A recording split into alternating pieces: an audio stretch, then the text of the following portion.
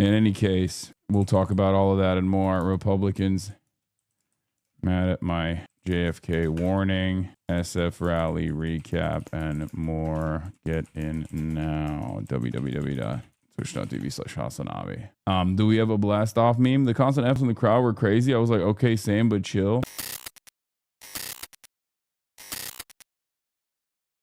I'm in the lexicon. I'm in the conservative consciousness all the time. Yeah, I saw friendship ended with us on the hunt. Didn't say hi to me. Rep Bowman is my best friend.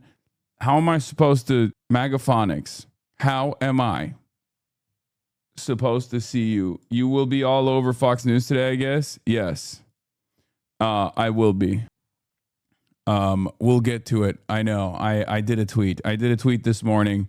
And every Republican lost their minds. We'll get to that in a second. Missed your speech last night. Yeah. Your speeches are so good, by the way. Thank you. I did do a speech yesterday, as you guys know. Personal news-wise, not much took place in my life, as you guys know. Obviously, I ended the broadcast, came back to the hotel, went to sleep, woke up early, got on a flight, and I'm here. Okay, my life, this is my life now. My life is this. I don't do anything. I'm a chud-ass loser. I do speeches. I think the speech dragged on a little bit, but overall it was good. It was perfectly, it was 10 minutes long. Thanks for signing my Lennon book so I too can performatively read on a train. Good. You didn't rave with March? No, but what's funny is March once again, literally, I mean, I can talk shit because I know his ass is not awake right now watching the stream. March made it to the flight, luckily. I don't know how. He was hammered. At least last time when we were leaving St. Louis, he was like a little bit hungover. He was on the tail end of coming off of his drunken stupor. This time he was just shit-faced. Okay? He was shit-faced so much, I was like a little bit worried at first. I mean, he kept his cool, calm, and collected, luckily, but he was so hammered that I was like, they're not going to let you on the flight, big dog. This is crazy. Luckily, they did. We got on the plane and we flew in and I'm back. I'm here. And last night was a movie. Last night was incredible. It was an incredible, electric experience. And I don't know if it translated on camera. Like, I don't know. Because I never know. Like, I know how I feel when I do these sorts of events, but I never know how it looks from a viewership experience. I don't know how it looks for you guys watching at home, because it was wall to wall. It was slammed. It was packed. Apparently there's 4 articles about me already. Mission local let 1,000 Zorons bloom. Left is flying to boost Shoykat Chakrabarti as SF's insurgent savior. This is obvious, but you were definitely a main draw for the event. Yeah, I didn't realize that was the case. You're getting better at engaging the crowd?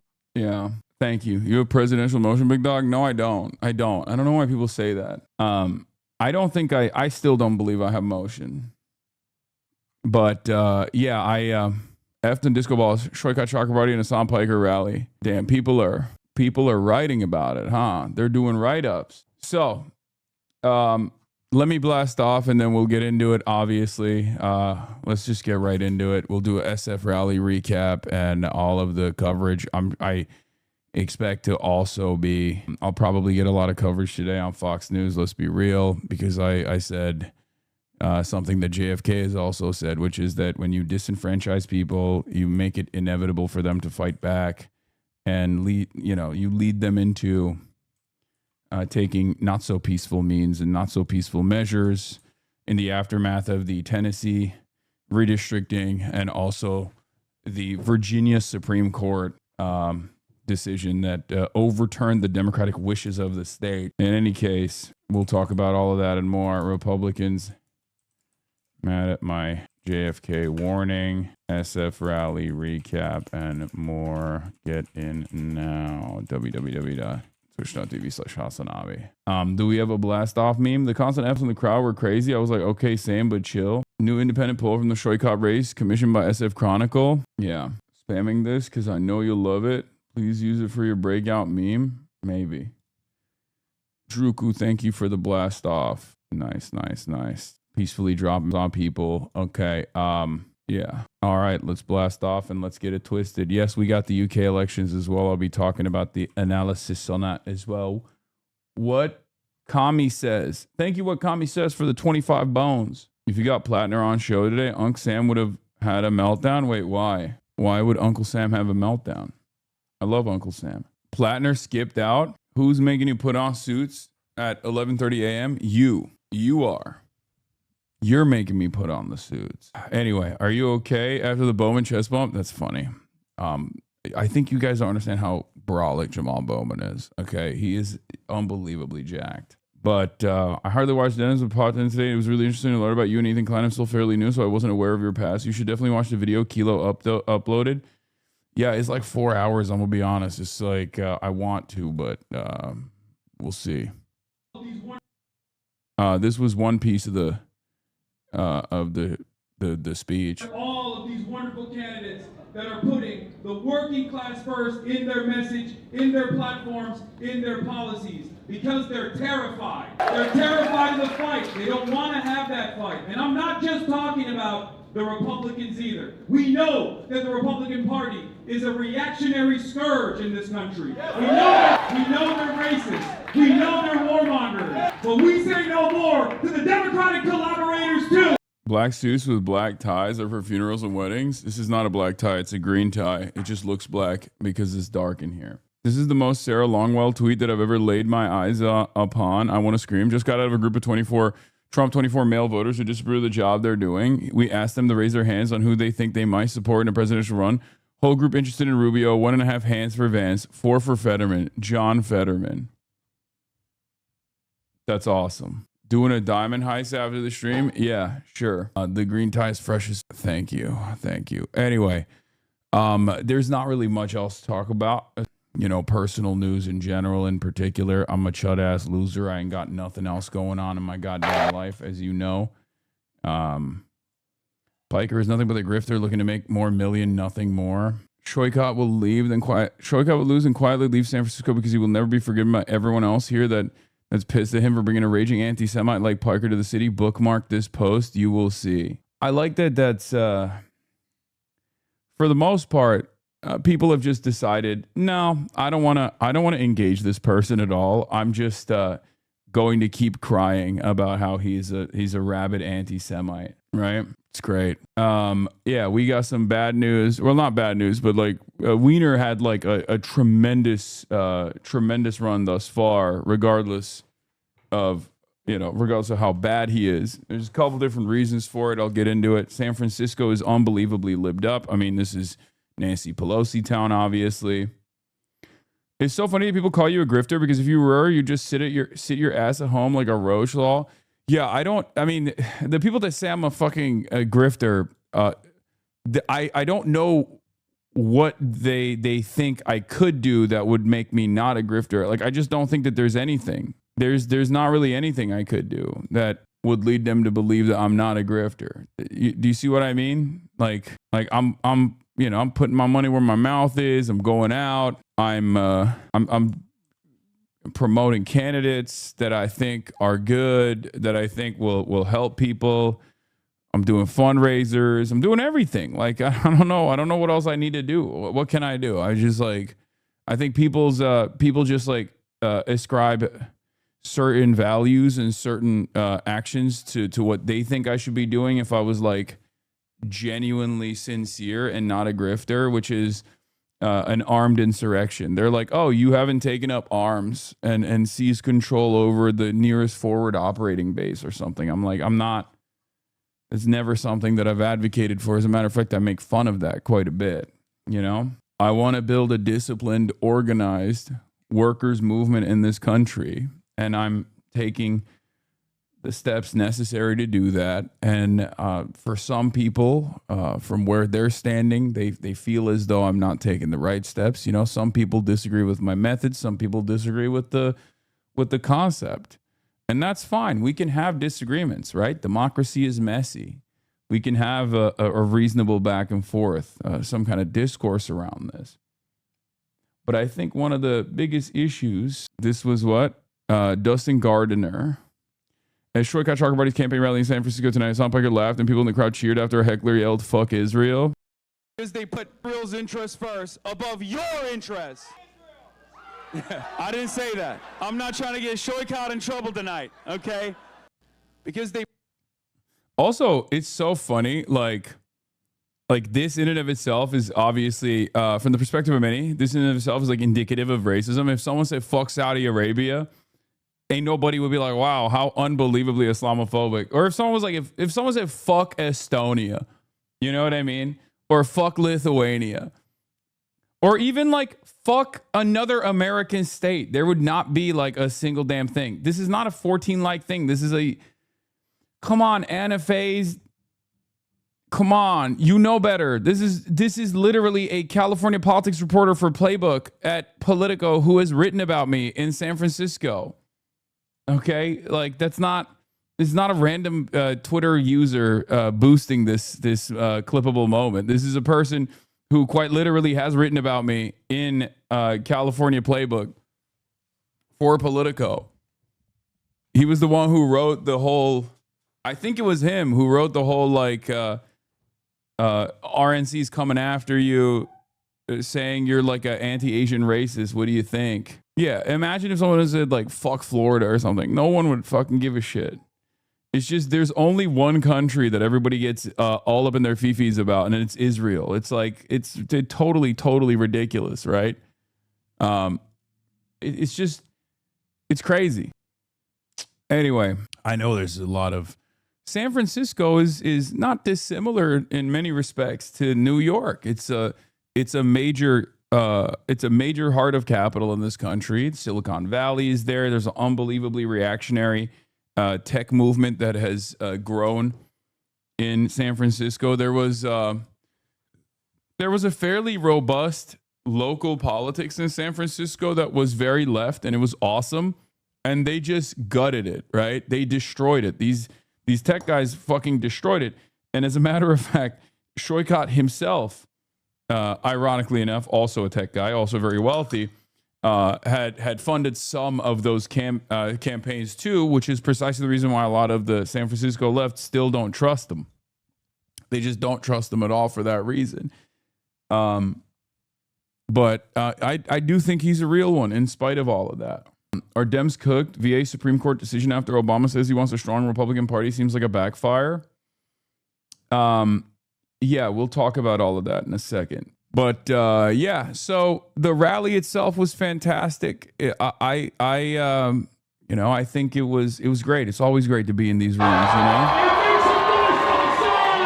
Francisco, can you hear me? There's a reason why they're not only coming after me, but they're coming after all of these wonderful candidates that are putting the working class first in their message, in their platforms, in their policies. Because they're terrified. They're terrified of the fight. They don't want to have that fight. And I'm not just talking about the Republicans either. We know. I think it's important to stress that there's brewing frustration with the Democratic Party among voters in San Francisco that neither Weiner nor Chan are addressing, whereas Shoykot is. We've seen this in the election results from our city 2016, 2020, 2024, the last of which was the worst Democratic candidate outcome of the three. Running on that being a non-transformative Democrat is not going to win in 2026. Yeah, but at the same time, I think voters are like very conservative in like San Francisco liberals are very conservative in many respects. The San Francisco progressives are upset with Shoykot for domestic reasons, for like very local reasons, right? And that's understandable. I mean, he's been a local operative. He has fundraised or he has funded certain campaigns that have like taken out Dean Preston, for example. So like he's done some stuff that I think is worthy of scrutiny, and it's you know, it takes a lot for him to get over that. It's going to take a lot for him to be able to convince people to give them the confidence that he will be a fighter for their values on the San Francisco left side, right? The left that hasn't been priced out of San Francisco, at least.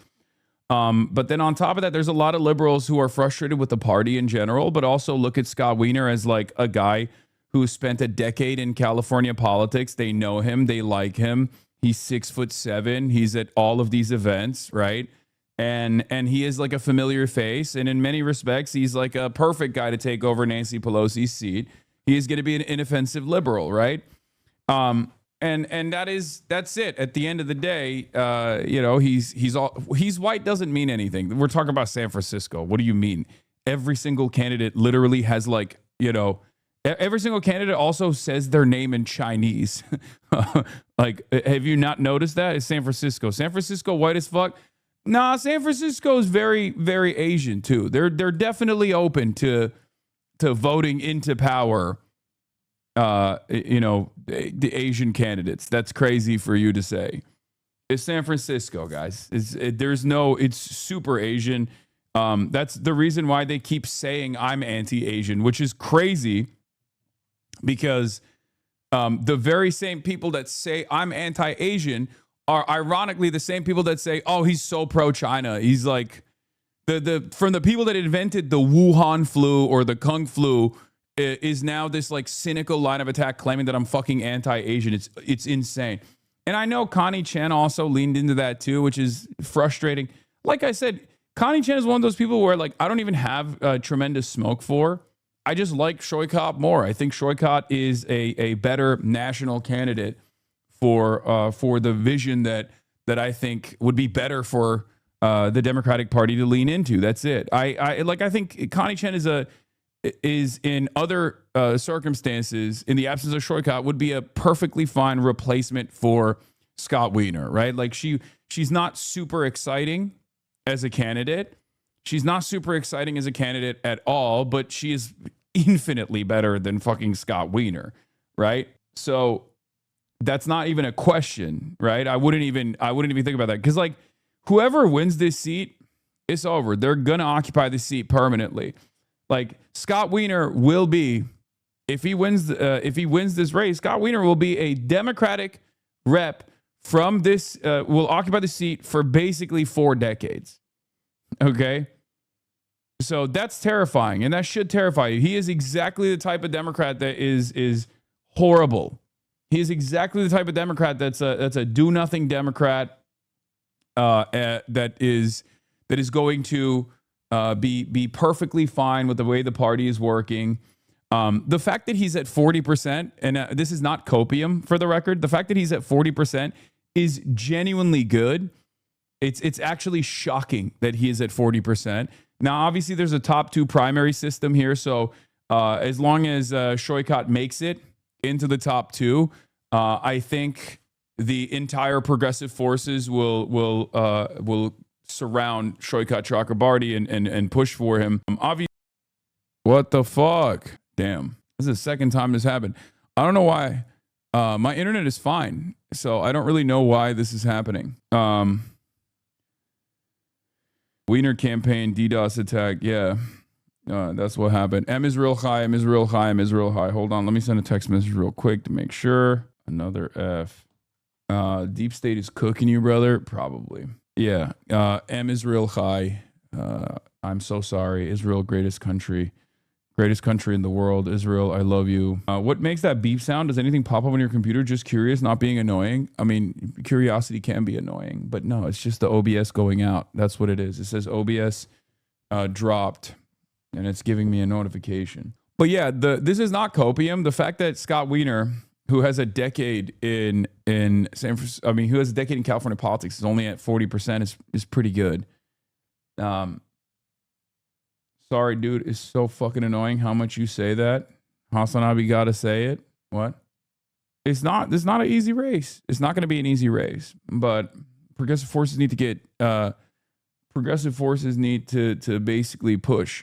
I saw all 3 candidates in a relatively intimate community forum in my neighborhood and came away extremely unimpressed with Connie Chen, to be honest. Could have just been a poor performance night and my biases towards Shoykot, but I didn't see her and what other progressives do. No, I'll give you the actual assessment. The institutional left in San Francisco was not very confident in Shoykot. They don't think he's like a real left candidate at all because of the previous donations that he's made. And for that reason, they were like looking for someone to make sure that it's not Scott Wiener, and they just found Connie Chen. That's it. They were the ones.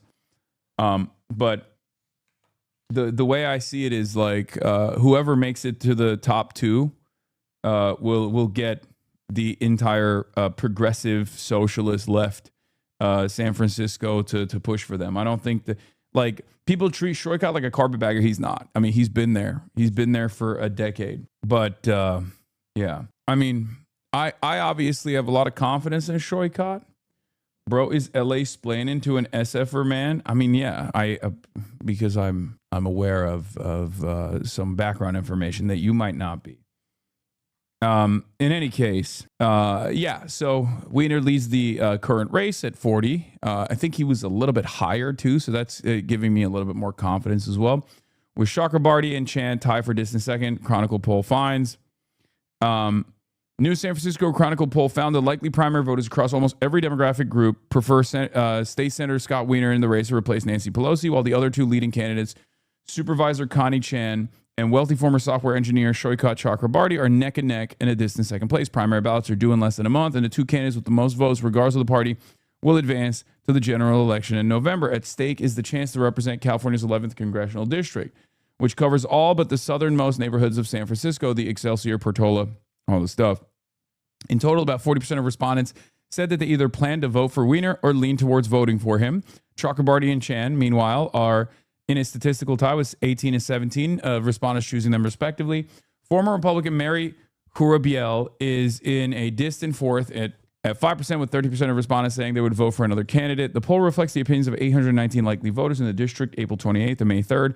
Surveyed by text message and email, respondents could take the poll in English or simplified Chinese. It had a margin of sampling error of plus or minus 3%.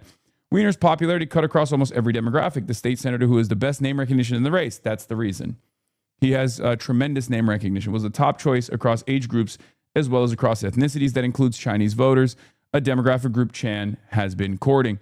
While Wiener's support among Chinese voters wasn't as strong as it was among other ethnicities, it still was well above Chan's for that group. 36% of Chinese respondents said they would vote for Wiener, while just 19% said they preferred Chan. Chinese voters in San Francisco are a profoundly important constituency. That's the reason why they've been attacking me as an anti-Asian, which is insane. Because if the Chinese population in San Francisco actually knew what my opinion was and like what I think we should be doing with China, they would fucking love my shit. Okay? Not only have I obviously been to China, but I also am not exactly shy about revealing my position on China, which is that we should chart a totally separate path in our relationship with China, which the overwhelming majority of the Chinese population, don't they hate China? No, fuck no. No, you guys don't understand. I literally, look.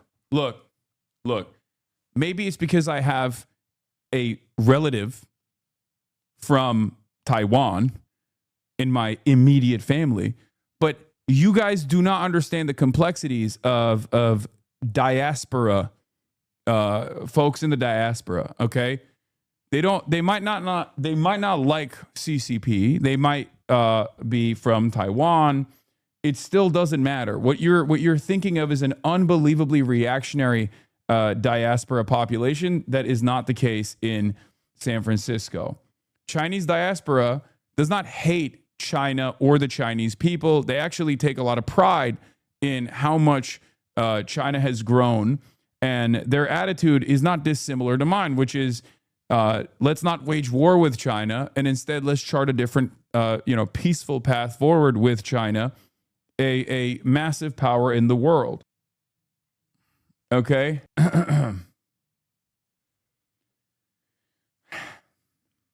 Like you might be thinking of like the Shenyun guys or something. Like that's not how it is. Like normal Chinese Americans normal Chinese Americans are basically just like, yeah, it's chill. Let's not wage war with China.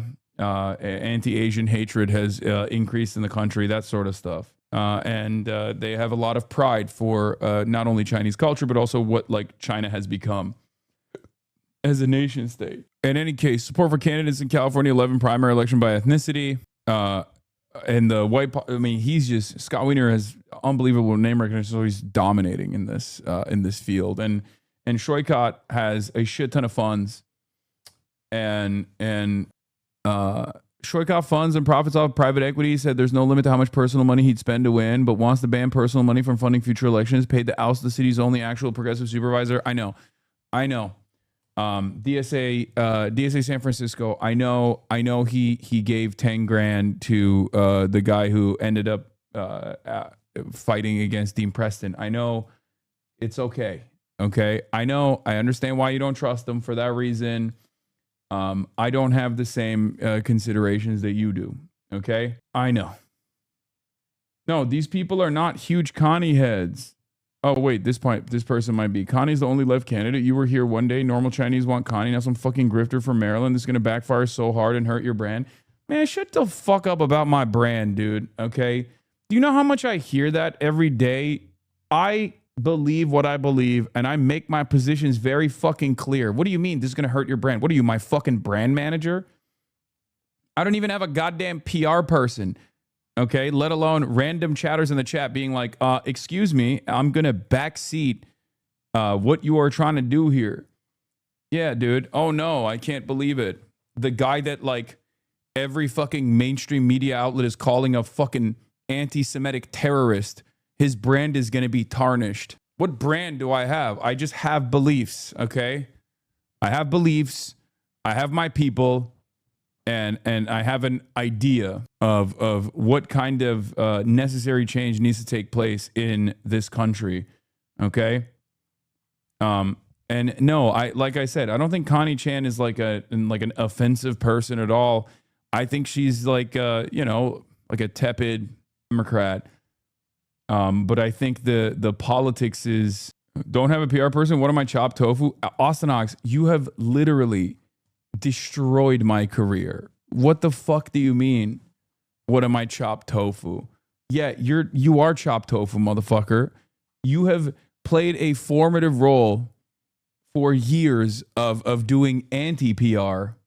That's crazy. I mean, you've gotten a lot better now with Popstanox, but yeah. Who's better do you guys think at accomplishing their goals? Chuck Schumer by making the left love Israel, or Austin Ox by making everybody love me? Better stop being nasty quick because I wasn't even trying. Oh, nice. Okay. Austin Ox is the Chuck Schumer. What Chuck Schumer wanted to do with making the left pro-Israel, Austin Ox has been doing by making everybody be pro-me. He did all that PR for you? Yeah. The Gucci shirt, the house, the cussy, cracker, barbs, Austin Ox's nukes over and over again. But yeah, getting back to the San Francisco race. That's not to say Wiener leads among every sector of the electorate. While he enjoys most of the support from self-described liberals and moderates, progressives are just as inclined to vote for his two top competitors, Chan and Chakrabarty, as they are for him. The three leading Democratic candidates split the progressive poll respondents equally, each getting about 30% of their support. Top issues for voters in the California 11 primary election is obviously cost of living, it's housing, Donald Trump, homelessness, healthcare, Israel, Palestinians, immigration, and another issue. Between Chan and Chakrabarty, the polls show that Chakrabarty had more support from young voters and those who had lived in the city for less than 15 years. Chan, on the other hand, had Chakrabarty beat among middle-aged voters. Other socioeconomic factors, such as home ownership and college education, made for a little difference in preference, but long-term residents in the city were less supportive of Wiener compared with those newer to the city. Scott Wiener has locked down the primary, at least for sure, and that was always going to be the case. He has a lot of name recognition. So the San Francisco Standard wrote an article, and so did the San Francisco Chronicle. The revolution is here. Progressive Democrats changed the party message, hits home at packed SF rally. Hundreds of progressive Bay Area voters crammed into a San Francisco nightclub Thursday for a campaign rally held by congressional candidate Shoykot Chakrabarty that featured the hyper-popular and controversial political commentator Hasan Piker. The mostly young crowd was packed shoulder to shoulder, seemingly energized about the rally's change the party theme, a key promise of Chakrabarty's campaign to replace Speaker Emerita Nancy Pelosi. The former tech engineer and centimillionaire who founded a group dedicated to unseating incumbent moderate Democrats shared a vision Thursday for a more progressive agenda in Washington. San Francisco, the political revolution is here, Chakrabarty said when he took the stage a little after 8:30 p.m. The promise has rankled some Democrats in San Francisco and beyond, but it's also resonated deeply with many attendees, some of whom travel from the East Bay and beyond to hear Piker and Chakrabarty speak. To T. Bowman, a canvasser for San Francisco voters, says she sees Chakrabarti as a kind of upfront and honest candidate who could affect change in Washington. I feel like the Democratic Party isn't standing up for us in the right ways, Bowman said, citing foreign policy issues and corporate spending on elections. The slate of Democrats running against Chakrabarti includes State Senator Scott Wiener, race frontrunner Supervisor Connie Chan, and Mary Hurbiel, a former Presidio Trust Board member. Chakrabarti has embraced the role of a Democratic dissident willing to buck party leadership. An alumnus of Senator Bernie Sanders' 2016 presidential campaign, Chakrabarti has criticized the party's approach to core issues from President Donald Trump to Israel to affordability. We need a new generation of leaders that will deliver on a fundamentally better life for all, Chakrabarti said during his speech. To do that, we have to completely change the leadership of the Democratic Party. After Sanders lost his bid in 2016, Chakrabarti helped found the Justice Democrats, a political action committee dedicated to helping progressive campaigns unseat incumbent Democrats in primary races across the country. The group recruited AOC to challenge Representative Joe Crowley in New York City. After her win, Chakrabarti became her chief of staff at the Capitol, though Ocasio-Cortez declined to endorse him in this race. Chakrabarti was joined on stage Thursday by 3 progressive candidates challenging incumbent Democrats in primary races across the country who spoke about their desire to reshape the party from within. The stakes could not be higher, Chakrabarti said in an interview before the rally. If we just keep going in the direction we're going, we are sleepwalking into the destruction of this party. So I'd rather change and win than just go to the direction that we're headed right now. He dismissed the notion that his pugnacious approach could hamper his effectiveness in Washington should he advance in the June primary and go to win elections in November. He said he would rely not only on support from his fellow Democrats to pass legislation, but leverage his popularity with supporters on the grassroots level, much as Ocasio-Cortez used their large following to build support for progressive policies such as the Green New Deal. Chakrabarti supporters in attendance Thursday said they hope that approach could give them a voice in the party they say has failed to stand up for their values. I feel like I've been waiting 40 years for this guy, said Regina Islas of San Francisco, a campaign volunteer and longtime Democrat. One of the things I like is that he's a fighter. He's a feisty guy, and we need that spirit. That combativeness and Chakrabarti's decision to court Piker's support could alienate some voters. Piker has emerged as a divisive figure in the party and a favorite target for moderate Democrats and Republicans for controversial comments on a slew of issues, including Israel, 9/11, and Asian Americans. On Wednesday, San Francisco Supervisor Matt Dorsey said he would submit a resolution to the city's Democratic Party Central Committee decrying Piker, urging him and his supporters to pursue the formation of their own party and to get out of ours. Chakrabarti seemed to lean into Dorsey's censure in a social media video on Thursday, labeling him as a part of the party's old guard. They're attacking us because we want Democrats to stop taking corporate money. They're attacking us because we want the genocide in Gaza to end. Piker echoed the message on stage at the rally, suggesting that Dorsey and the other critics were out of touch with what the voters want. See a lot of people in this room who want to change the party today. We have to fight to make sure we elect responsive politicians who serve our interests. In the week leading up to the rally, flyers in Chinese and English had popped up on telephone poles and lampposts around the city, urging people to come out to protest Piker's appearance. But as the event got underway Thursday, there was no evidence that such a protest had materialized. There's a lesson there in that story, Piker said. Chakrabarti's opponents might have the support of politically powerful outside groups, he added, but we have the people. Everyone on the right is making you a thought leader. Everyone on the left is left of you is just making fun of you in the chat. Yeah. We'll get serious at some point, I think, hopefully. San Francisco Standard wrote about it as well. Tech millionaire running for Nancy Pelosi's seat packed a Soma club with young progressives, a few skeptics for a part concert.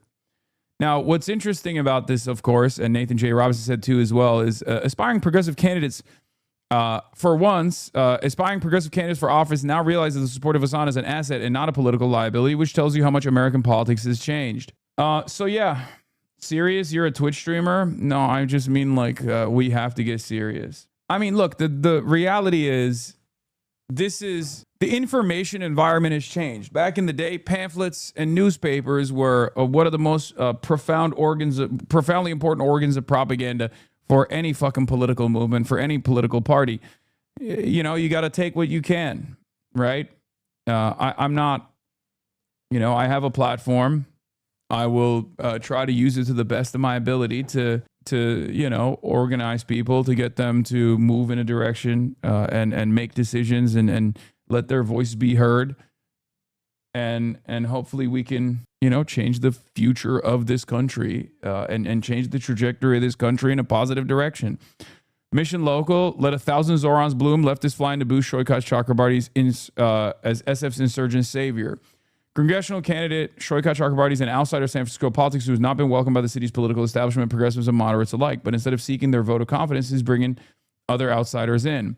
On Thursday's evening, Chakrabarty's Change the Party rally drew many hundreds of attendees who packed City Nights, a nightclub in Soma, to the brim. What a lot of people don't realize, by the way, are you going to address Virginia? What do you think? It's literally the largest story of the day. You think I'm just going to only talk about a couple San Francisco newspapers that wrote about the rally last night? Or do you think I'm going to talk about the Virginia Supreme Court's decision to overturn the Democratic referendum that allowed for redistricting to take place? So here's the problem. Here's the problem with the outsiders narrative. Yeah, I live in Los Angeles, California. But you know who lives in San Francisco? People that have the same exact issues as many of the people that live in Los Angeles, California, or even Nashville, Tennessee, or New York, New Jersey, Minneapolis, Minnesota, motherfucking people in Iowa. They all have the same exact issues. And not only that, but also I have community members that live in these places. It's not like when I fly to San Francisco, people are flying from, I don't know, New York City to come to San Francisco to watch me speak. No, these are people that live in the city. These are people who live in San Francisco. These are people who are door knocking in San Francisco. They just happen to be fans of mine. So it's very strange to make it seem like, you know, I'm this like outsider. And it's really interesting because I don't think they used to say this about like Charlie Kirk, right?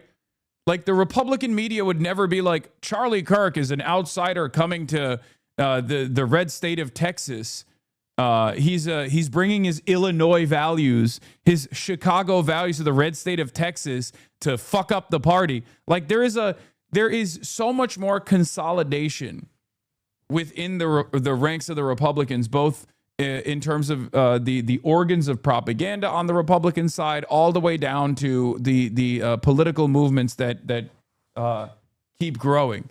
I mean, you saw this with like the Tea Party, right? Which is what a lot of people are equivocating what we're doing to, even though there's obviously some issues with that comparison. But, you know, yes, there is an insurgent movement that is demanding more responsive politics, more responsive politicians, and fighters who will not only fight against the Republicans, but also will fight for certain policies that will genuinely improve the material conditions of the working class in this country. It's clear that the Democrats have not been putting up a strong enough fight. That's why there's a lot of discontent. And, you know, that's the environment that we're in. By the way, regarding the attack on Shoykat, yeah, whoa, AOC's chief just deleted this. Shoykat Chakrabarty tweeted this: instead of fiscally conservative but socially liberal, let's call the new Democrats and Blue Dog Caucus the new Southern Democrats. They certainly seem hell-bent to do to black and brown people today what the old Southern Democrats did in the 40s. Yeah, he said Blue Dog Democrats are racist, okay? Do you understand why I like this guy, though? I mean, he said this in 2019 as AOC's chief of staff. Like, we have a tendency, I think, the left should not do this ever, but we have a tendency in American politics to punish people for being right just too early, okay? And I don't even think he was too early when he said this at the time, but like, it's really interesting. It's really, really fucking interesting that, like, you know, a guy who said this, who was correct back then and certainly is still correct now, is being presented as not like what his worldview is, what his values are, but instead as like a controversial figure. You know, let's not really dig deep into what his worldview looks like. But if you understand that kind of stuff, you understand why I feel confident in like endorsing and you know, working alongside, even though it's a fucking long shot, working alongside a centimillionaire. Okay. That's it. That's why I don't have issues doing that, even though initially I had my suspicions as well. Regardless of my knowledge of what he represented, I was still worried about some of the things he had done, as far as like who he had endorsed or who he had actually funded the campaigns of. Yeah. The additional backstory on this is that he was upset about Dem leadership, including Pelosi, saying they would fight against the immigration bill and then one day deciding just to drop the fight and pass it on with no concessions. A Republican immigration bill, it literally led to the 2025-2026 ICE fuckery. Yes. And what's really interesting about it is they're doing that to me right now as well. a lot of people who like Connie Chen, or even some people who like Scott Wiener, people who find me to be a dangerous person that's like ruining the party or whatever, are cynically claiming that I'm anti-Asian, which is, I think, one of the funniest things you could possibly say about me beyond being like anti-trans or pro-Israel is that I like more often than not, I hear the opposite thing, which is that I'm too pro-China, right? And then all of a sudden I'm like anti-Asian. But you know, I there are people who I like, whose takes I actually appreciate, like, you know, guys like this, why disassembler. I don't have any issue with these people. Like, there's a lot of people in the anti-Shoykot camp that I actually literally am totally aligned with ideologically, right? I've never even heard this criticism. Now you're anti-Asian. It's just made up, man. It's made up. Look at what he cropped out in the screenshot. Another endorsement for Trucker Party from Czech Nose, Pennsylvania. Amazing. Look at what he cropped out in the screenshot. In April, the Republican National Committee resurfaced videos in which Piker expressed irritation with first generation, second generation, third generation Asian people who are dogs to white people. Supervisor Connie Chan, another candidate running against Trucker Party who was born in Hong Kong, condemned the rhetoric in her statement at the time. It's disappointing when we become used to people making inflammatory and even racist remarks to get clout online. To which I responded with, "You're happy with the current admin's anti-diversity initiatives? This Republican clip chimp was my commentary about a white supremacist org using tokens to dismantle affirmative action. Do you agree with the RNC research team?" Does Connie? To be fair, I don't even think she does. You know? You think you're teaching leftists and go anything about this? We all know about it because it was fucking homegrown. It started with Friends Allow on with Diane Yap. Yeah. What he's doing here is smearing Connie as a Zionist in defense of you because she reacted to something.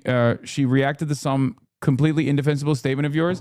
See, this is what I mean. It's like, really, it's indefensible. You find it indefensible. You find it defensible for a white supremacist organization who has actively tried to fucking tackle affirmative action initiatives, which have now led to the anti-DEI movement that we are currently in. You find that to be so fucking... Sometimes you can't be talking like that, white baby. See, this is what I mean. First of all, suck my fucking cock, okay? I'm a goddamn Muslim American who gets fucking called a terrorist every fucking day. Okay? Are we doing racism Olympics? Are we talking about what kind of racism is institutionally completely appropriate? What do you think? Who do you think receives more fucking dick eating on a daily fucking basis? Oh my God, white baby? We're not talking about like black Americans living in Jim Crow South here. What the fuck? I'm attacking the concept of tokens that are being spent in the behest of white supremacy. You can't be saying white baby like that. That's ridiculous. It's a joke, man. I know. It's just like very frustrating. The idea that I'm like a anti-Asian reactionary because I'm saying that the anti-DEI movement that is literally harming Asian Americans right now, in some ways, was also, in some ways, deployed Asian faces for white supremacy. This is how it started. That clip is one from the Republican National Committee. Of course, they don't give a fuck about Asian people. I do. Like, if I describe the context of like what my criticism is, and you still choose to go, nah, that's still fucked up. No, you know what I think is fucked up? I think white supremacy is fucked up. I think anti-DEI initiatives are fucked up, okay? I think racism is fucked up. And if you are going to be a willing participant of white supremacist movements, I'm going to shit on you, okay? It's once again people getting lost in the fucking optics of something and choosing to not read further into what's going on in the process of me describing exactly what's fucking going on. I've had to deal with this shit nonstop with Candace Owens, for example, or Thomas Sowell. Am I anti-black for shitting on Thomas Sowell? Am I anti-black for shitting on Candace Owens, for saying Candace Owens is a token for white supremacy? Some people think that way. I certainly don't. We can have a real conversation about it, but if you just get stuck with the fucking, if you get stuck with the notion that like I'm, I'm a reactionary, then yeah, we're gonna have an issue with that. That's stupid. Anyway, it's a joke, man. I guess people aren't as terminally online as I thought. Sorry, I thought you. Well, yeah. I mean, they try to do this with Nick Fuentes, bro.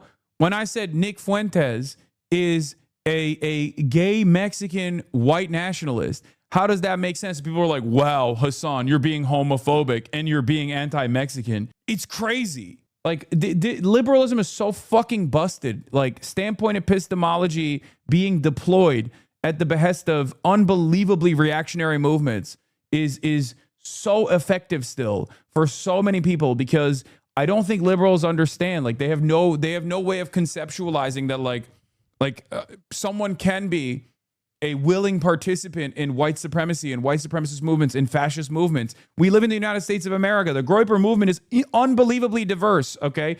Groypers, these white nationalist neo-Nazis on the internet, are far more diverse than whatever the fuck the educated suburbs look like that vote for the Democratic Party consistently. And there's still people turning around and being like, no, I don't understand. What?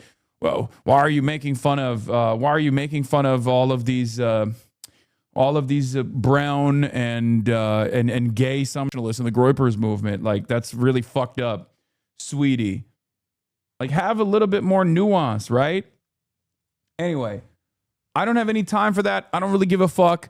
If you don't like the way I communicate, it is what it is, right? This is just how it is. I know what it's a reference to. Meanwhile, the Republican Party has actively disenfranchised the entirety of the black voting bloc in fucking Tennessee, and we're having this dumbass conversation. You know what I mean? It's ridiculous. Anyway, Jamal Bowman, former representative of New York's 16th district, flew in for the event, as did Avia Chevalier, Angela Gonzalez-Torres, Milat Quiros, who are running for seats in the House of Representatives for New York City, Los Angeles, and Denver, respectively. We have to completely change the direction of the leadership of the Democratic Party. We need a Democratic Party that knows how to fight to stop authoritarian rule, said Chakrabarty. But the biggest draw and most controversial aspect of the night was ostensibly not Chakrabarty, but Hasan Piker, popular left-wing commentator who has over 3 million followers on Twitch, and according to Wired, streams 7 to 8 hours a day. When Mission Local waited to speak for Chakrabarty before the rally, the candidate was backstage in the middle of streaming with Piker. At the rally, Piker's comments echoed Chakrabarty's. We deserve a better party that will put your interests first. He likened Chakrabarty to Zohran Mamdani, Democratic Socialist who was elected mayor of New York City last year, and reappropriated popular Maoist slogan, "We can let 1,000 Zohrans bloom," Piker said. Chakrabarty, both as a candidate and his previous role as representative of AOC's chief of staff, has positioned himself as a combative foil for the mainstream Democrats. While his campaign is staunchly anti-Trump, he has taken particular aim at the Democratic Party and what he calls the failure to stop Trump's authoritarianism. We ruffle some feathers with the Democratic establishment, Chakrabarty said to the roaring crowd, and I'm glad we did. Unlike his opponent, State Senator Scott Wiener and Supervisor Connie Chan, Chakrabarty has not held office in San Francisco, and before putting his hat in the ring and spending $4.8 million on his own campaign, he had little name recognition here. When asked how he plans to build trust with voters who may not know him, Chakrabarty said he's focused on getting as much face time with the voters as possible. I'm not part of the local political establishment, Chakrabarty said. The way that we've been running this campaign from the start is to be as physically available as possible. We've done more public events, more direct voter contact, more conversation with real people in San Francisco than any of my opponents. I think all my opponents combined at this point. The centimillionaire former startup engineer who is likely worth more than $100 million has paid gobs to hire an army of door knockers to get his name out, is also turning into social media and its influencers. On Thursday night, Chakrabarty took interviews with both members of the press and members of what his campaign dubbed the new media, content creators and internet personalities with millions of combined followers. The content creators filed in line, waiting to speak to Chakrabarty backstage for a few dedicated minutes for each candidate. But Piker is the most popular. He's sometimes stylized the Joe Rogan of the left and subsequently drawn the most ire from moderate Democrats here. Supervisor Matt Dorsey authored a resolution the same day as their rally asking the San Francisco Democratic Party to condemn Piker and reject any attempt to change the Democratic Party to align with Piker's views. Dorsey's taken issue with Piker's outspoken criticism of Israel. Dorsey, in his own words, a self-proclaimed Zionist, and Piker's comment saying Americans deserve 9/11 posed a bizarre rant in which the streamer called the Vietnamese refugee a fucking idiotic old lady for opposing communism and supporting President Donald Trump. Bizarre rant. Dorsey and others have sought to paint the online tirade as an anti-Asian, though Piker has said that while my sentiment is vulgar, his statements have been taken out of context. He's streaming for much of the day after all. And on Thursday, no one in the hot, crowded room seemed to pay much attention to Dorsey's flogging. The crowd was more focused on stump chants like abolish ICE, tax the rich, Medicare for all, while flyers posted around the city had advertised plan to counter protest outside the rally. No one showed up. There's a lot of people who didn't want me to be here today from the San Francisco Democratic Party, from numerous AstroTurf organizations to put flyers all around San Francisco, Piker said on stage. But he added, not a single person showed up to protest. They have the money and interests, but we have the people. Yeah, no show counter protest after putting all those fucking flyers out. Kind of an L. Let's be real. Even the fucking organizers didn't show up. Who the heck even wants you to be helping their political campaigns anymore? Says restore the Holy Roman Empire. Yeah, I don't understand it either, man.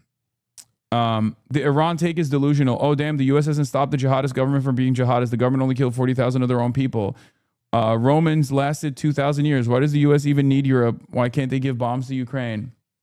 Holy Roman Empire LARPer comes in and says, my newfound fascination is American domestic politics, specifically in the Democratic Party's primary system. And I don't personally understand why people want to even align with someone like yourself. I don't either, man. Kind of feels like I represent a lot of the people's frustrations within the base of the party. Do you think if the USSR was still active, you would live there? That's a silly question. Why do you always make stuff about you? I don't know if you know this, but what we're doing right now is reading news articles about a rally that I participated in. First one is bait. Okay. Well, good bait. F-bombs and disco balls. All this stuff is basically going, it's just like some of the most unbelievably unpopular forces within the Democratic Party that have literally led the Democrats to be the do-nothing Democrats that people are very frustrated with, are frustrated with my involvement in campaigns. Look, here's the thing. I have my opinions. I have my beliefs. I don't need to go out, spend my own fucking money flying around the goddamn country to go stump with candidates, to go to rallies. Okay. I can marshal plenty of forces from all the way out here in Los Angeles, California, without ever having to leave my home. Right. I don't like leaving my home. I don't like flying around. It's much easier for me to do everything that I'm doing from over here. But the reason why I'm doing it is because there are people who I think are worth it. There are people out there all around the country that genuinely see a significant problem with the way that the Democrats have operated thus far, and they want to move the party into a direction that centers people in my community, people far larger than just my community, but people in the working class, and advance their interests, advance their needs, advance their material conditions. People who want to fight for Medicare for all. People who are going to continue fighting the Republicans. People who are going to do left economic populism in their campaigns. This is what I think is a much more successful method to completely destroy the Republican Party, while also simultaneously advancing an agenda that will be better. I watched for 5 seconds, I already feel dumber. See, it's for these guys, okay? We do this not just for our loved ones, but for our haters as well, right? Because, like, think about a world where this guy could have a positive attitude about the future of America. A world where this guy could have gotten the free education all the way up to college, and had a federal jobs guarantee, you know what I mean? And could make ends meet with one single fucking job in a 40-hour work week. Could have hopes, could have a family one day, you know what I mean? Could have time to go out and meet people instead of fucking toiling away endlessly. And then in the brief moments that he has to himself, go to the Twitch stream of a guy who he despises, right? The ironic part is that you're spending more of your own money to promote these candidates while less people subscribe because they probably think you're getting more money because of all the coverage you get, even though it's mostly smears, including being called a grifter. Yeah, it's true. No, people legitimately think I'm getting paid by these fucking candidates. No, motherfucker, I'm spending my own money. What are you talking about? Getting paid by these candidates. I've heard that over and over again. It's like, oh, Shoykop must be paying Hasan. Yeah, totally, dude. I'm famously exactly the... What do you mean? He's just an unfuckable loser, right? What are you talking about? Are you an unfuckable loser? Are you what's hurting you? What's hurting you today, Chalaburn? Are you crying in my chat? Also, a lot of this stuff is public. I mean, these are elections. So you could personally, how are you this confident about it? So you're saying no candidate ever subscribed to you? I don't has ever subscribed to me. I have no way of knowing, right? But you think a Twitch subscription is like funding, is actually paying me to fly out? I mean, yeah, Kat Abu Ghazalik is a long-term HasanAbi head community subscriber, bought my merch as well. That's before she ran for office. But look, here's the thing. If candidates were fucking paying me for my support, you would know about it because that kind of stuff is public. You can't hide that kind of stuff. You know what I mean? It's just not a thing you can hide. These are elections we're talking about. And a guy who literally, why are you selling merchandise that's unethical as a communist? Yes. Socialism means no commerce. Famously.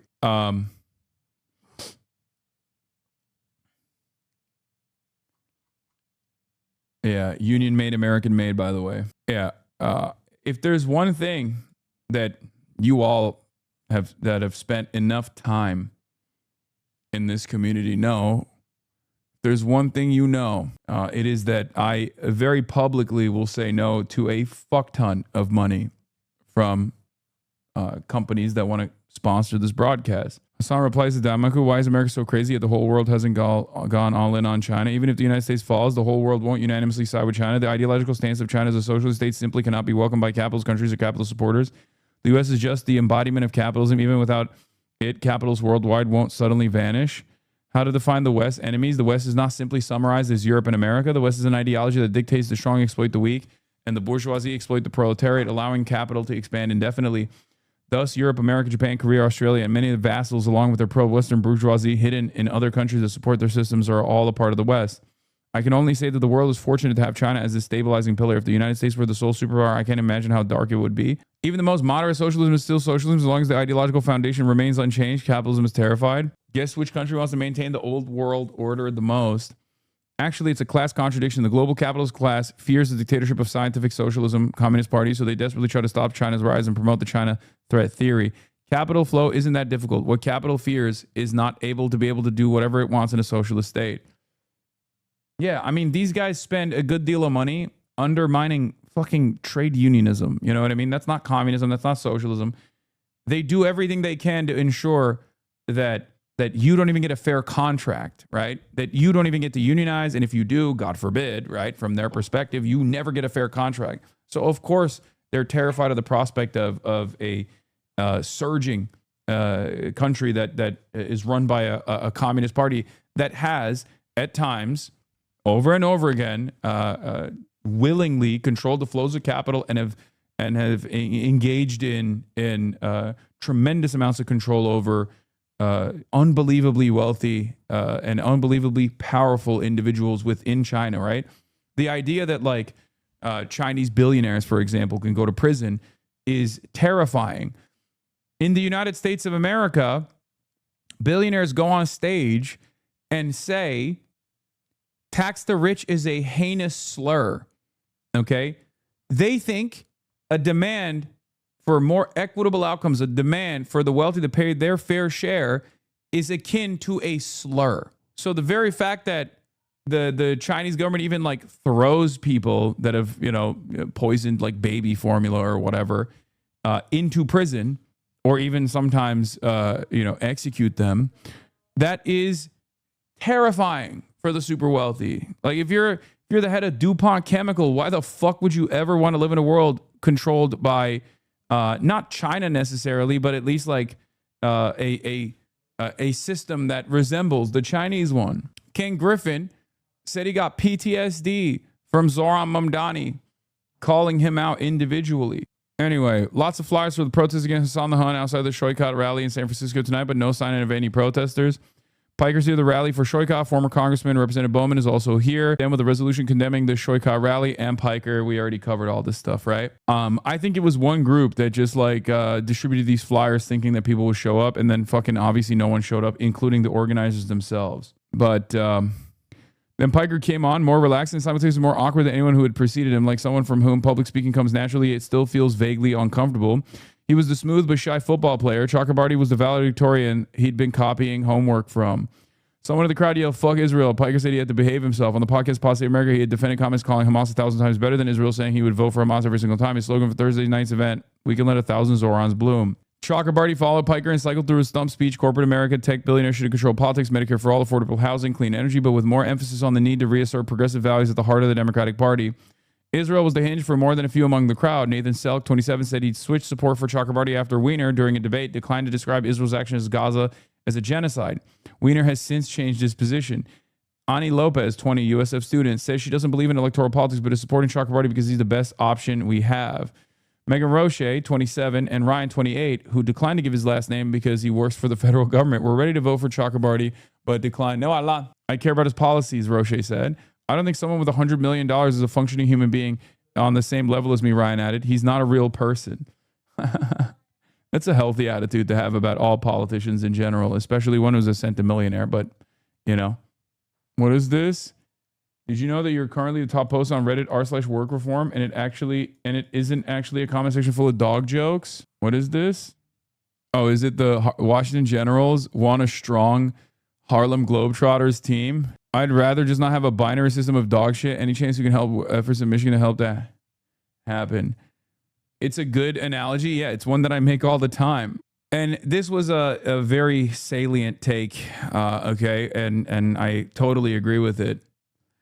When I say the country is institutionally rigged for Republicans, I'm talking about how Virginia gets their maps struck down after a 2-year process involving multiple legislative sessions and a statewide referendum, but Tennessee can just decide not to enfranchise Memphis anymore. And that's literally what's going on here. It is so frustrating. So that's our top story for today. Let's get right into it. Struck down a new congressional. Democrats are taking a significant blow from the Virginia Supreme Court in the aftermath of this referendum that took place to redraw these maps. Brutal last 10 days in redistricting.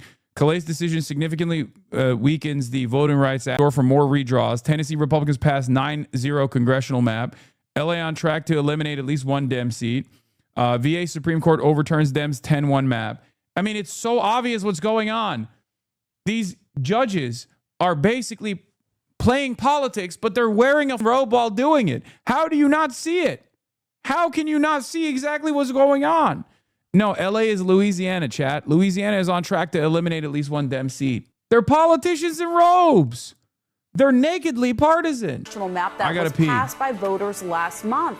Democrats have proposed a new map with the hopes of flipping 4 Republican-held House seats, and this is the latest battle in what's become this nationwide redistricting war. CNN's Arlette Saenz is here in the Situation Room. And Arlette, this is a big blow to Democrats. Yeah, it really is. Democrats had been hoping to shore up their efforts to try to reclaim the majority, but this ruling from Virginia State Supreme Court is a significant derailment of those Democratic plans. Now, the Virginia State Supreme Court ruled that the creation of this referendum that happened last month violated the state's constitution. Our team is still reading through this opinion, but this certainly will be a major setback for Democrats going forward. Democrats had drawn this map hoping to create an additional 4 seats for Democrats in next year's Congress. They had kind of sliced up the more Democratic suburban areas of the Washington, D.C. area to make these districts that pinwheeled out into more rural areas. But now, for the time being, this is prevented from going forward. This is made even more complicated by the fact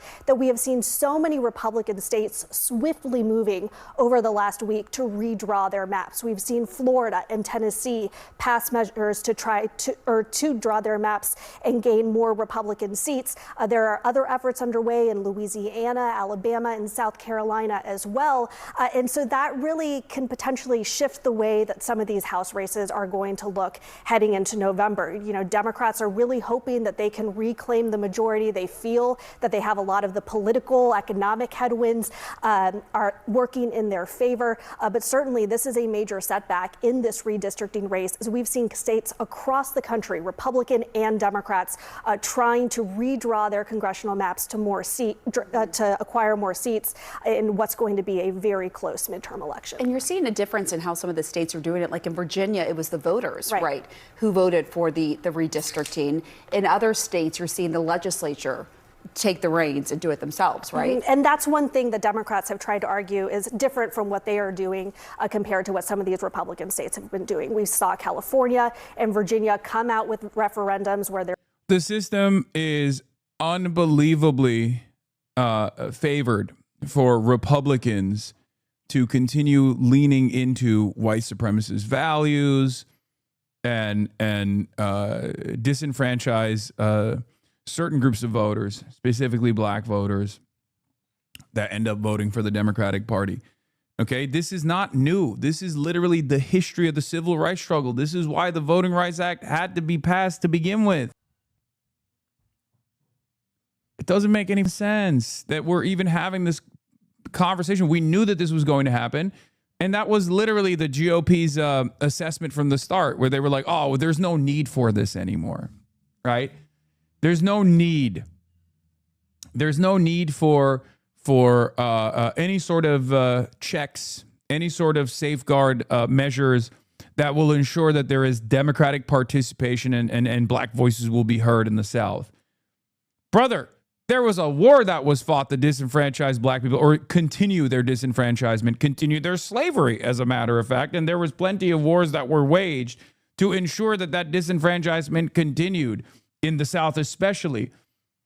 The idea that the Republicans would play ball and they would be nice if there was no such rules stopping them from doing this is totally ridiculous. Obviously, the Tennessee Republicans are using the new VRA decision coming down from the Supreme Court to their advantage to say, no, this is a nakedly partisan thing. No, it's not a nakedly partisan thing. Okay, you're not redistricting specifically in a nakedly partisan manner. You're redistricting to disenfranchise black voters. Okay, that's it. It's very clear what's going on. Voters had to decide if they... And this is the Tennessee side of the conversation. I'm not talking about Virginia in this circumstance.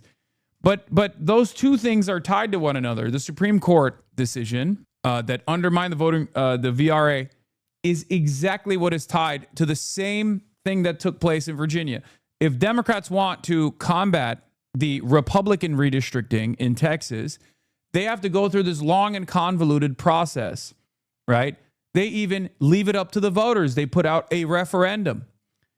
And the people of Virginia vote.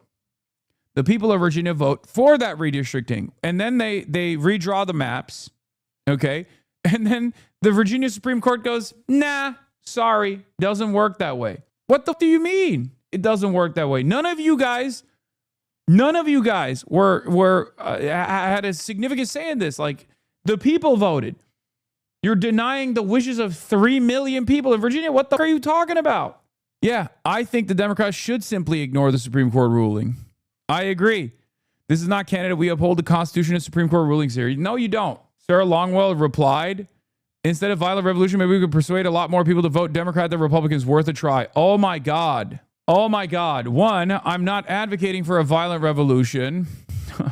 But let me tell you, between you and I think you're the one who's leaning further into that direction. You're making it inevitable.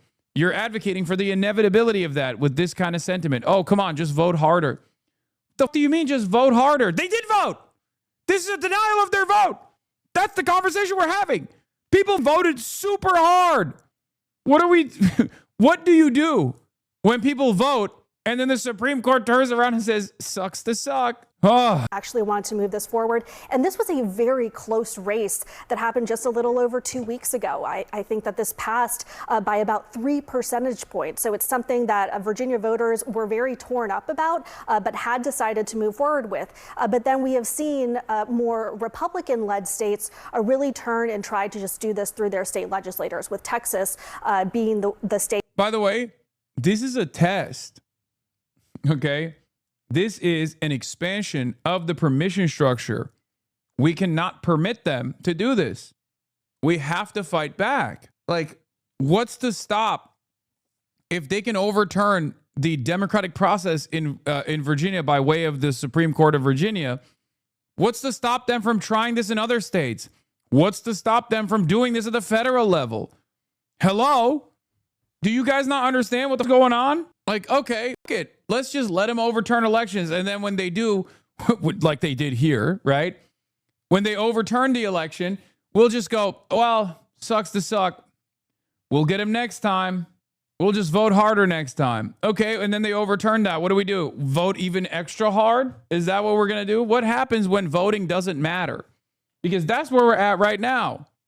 The problem is they control the Justice Department, so they can do whatever. They can do it like we're awesome when we try to do it. They're like, we're prosecuting. I know, they're already doing that. They're doing that to Louise in Virginia, who was spearheading the effort. She was spearheading the redistricting effort, and they literally sent the goons from the DOJ to prosecute her. What are we doing? What are we doing? We are living through fascism right now, and people are just oblivious to this reality. Okay? It's in the middle stages. It hasn't been completely finalized as a fascist project, but we have to do something about it. Like, the reason why these redistricting battles are taking place is because Trump is unpopular and he knows it. Okay? He knows he's going to lose the House of Representatives and possibly the Senate too. He doesn't want the people's democratic will to be recognized.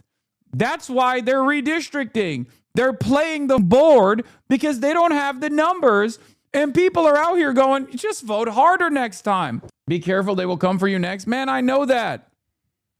What do you mean? I know that. I know that already. And by the way, come for you next. They're already coming for me. What have you been paying attention to the news for like the last 3 months? It's been nonstop. Dem response, the VA court decision is telling people to turn out and vote, even though they just did that and it didn't work. Do you think the courts are going to overturn the midterm results? They might as well. If we let them, yes. Yes, actually, yes. They just did. They overturned a referendum. A referendum is an act of direct, okay? It is the most participatory democratic process that you can engage in. It's black and white, okay? It is more of a direct act of democracy than even voting for a representative, okay? It's the most basic form of direct democracy you can have. It's the most democratic process. And the Virginia Supreme Court was like, nope. No reason not to redraw CA to be 52-0. Oh, 100%. 100%. Look, if this game is busted, but there are more Democrats in general around the country, or more people who want to vote against the Republicans in this country, let's not say more Democrats, right? But people that want to punish the current administration, they want their voices to be heard. This is what you got to do. Florida changed their maps in like 3 days. Why does it take so long for the Dems to do it? Because the Democratic Party is so used to being the conciliatory party, the party that does concessions to the Republicans, that they have they don't have a dog. They don't have the dog in them. It's that simple. Why do you think I'm going around the fucking country trying to elect people who will fight? Because by and large, there are Democrats out there that genuinely want to fight back. They're not my ideological allies in any way, shape, or form. What, you think a Democratic state legislator from the state of Virginia who is a fan of me or even a fan of the things I say? No, of course not. But it doesn't matter, because anyone that recognizes the danger, okay, the president pro tempore of the Senate of Virginia, representing the 18th district, Louise Lucas, okay? Do you think Louise Lucas and I see the world in the same way? Do you think out of 10 issues, do you think Louise and I agree on 9 of them? No, but we agree on the one thing, and that is that we have to fight back against the fascist Republican Party, and that's the one issue that fucking matters, okay? That's it. I don't have an issue. If the Democrats are going to put up a strong fight, a strong opposition, I'm there with them. I'm by their side. I'll be their biggest, loudest champion. That's it. I don't give a shit if we don't agree on any of the other stuff. This is an unbelievably important, if not the most important problem right now. So many people refuse to recognize that. So many people refuse to reckon with that, okay? Maybe even some to my left refuse to reckon with that, where they're like, oh, well, this is a bourgeois democracy. Why are you even participating in the electoral process? Well, there's a reason for why I'm participating in it. Because we don't have the revolutionary fervor. We don't have the organizational capacity at this moment. We don't even have the class consciousness where people actually recognize that they're working class. And I don't want this country to turn into a full-blown fascist autocracy. And we're already in the middle stages of that transition right now, and people seemingly don't realize it. A great example of that fascist autocracy taking shape is the fact that the FBI raided the office of Virginia Senate President pro tempore, L. Louise Lucas.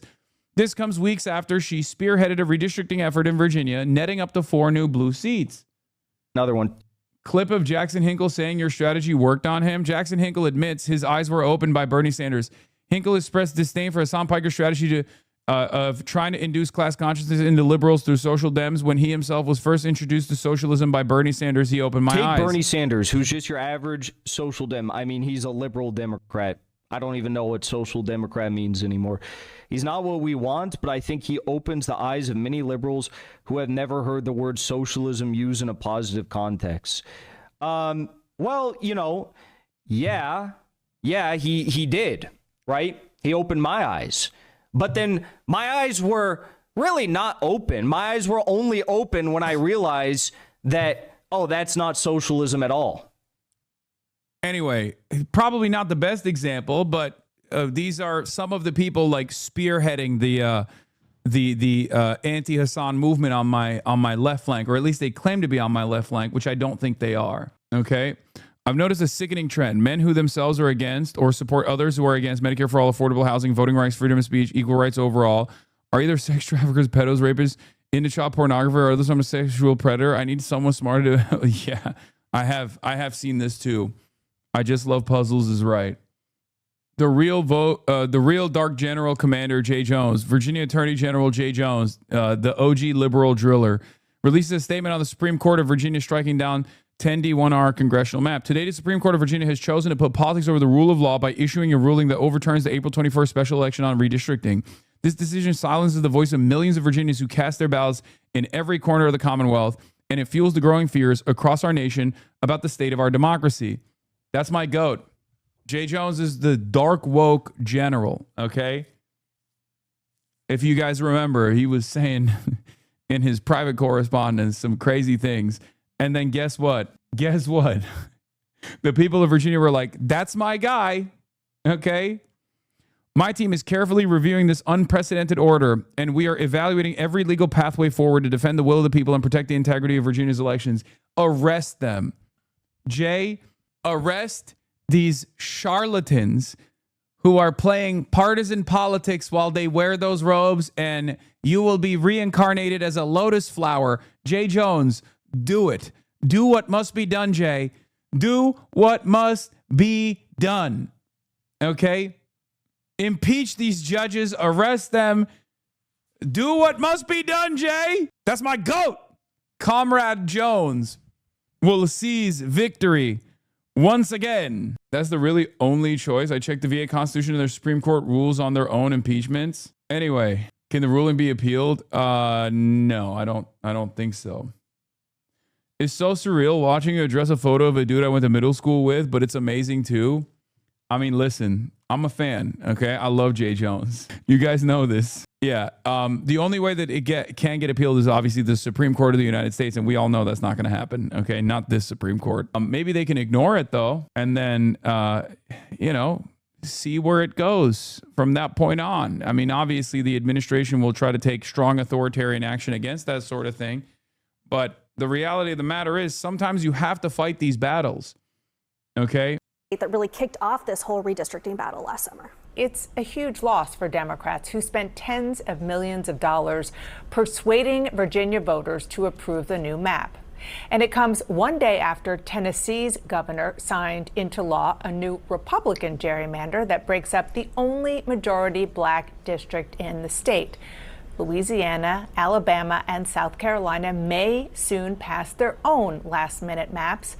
So here's where that leaves the redistricting wars nationwide right now. Republicans have targeted 14 extra seats. Democrats could pick up 6. Theoretically, it would be an 8-seat GOP advantage. But here's an important caveat. Just because a seat is redrawn by Republicans or even Democrats doesn't mean it automatically goes that way, especially in a year like this one. Yeah, I'm gonna be honest. I think that's also bullshit. Okay. No, like there's a much higher likelihood. There's a much higher likelihood. That's the reason why they're stopping it. Like the idea that we can just like go to, I don't know, like a fucking R+20 district, for example, and like flip it with enough momentum is, I think, silly. And also, there's already a lot of initiatives that are set in place, set in motion to stop that from happening anyway. Okay? We're talking about turnout in midterms, but even then, like, let's say you boost turnout. Okay, what happens when they overturn those results? When will people go, okay? I'm joined by a terrific group of reporters here at the table. The president did not waste much time crowing about this Supreme Court decision in Virginia. He said, huge win for the Republican Party. Huge win for the Republican Party in America and Virginia. Wow. He's not even shying away. America in Virginia. The Virginia Supreme Court has just struck down the Democrats' horrible gerrymander, Make America Great Again. If you talk to Democrats privately, they don't disagree with what the president just said. It is a big loss. Here's one senior Democratic official who I was texting with as I saw this report told me, not good. A major upset in our bid to win the House back, though we still can prevail. But the hill just got a little steeper, Isaac. Yeah, another Democratic operative who's working on House races this year said to me, look, 1.6 million people cast their vote and decided a very, very specific thing. And 4 unelected judges just said, piss off. I mean, that is the feeling among Democrats now. A real stinging defeat here. They thought that they would be getting this advantage in a bunch of these House districts in Virginia.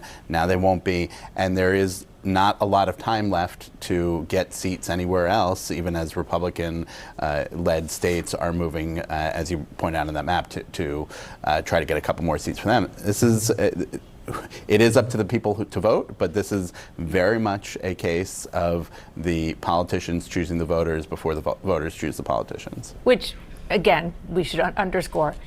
Everybody is doing. Yep, and for sure. It started, the mid-decade push to do this started at the White House with President Trump. It's interesting, just with this Virginia decision, James Blair, the president's top political advisor right now, was sitting where you're sitting, Nia, last week or the week before, and he was really leaning into the notion that Virginia would strike this down. Yeah, and that's exactly what happened. I've been texting with folks, and they're saying, and these are folks at the D-Trip saying, yes, this is a setback, but they feel like, they were trying to get 4 additional seats. Probably 2 of those they probably can get, particular if it's a wave. Because it could be a bad year for Republicans.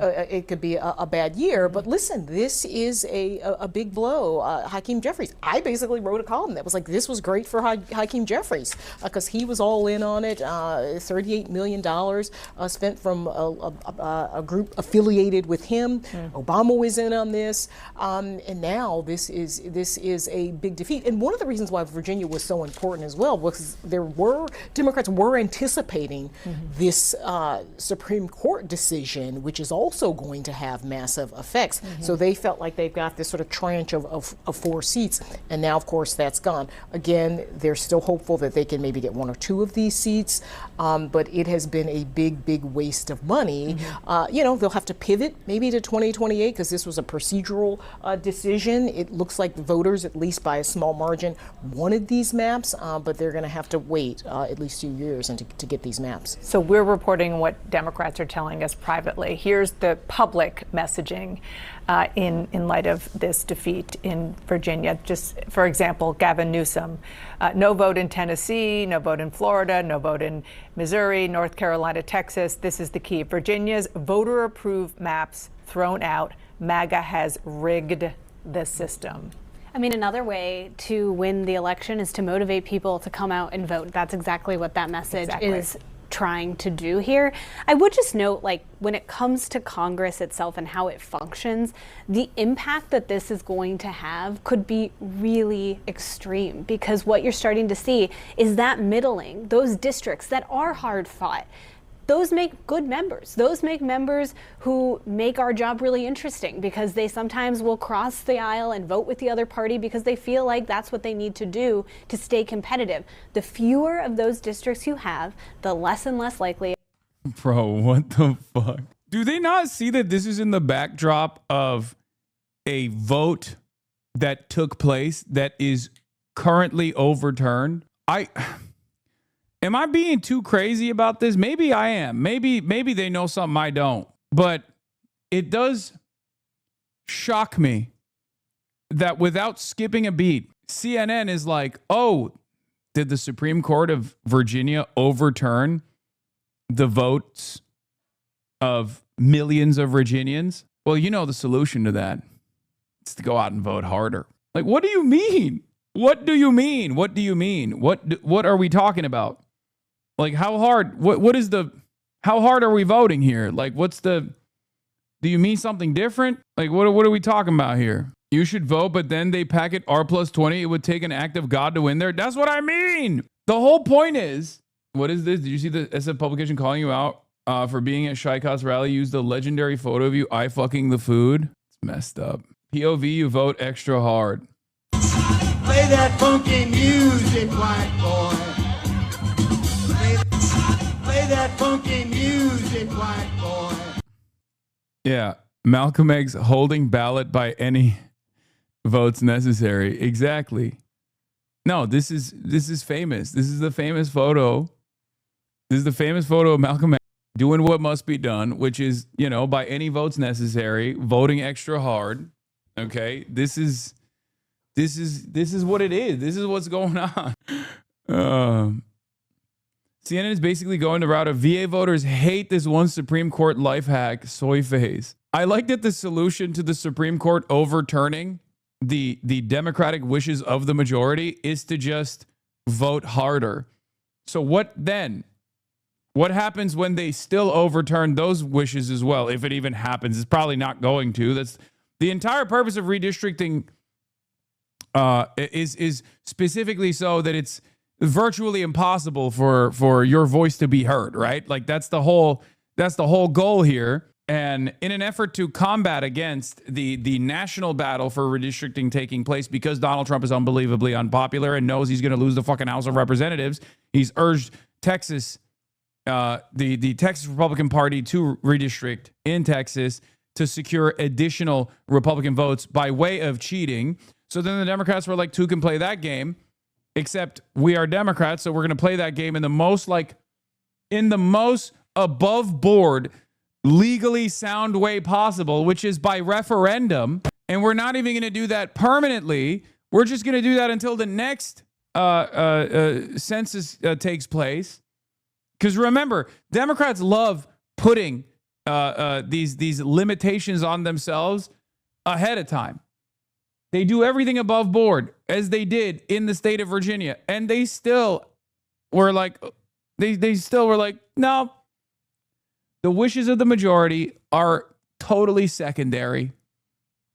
It is that people work together, that people cross the aisle, that it matters that the margins are close. If everybody's in lockstep, that becomes a huge question of Congress's ability to do anything. And also it feels like what we are getting into here is redistricting used to be something that happened once every 10 years. And now it seems like we're headed to at least the next bunch of years where it might be happening every 2 years in a bunch of states. Yeah. And that changes all the way this goes. Yeah, I just want to underscore what you're saying, because it's so important that you say extreme, I say bad.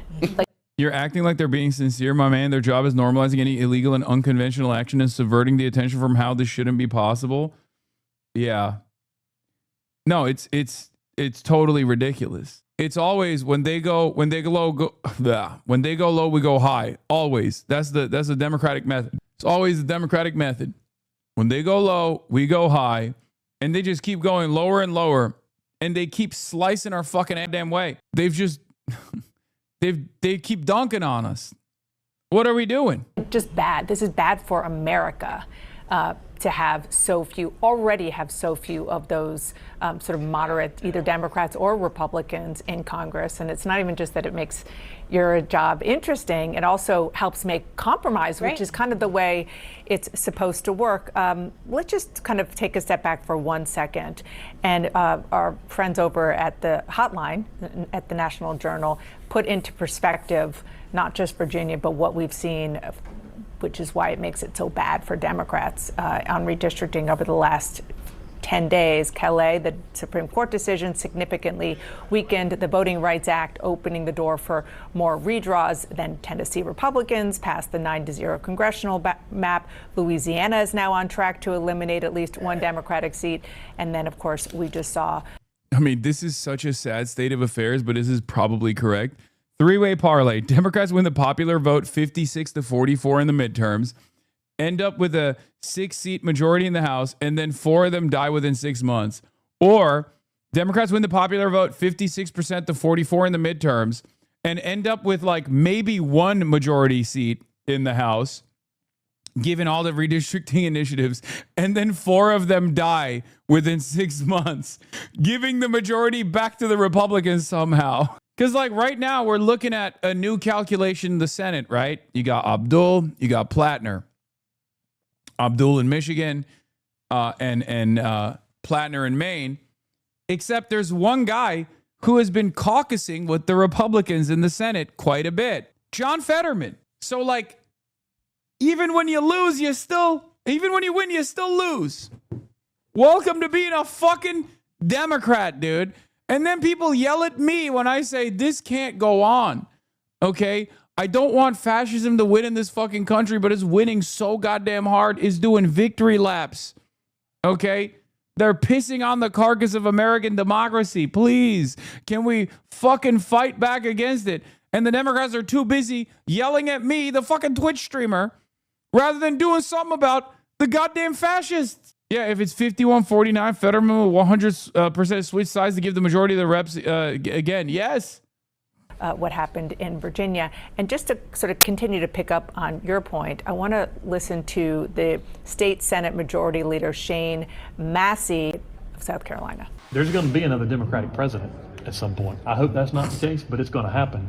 And it is important, I think, that there's somebody from South Carolina can make a call and somebody at the White House will answer it.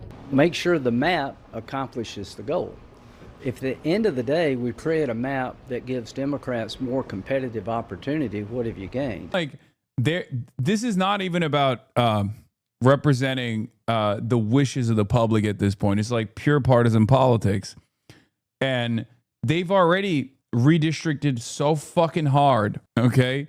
They've already redistricted so hard that they might end up carving out seats that are more competitive. Like, that's where we're at, okay? That's where we're at currently in American democracy. It's so funny. They're like, we've disenfranchised voters too hard.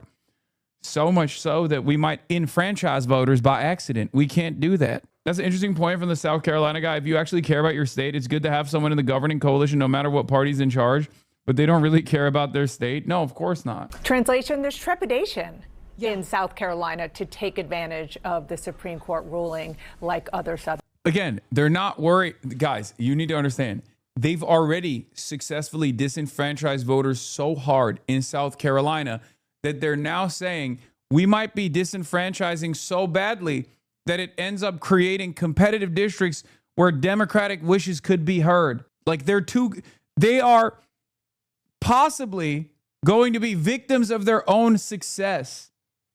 That's the calculation here. It's incredible. What is this? He said my grandfather was a rightist who participated in counter-revolutionary behavior, so it was good that he's gone is crazy. That's crazy. That's a crazy take. I don't know if I can support that sentiment. Yeah, listen, because what you would probably have in South Carolina is no black representation, right? You would have seven Republicans. Clyburn would. Can you explain the South Carolina thing more? I don't get it. South Carolina is already fucking redistricted into oblivion. A big part of the process is chopping up these districts in a way where the reliable Democratic Party voters, more often than not black voters, right? Because That's the only vehicle for change that they have to have their voices be heard, where they're like black voters all around the country, and especially in the South, are making a calculated decision to vote for the less racist party. Okay? That's it. Everybody knows it. That's the whole point, right? The party that has, at the very least, expended social and political capital in the past, at this point, many decades ago, to actually allow black people to vote, for example, right? So they still remember that, and they're making this decision where it's like, well, both parties are pretty fucking racist, but, I'm going to go vote for the party that isn't, like, actively saying we need to go to prison and we need to be killed, okay? But for the Republicans, that's too much of a threat. So what they're doing is trying to roll back the clock on civil rights in this country, and they have successfully done so, right, by way of lawfare, by way of the court system, and certainly through the process of redistricting, where they take heavily populated areas where there's a lot of black voter density, and they chop them up and they slam them into other districts where they will be overpowered by the reliable Republican votes. And that's what they're doing. That's what redistricting is. True, although as a black person, it's all over the country, even where we sometimes choose to live is dependent on whether it's less racist than the other town next to it. No, absolutely. And basically, there's only so many ways that you can chop these districts up. And at some point, you have to make the calculation, because there's too many black people from the perspective of the Republican Party, where are you going to chop it up in a way where you have like a bunch of plus 10 R districts? Or are you going to chop up these districts even further where you maybe have some R plus, like, because currently, let's say you have a bunch of safe, reliable Republican districts where you have successfully disenfranchised the black vote. Okay? But that means you have to have one big black district, right? That is going to be reliably voting Democrat. I already gave you the reasons as to why the black vote goes in the Democratic Party's direction. So now we're moving on from that. Now I'm giving you the second point. So there's always one district that's like putting up Assad numbers for the Democrats, right? In a lot of these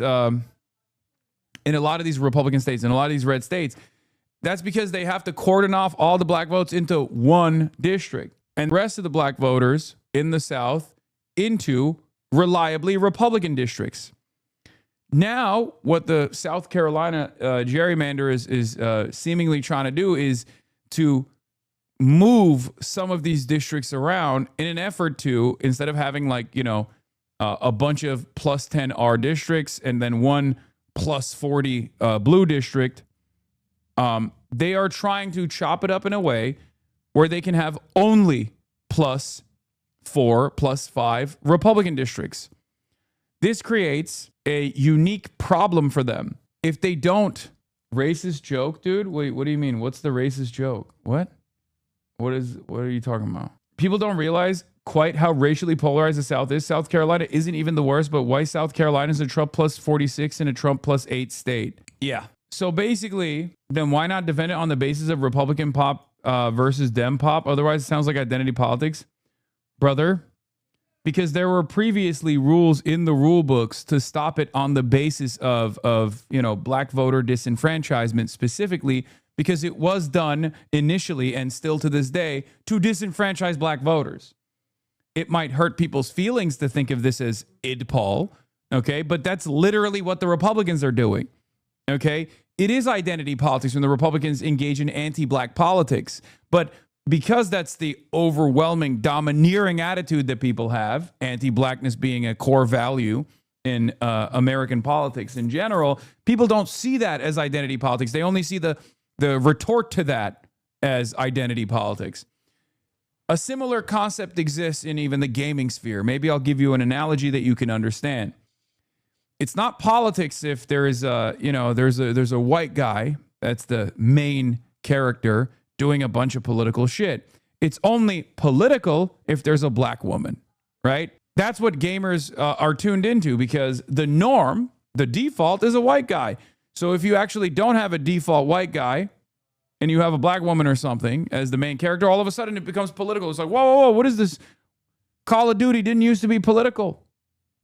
Why are you making Call of Duty political by putting a black woman? That's identity politics. No, it's still identity politics. If the default position is a white guy, that's still identity politics. Is white identity politics. But we just see that as apolitical. We see that as non-political. You get it? Robert Reich has a better explanation. He explains it in 30 seconds. Here.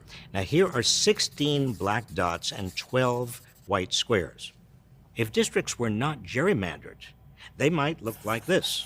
And 3 out of 4 would have black dot majorities. But after gerrymandering, 3 out of 4 have white square majority.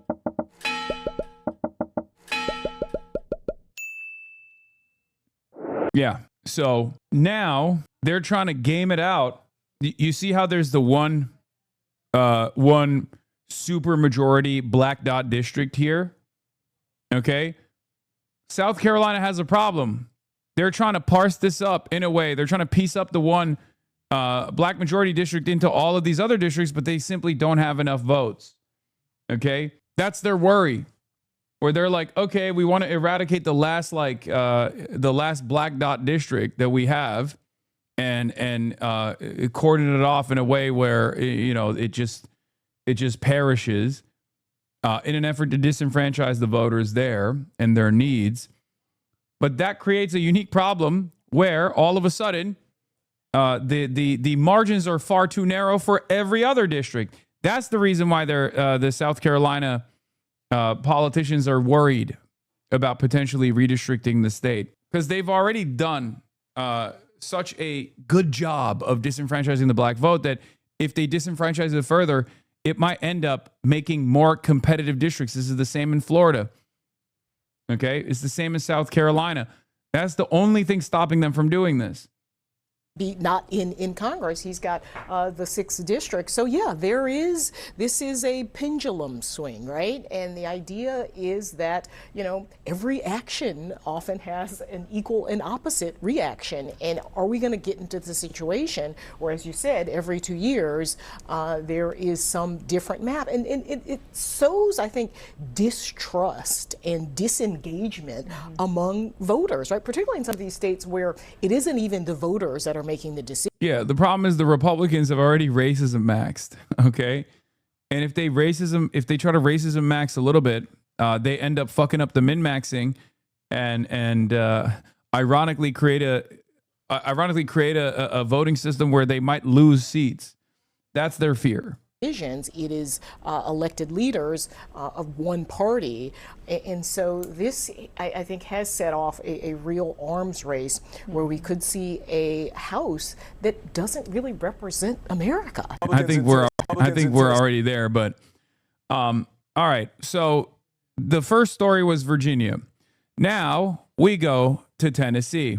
This Twitter user says the KKK is alive and well in Tennessee. The sergeant of arms blocks Representative Justin Pearson, who's goated, from entering a committee meeting about redrawing the map specifically for the district he represents. Shameful. Okay, so let's take a look at what's going on in Tennessee. Protesters are demonstrating against Tennessee redistricting that could give GOP an advantage.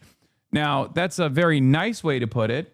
What the GOP is doing is basically eradicating the last black majority district in the state of Tennessee.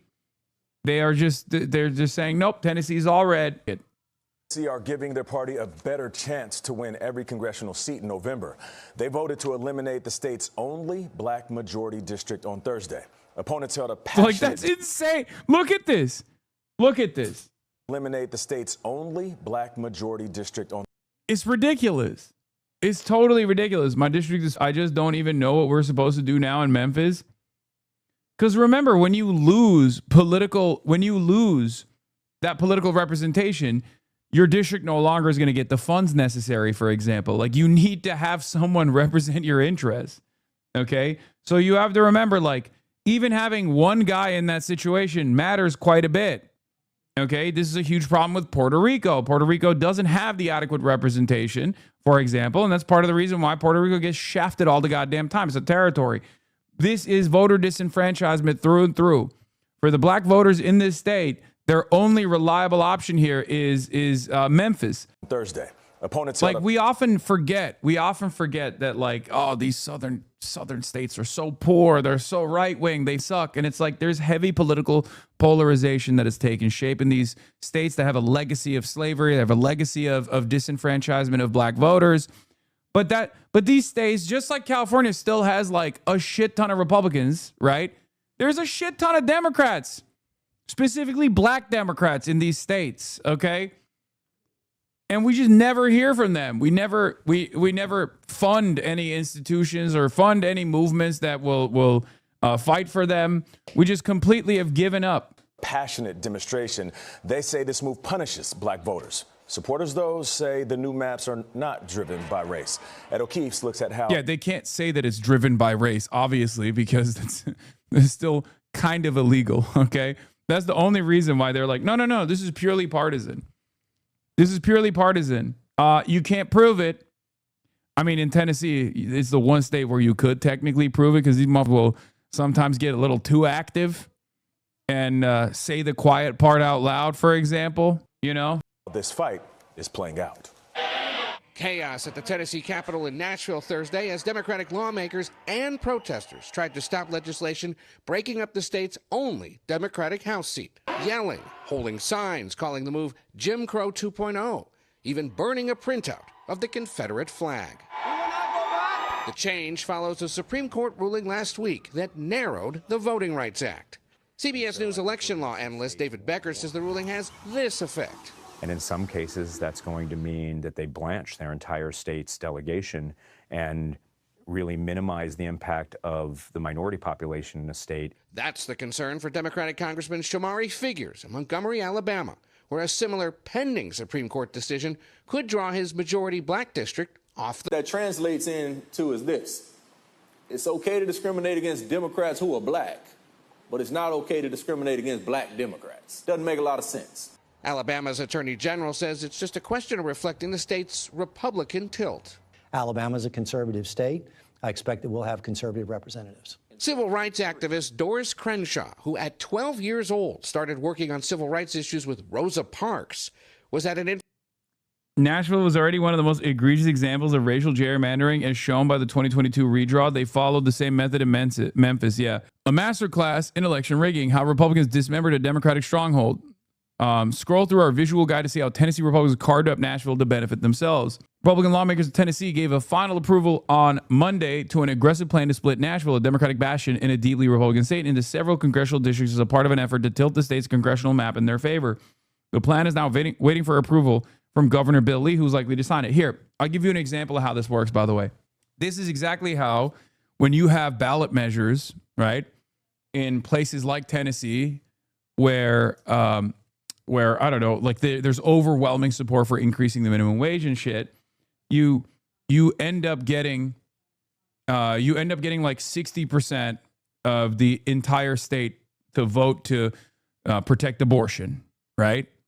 Or to increase the minimum wage for paid family leave, things like that. You do all of this stuff, and people clearly have an appetite for it, but the representation within the state does not make any sense. Where you're like, what do you mean? This is a state that has 60% approval, or is very clearly in favor of these like unbelievably progressive ballot measures, and yet some of those ballot measures never actually go through, even if people vote for it. Sometimes in the state legislature, you end up losing, or the state legislature will actively work to undermine the democratic wishes of the public. And this is how it works. I'm absolutely fuming over the VA decision. It's so bad. The legal reasoning is absurd on its face. Yeah, this is how it happens. This is how they rig the system so that the democratic wishes of the majority are never followed on. And this happens in, this happens everywhere. This happens especially in deep red states, though. Democrats acting like pussies has got to end. I agree. Nashville currently sits in the state's 5th congressional district, represented by Jim Cooper, a Democrat who has held the seat for nearly 20 years. It's a solid Democratic district. Joe Biden carried it by nearly 24 points in 2020, but on Tuesday, Cooper announced he was retiring from Congress. Despite my strength of the polls, I could not stop the General Assembly from dismembering Nashville. No one really tried harder to keep our city whole, he said in a statement. I explored every possible way, including lawsuits to stop the gerrymandering and to win one of the 3 new congressional districts that now divide Nashville. There's no way, at least for me, in this election cycle, but there may be a path for other worthy candidates. Here are the results of the 2020 presidential race in central Tennessee surrounding Nashville. The circles represent the results by precinct. The bigger the circle, the bigger the margin of victory for either Democrats or Republicans.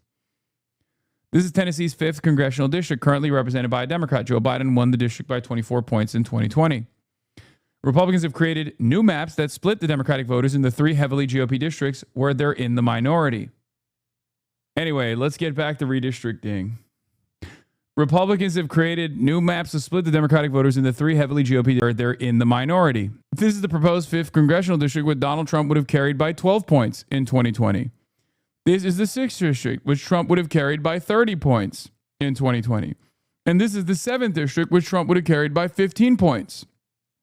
These new lines would dismantle a Democratic district, helping Republicans preserve their majority in the state. But sometimes you run out of votes, okay? Under the old districts, there was a significant concentration of voters of color in Nashville. But the new districts split those communities up, placing them in districts that are overwhelmingly white, making it more difficult for their voices to be heard. Fox News. Hasan is a communist, trans people are aliens, and Democrats are illegal aliens. Oh, closed presence. Thank you for the 50 bones. I didn't see that. So, yeah, I mean, this is the energy we need. Representative Justin Pearson is assaulted by law enforcement officer in Tennessee State Capitol and rightfully gives him an earful.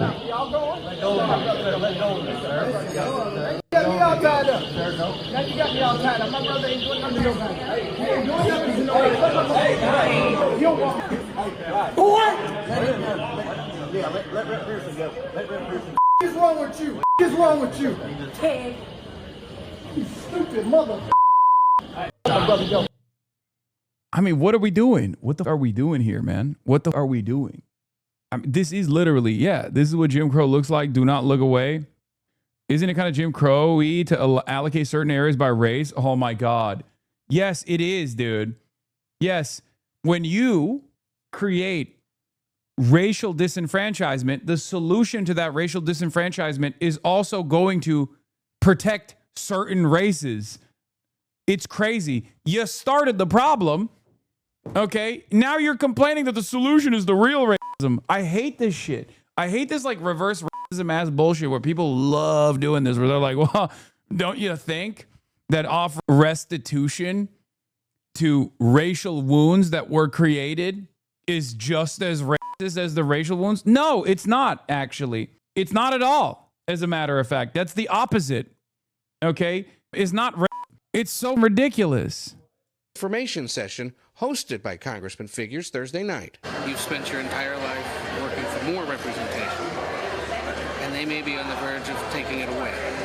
It does not sit well with me, and it shouldn't sit well with the people of goodwill in this country. As of yet, nothing in Alabama has changed. The Supreme Court could issue a ruling allowing the state to redraw its map as early as today. Now that Tennessee has acted, 9 Republican and Democratic-controlled states across the country have redrawn their maps.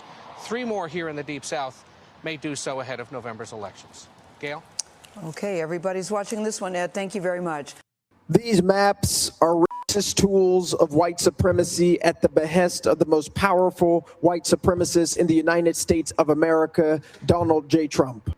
Memphis is the most beautiful place on the planet.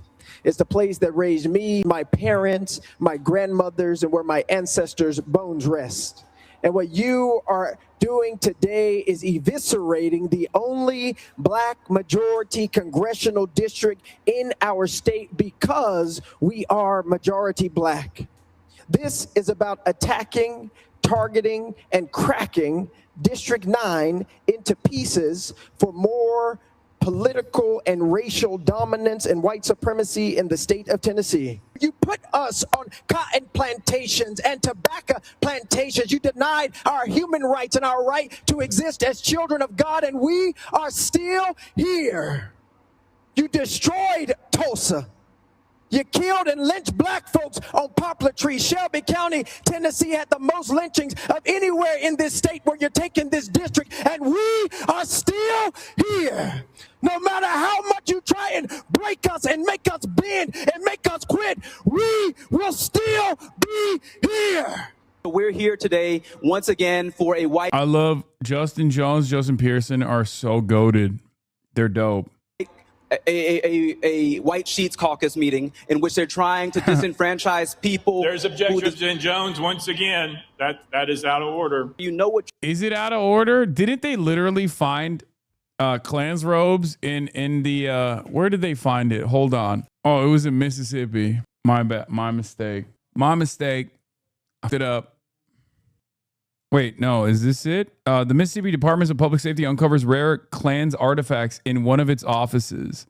A notebook with meeting minutes and a ledger are among Ku Klux Klan related items that the Mississippi state government uncovered while clearing out an... I shouldn't even laugh. It's insane, but all the objects have been transferred to the Mississippi Department of Archives and History. Officials say it will take months to process all the materials. They were like, we found so many Klan related artifacts. Okay, that it will take months to dig in. Okay, that's how many. Here's one of them. Now you might also see something interesting here. Here's proof of the Red Pro bleep plot against South and USA, the platform of the class struggle, national platform of the workers Communist Party. Notice something that the Klan was really against certain ideology, and a certain ideology in the United States of America historically was always in favor of racial emancipation. I wonder if those things have changed at all. Yeah, but I thought the tanky lefty liberals were the anti-black racists. Yeah, like not even 2 months ago, they found a cache of Ku Klux Klan robes and hoods and other paraphernalia at the Mississippi Department of Public Safety just chilling in a closet. Is not just dormant or an underlying thing. It's very alive and well in these southern states. Yep, the red scare in this country has always been a black scare too. Okay? Has always been the case. No matter where you go. Remember that. While the revolutionary spirit might have been dampened in this country in the black liberationary struggle too, in the black emancipatory movements as well, oftentimes by force, by assassinating leaders of black liberation in this country that were self-avowed Marxist-Leninists and Maoists. They were openly communist, right? These movements have always existed. And the spirit, in my opinion, still remains. Yeah, like Kirk. Charlie Kirk. That's who I'm talking about. Charlie Kirk, yeah. Who can forget MLK's last words, counting or not counting gang violence, right? Like, that's ridiculous. He just died, man. Fred Hampton. Let's be a little serious, please. Anyway. You're doing, it's shameful, but we know that you all are going to fall in line behind this man here who's going to lead you down the path of racism and white supremacy. It's wrong, it's immoral, and when we say do justice, love mercy, and walk home. It fails for lack of emotion. Is there anything Democrats can do about all of this in the short and medium term? Yeah, I mean, what we're watching right now is incredibly infuriating to watch in Tennessee, a state with a significant black population, just carve up Memphis, one of the blackest cities in America, and ensure it has no Democratic representation. It's infuriating and it's deflating. And that's ultimately the goal, right? The people who do gerrymandering and voter suppression want you to give up. They want you to feel like your power is being taken away so that you stop using your power. Like that's the ultimate win here. And so we obviously cannot let that happen. And here are just like 3 things. And none of these are satisfying. I want to be specific. None of them are satisfying. But here are the things where we can focus our energy right now. The first is we have to redouble our efforts to take the House and hopefully the Senate in 2026. That is the foundation for the governing coalition that we will have in 2029 with a Democratic president to actually pass things like a ban on partisan gerrymandering, to do real electoral reform, to make our system more small d democratic. The second thing, and this is critically important, is we have to pour our time, our money, our resources into state legislative races, because there's going to be efforts to redraw the maps in 2028, in 2030, and most... What? Chat being nasty about Charlie now is retracting from the direction we need to go. He had nasty views, but it's not for the point of the conversation. Wait, what? Yeah, I wonder why a community such as this one would be nasty about one of the nastiest propagandists of the most toxic form of politics. What's even more discouraging is that even if the GOP loses in 2026, they need to lose again in 2028. Yeah, I mean, Charlie Kirk was a polite face on the same type of Klansman adjacent politics that we're literally talking about right now, that is very clearly a principled motivator of modern Republican Party politics right now. Like even the images harken back to that same exact time. So, I mean, they're doing it. They're doing it out loud. They're doing it in your fucking face. I don't know what else to say about it other than just look. Look at what they're doing. Meanwhile, the Trump administration is investigating an Atlantic reporter who wrote a story about FBI Director Kash Patel, suing the New York Times over its employment practices, threatening ABC's broadcast licenses, and also Trump releases new counterterrorism strategy with fresh focus on cartels and Antifa. This is from May 6th, something that Ken Klippenstein has been writing about extensively, reporting on extensively, something that will inevitably probably throw my ass in fucking jail too. Check logs. Let's see. You're about to get busted. Tennessee had the first grand. Okay, never mind. That's actually first instance of check logs that isn't bad. Tennessee had the first grand wizard of the KKK's bust in the state capitol until a few years ago. I have a weird feeling. What? Am I weird for feeling off about we need to get Democrats elected being the number one thing that people say? I feel like I've heard we need to get Democrats elected my entire life and it's done fuck all. I mean, that's not the end all be all, but it is definitely a significant part of especially good Democrats, like especially people who are gonna fucking fight, is part of the problem. It's part of the process. There's not really much else we can do. Like, most importantly, in 2032 after the next census. So we have to have as much power as we possibly can to draw the maps in as many places, even in states where we can't take the majority. If we can get close. Look, all I'm saying is this. If voting didn't matter, the Republicans wouldn't actively undermine the black voting bloc. Okay? And just like that, if any kind of insurgency within the ranks of the Democratic Party didn't matter, the Democrats wouldn't be handshaking with the fucking reactionary forces in this country to actively undermine these insurgent campaigns. If you can't comprehend it, if you can't see the vision, if you can't see the methods, if you think that these are this is simply entryism, if you think that this is simply shepherding the revolutionary spirit back into the Democratic Party that's never going to actually help you out, okay? Just look to what your opposition is doing, because they clearly have they clearly are fearful of this, right? They clearly do worry about this. That's why they're doing everything in their power to make sure that people like myself are actively disparaged and the candidates that I align with are destroyed before they ever make it into the general election. The majority, we can have potentially an influence on how those maps are drawn. This is absolutely important. This is where the future of American democracy. The media would be on Hasan's side if anarchists even had a point. Is going to be, absent some sort of ban on partisan gerrymandering, is going to be decided in state legislative races and in governor's mansions for the map redraws. And we're going to live in a cycle of perpetual map redraws. The last thing here is we have to put pressure on the blue state. Having grown up in rural Tennessee, I don't think I would have been against this if I didn't find your commentary in early adulthood. So thank you. And what you do matters in these places too. No, absolutely. These motherfuckers all speak like a Dem presidency is a lock in 2029, when in reality, it couldn't be further from a lock. I know. You know what I'm feeling right now? I'm feeling the same sense of danger, immediate danger that I felt on like the second day of the DNC, where I was like, why are these guys fucking doing victory laps right now? They're not winning shit. There's no guarantee that Kamala Harris is going to win. What the fuck is going on? There's an environment of celebration that doesn't make sense when you have a broader outlook on the way things are going in the country. And the Republicans are twerking on the Dems. Yeah, I saw that. I mean, this is unbelievably gross. Breaking, the Virginia Supreme Court has voted to overturn the results of the state special election. The decision silences the voices of Virginians who approved on an updated congressional map that levels the playing field ahead of the midterms. The fight continues. And this is what the Republicans posted. This is what they feel about democracy. This is what they feel about voters in Virginia. I'm not sure if you're joking about getting imprisoned by this regime, but based on my lived experience with authoritarianism, it's highly likely to happen to you. You need to refine your writing. It's the only way you might be able to get your words out in 2 years. Yeah, well, it is what it is. Some takes are way too grounded in thinking people are normal and reasonable and not cynical enough. I mean, at a certain point, it goes beyond naivete, right? I think right now, anyone who's still talking about anyone who doesn't recognize the dangers that are imminent, the dangers that are taking shape all around us, is I mean, it goes beyond naivety. No, like self-preservation skills. It's where we have the ability to fight fire with fire.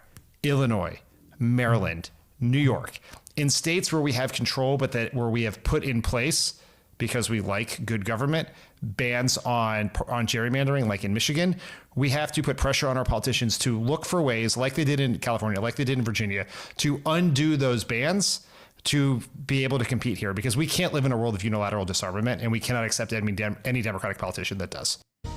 Good evening and welcome to the BBC News. All right, anyway, here is a party, much like the Democratic Party, that used to represent the left flank of politics in the United Kingdom, losing everything as a direct consequence of leaning into this moderate center or even to the right, which predictably gave way to a massive growth in this now dominant fascist movement in the country. I'm, of course, talking about the Labour representing center-left politics in the UK, the Conservatives representing center-right politics in the UK, and Reform that represents the far right. Yesterday, some elections took place in England, Scotland, and Wales. And boy, oh boy, were the results devastating for a Labour Party that actively destroyed itself because they were terrified of Jeremy Corbyn, where Labour has lost more than 1,000 council seats, with Reform picking up 1,222 council seats. And the Greens have had a pretty tremendous victory in the process as well. And so have the Liberal Democrats too, weirdly enough. But the Greens have been doing a phenomenal job. We released the BBC projected national share based off of the council results. Reform at 26%, Green at 18%, Labour at 17%, Conservatives at 17%, with Lib Dems at 16%. A clear but far from overwhelming victory for Reform, with everyone else clustered in a big lump behind them. Ultimate fragmentation. De-Yankification now says changes is 2025, Reform -4, Greens +7, Labour -3, Conservative +2, Lib Dems -1. Old people will destroy this country. God, I hate the elderly. Dude, the Reform Party is literally all show too. Like, if you were to go to the average Reform voter, because like England has class politics in its roots. Like, it's not like America where people are oblivious to class. If you were to ask the average Reform voter to spell out like some top line issues beyond immigration, beyond, up the boats, lad, right? They would just look at you and be like, that's not true. There's no way the Reform Party wants to do that.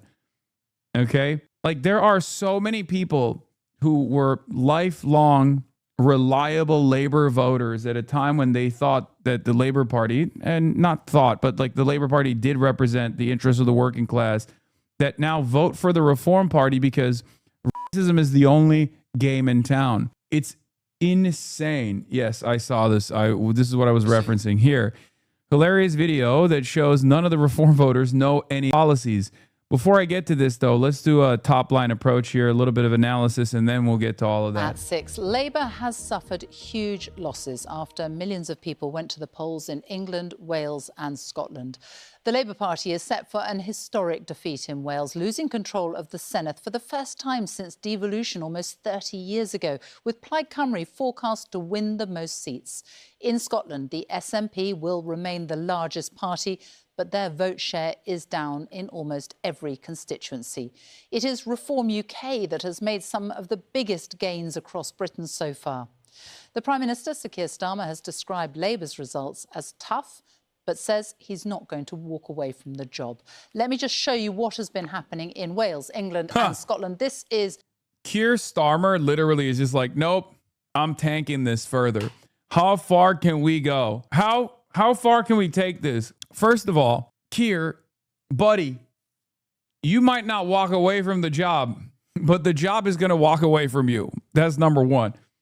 I don't even know how he stays in power at this point. I have no idea how he stays in power at this point. He has to get fired, right? There's no shot I mean, one of his most famous speeches is when he literally says to his own party, if you don't like it, you can leave. And it turns out a lot of people that were lifelong Labor Party members were like, okay, sure, I am leaving. Some of them left for reform. Many of them also left for the Green Party. I don't think he makes it out by the end of this year, but what do I know? Wales, what has been a Labour stronghold for more than a century, Labour now pushed into third place with Plaid Cymru out front. In England, it is reform that has been surging. These are the latest tally there. Look, reform now more than one, started with just 2. Labour has lost. Nigel Farage is a disgusting monster through and through. By the way, I have to talk about the media's role in all of this as well. The media absolutely played a major role here too. Hey, just wanted to say that you gay. Yeah, your dad, chatter. Yeah, me and your dad, butt sex. He loved it. He said, first time he's ever had a man dig deep inside of him like that. Life-changing experience for your dad. Yep. Crack like an egg. Yep. Then your mom walked in and she was like, my turn, please. My grandma's watching. What? Love is love, man. It's 2026. You should have brought this heat last night. We'll go hard in SF. Anyway, if you're wondering how we got here, the media definitely played a big role in this too. Is the Labor's suicide. It's a corporate interest that is the corporate interest and the power of the Israeli lobby that certainly exists in the UK as well. Destroying labor from within, playing a formative role with the same exact Oxbridge commentators that were defending their class interests and the class interests of their friends who are in positions of power, representing the capitalist class's interests through and through to ensure that labor destroyed itself, self-destructed in an effort to make sure that, Jeremy Corbyn never actually saw any power whatsoever in the country. And then actively undermining, not just like correctly covering the labor's failures, but also actively undermining this insurgency that took place within the Greens. Because if you were to watch British media leading up to this goddamn election, you would think that Adolf Hitler reincarnated as a Jewish man in the form of Zach Polanski. Okay. Meanwhile, the Reform Party and its door knockers were running around in every council, being like, "Yes, would you like to kill every migrant? Would you like to kill every migrant? Also, the Holocaust is questionable if it happened or not. We don't know." Like literally, I think a Reform guy who is a active Holocaust denier won a seat yesterday. But you never heard about shit like that from the British media because they were too busy yelling at the one Jewish guy heading a major party and his opinion on Palestine, which is the majority opinion, by the way. They were so hyper-focused on bashing the Greens that the British public has been actively uninformed about what's going on in their own politics, where they're like, all right, well, I don't like them. I don't like them, the migrants. They're taking up the toll. They're taking up space in the tube. I don't quite like them. They're the reason why I don't get NHS aid. Right? Meanwhile, half of the NHS is migrants. Yeah, let's take them all out of the country, lad. England for English. Meanwhile, the Labour Party's like, yes, we cannot be a nation of strangers. That's what Keir Starmer said. So what do you expect if you don't cover the Reform's race baiting over and over again? It's racial agitations, it's anti-immigrant sentiment, and you actively pursue the Greens as though they're like a terrifying prospect for a British future because they, want to undermine the interests of the capital owning class a little bit in an effort to center the British working class in their policies, in their agenda. If you find that to be the true threat, then yeah, people are going to be uninformed and they're going to go and, vote for the Reform Party.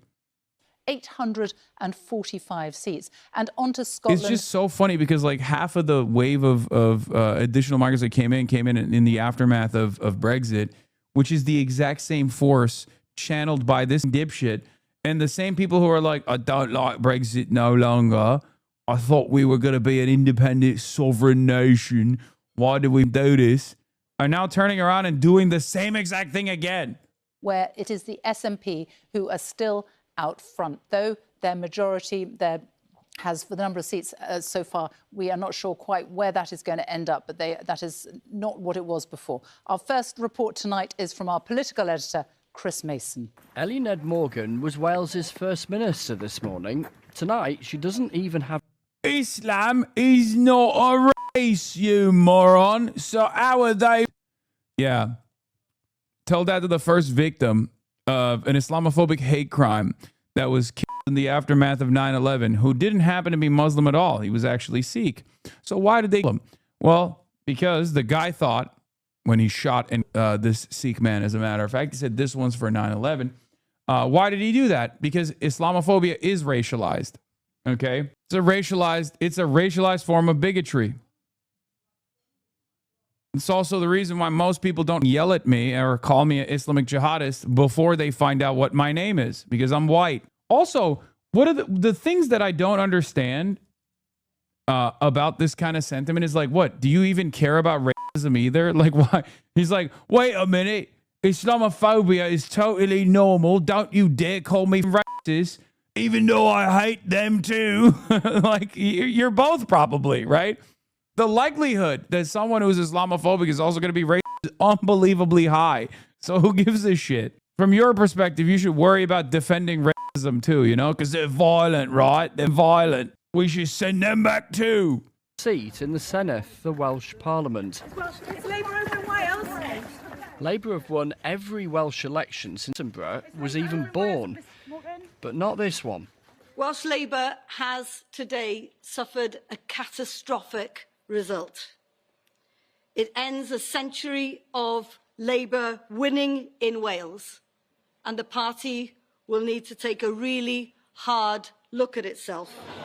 Everything you've been saying about UK politics summed up. Would you vote reformed? I'm not mental or racist, so no. Is immigration a problem in the UK? No. Why'd you say no? Because it's fundamental to our existence. Oh, why'd you say that? Because we need it. We don't have enough people being born in this country. We need immigrants. It's simple. Why does the UK fear immigration? We're told to. By who? The elites that own us. So the capitalists and the billionaires that are in charge that really own us and own our parties, mostly the Tories, but now Labour as well, they tell us to fear it because they need someone to blame for our problems when really they're the ones causing our problems. Do you think we have overpopulations in major cities? No, not at all. We've got loads of room. You think so, really? Because everyone says that the UK is such a small thing, the country is individual small islands. Bringing more people here, we don't have the space for it. Like, do you have any thoughts on that? I think that's a lie. We have. Have you been outside of the major city centers, man?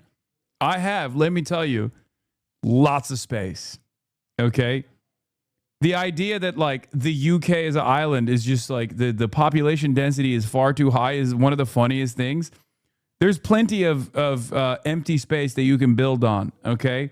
I'm not even talking about like the evisceration of farmland or anything, because that's important for agriculture and the ecology. I'm just straight up saying like there is plenty of room to still fucking build. Plenty of room to build. If you had some semblance of central planning in mind, you could literally just build a new city center, you know, Chinese style. Yeah, but no one wants to live there outside of the big cities in the UK is basically Bulgaria. Oh, you're not wrong, for sure. You're not wrong. Muslims can be any race, but Islam is racialized in the West. Oh, this guy's awesome. Yeah, I love this guy. This guy is genuinely my favorite politician. Topo Resnivoro. You might think he's Japanese, by the way, from his outfit. He's actually Indonesian. He's an Indonesian anti-Muslim Islamophobic racist who LARPs as a Japanese guy. He's not Japanese.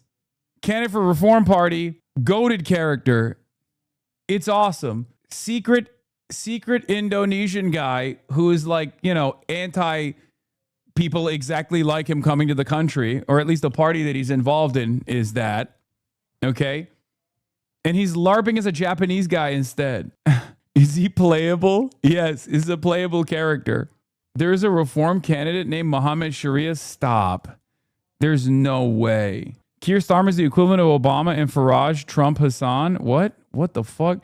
The Greens do not have a chance in this general, and everyone knows it. Unfortunately, Labour MPs should have been brave and booted Keir. There's a reform candidate named Mohammed Sharia. What the fuck? I didn't know that one. This is the reform guy who won after denying the Holocaust. Yeah, reform UK candidate. What the fuck? I thought that was my brother. Oh my God. Oh my God. Oh my God. I literally thought that was Murat. I thought that was a photo of Murat. What the fuck? What the fuck? I'm not even kidding when I say this. It scared me. Okay. No, Murat is nowhere near that fat. No. This is old Murat. That's what I'm saying. He used to look exactly like this, bro. Come on. Plot twist. This is old Murat. The Mohammed Sharia guy is fake. Oh, man. Okay. I didn't know about this because it doesn't exist. Dude, look at this guy. Yeah. Reform UK candidate who said Holocaust was a hoax, wins seat in local elections. I know, but when I clicked on the link, I got scared at first because I thought it was like one of our holiday pictures from our youth or something that they posted on the article. I was like, what the fuck?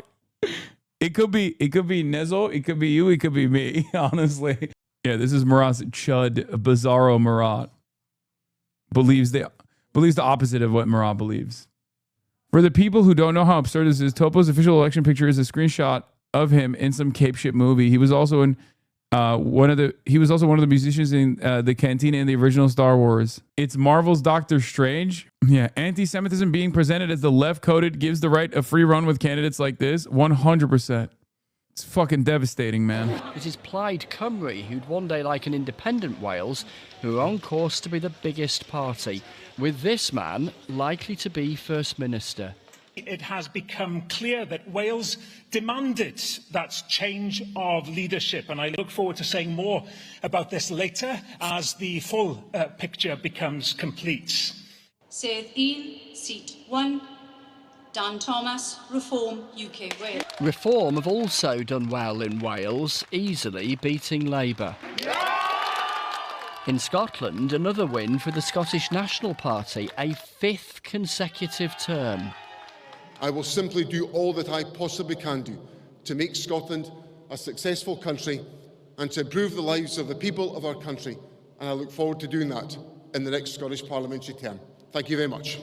Labour losing here as well then, a recurring pattern today. Just look at their body language.